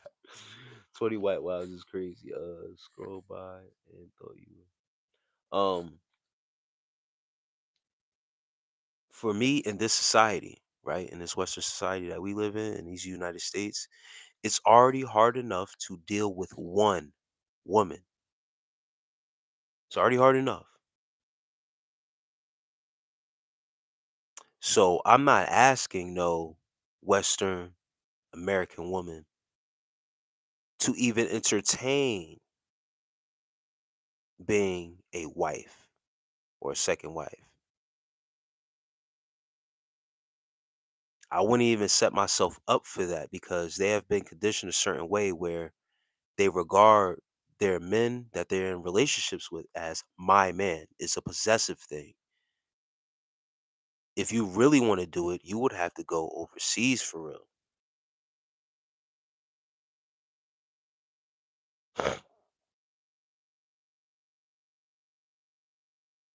To really get a female on that type of program on this side in the States, um, she would have to be super open minded. She would really have to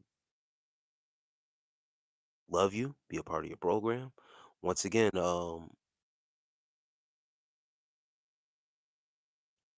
she would have to understand where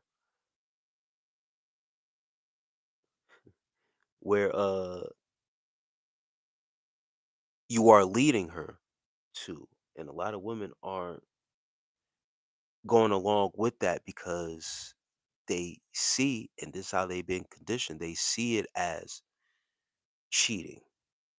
They'll see that as cheating. And once again, it'll go straight into the sex part of things.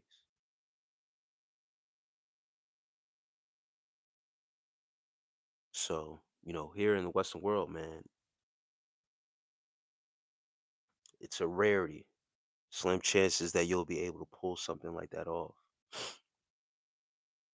Couple brothers are able to do it because they have money, they have status, they have access.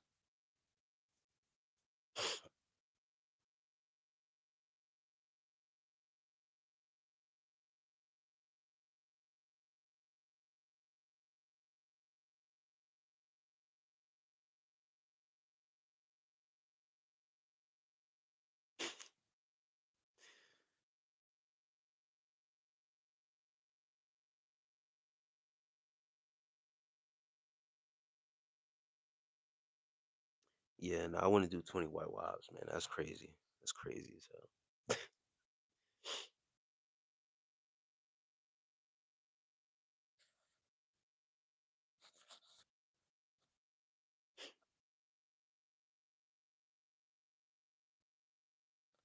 In my perfect world, I brought this up before. In my perfect world, I will have only two wives, bro.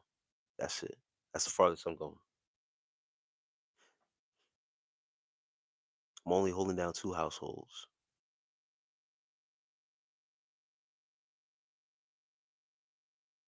Anything above that, three or four, is honestly doing too much.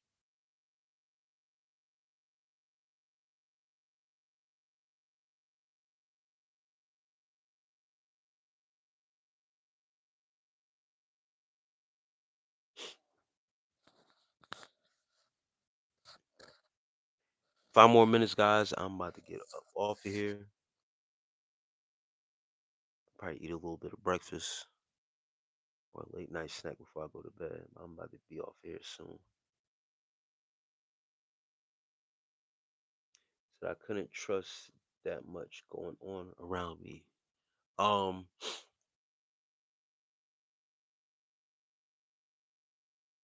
and that's what I'm saying. I feel like if I could get one,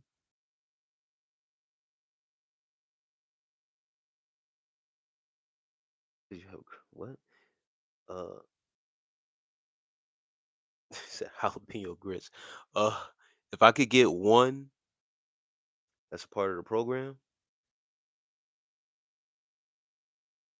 then I would be able to use her to get the other wife a part of the program.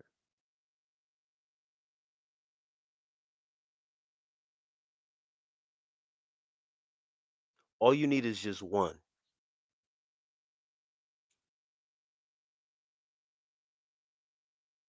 to understand what the hell is going on and what you're doing.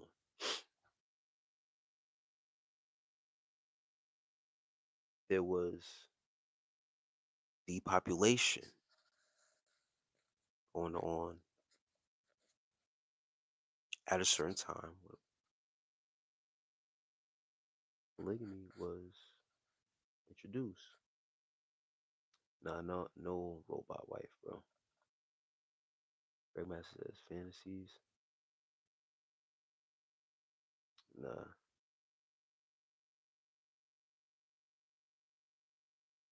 There's specific duties for these wives that are held in these marriages.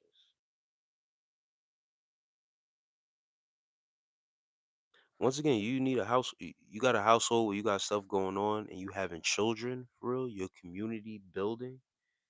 Um, Very important to have that help.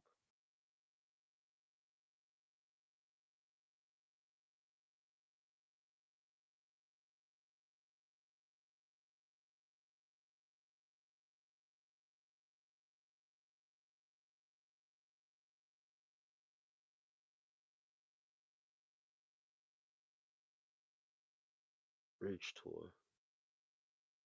Um, Maybe one day I'll take you guys through a fridge tour. My fridge is in OG Kicks, man. I appreciate you, brother. Once again, man. I appreciate you for moderating.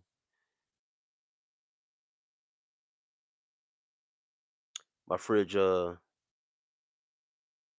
got a lot going on in there.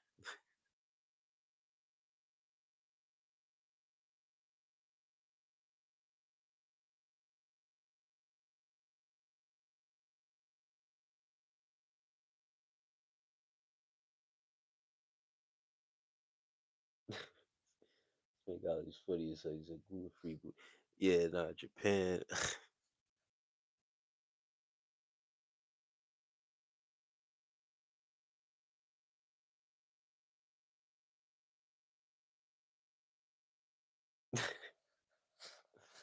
Nah, no human. Nah, no human body parts in there. Nah, nah, it's just crazy in there. It's organized. Uh, it's food in there for sure. But I just don't want to take you guys through my kitchen. Got some cleaning to do. Food to throw out.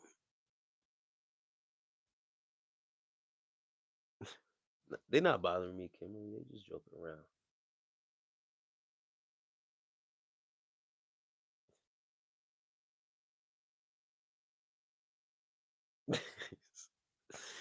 Yeah, funny as hell. But y'all know how it go when you got like leftovers and old food in there. You don't want the people to see that. I got everything I need. That's one thing. Always hydrated. There's a gang of water in there. I made sure to pick up some mineral water too. That's what I'm about to drink when I get off here. Some mineral water.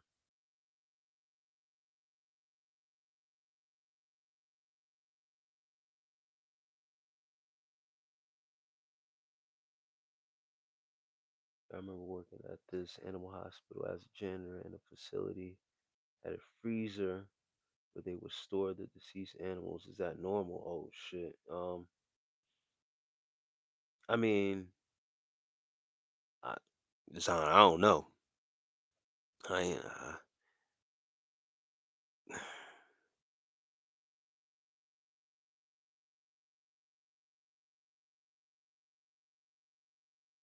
yeah, that's what I do that sometimes. Greg Masters. The week last week before, it's crazy that you say that. Uh, I had rice, like mad leftover rice last week. I ate so much rice last week. That's why I was just been eating potatoes this week for real. Sweet potatoes and I had some garlic mashed potatoes, but yeah, I couldn't do no rice this week. But I had leftovers, and that's what didn't fry it. I was just eating just certain meals with side lasagna. Yeah, I don't know about that being normal because I would think they would I don't know what they do with dead animals, bro. Storing them in the freezer is crazy though.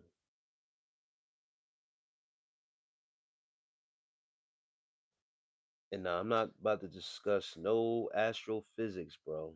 I'm about to be out of here in 2 minutes. I said that. I said 5 minutes ago I was gonna be off. I'm about to get up out of here.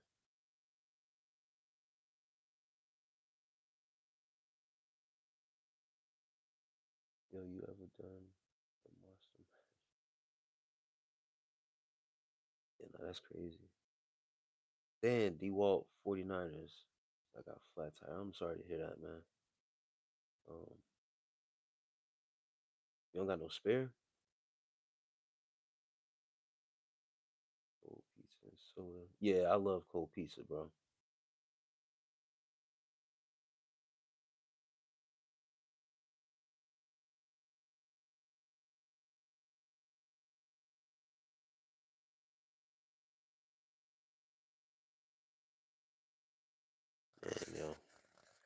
But guys, ladies, gentlemen, bots, agents, trolls.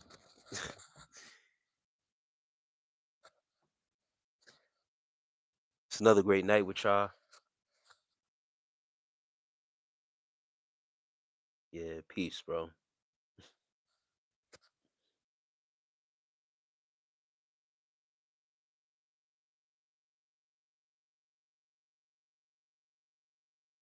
Hope to catch y'all in a couple hours later on tonight. I plan to be on later.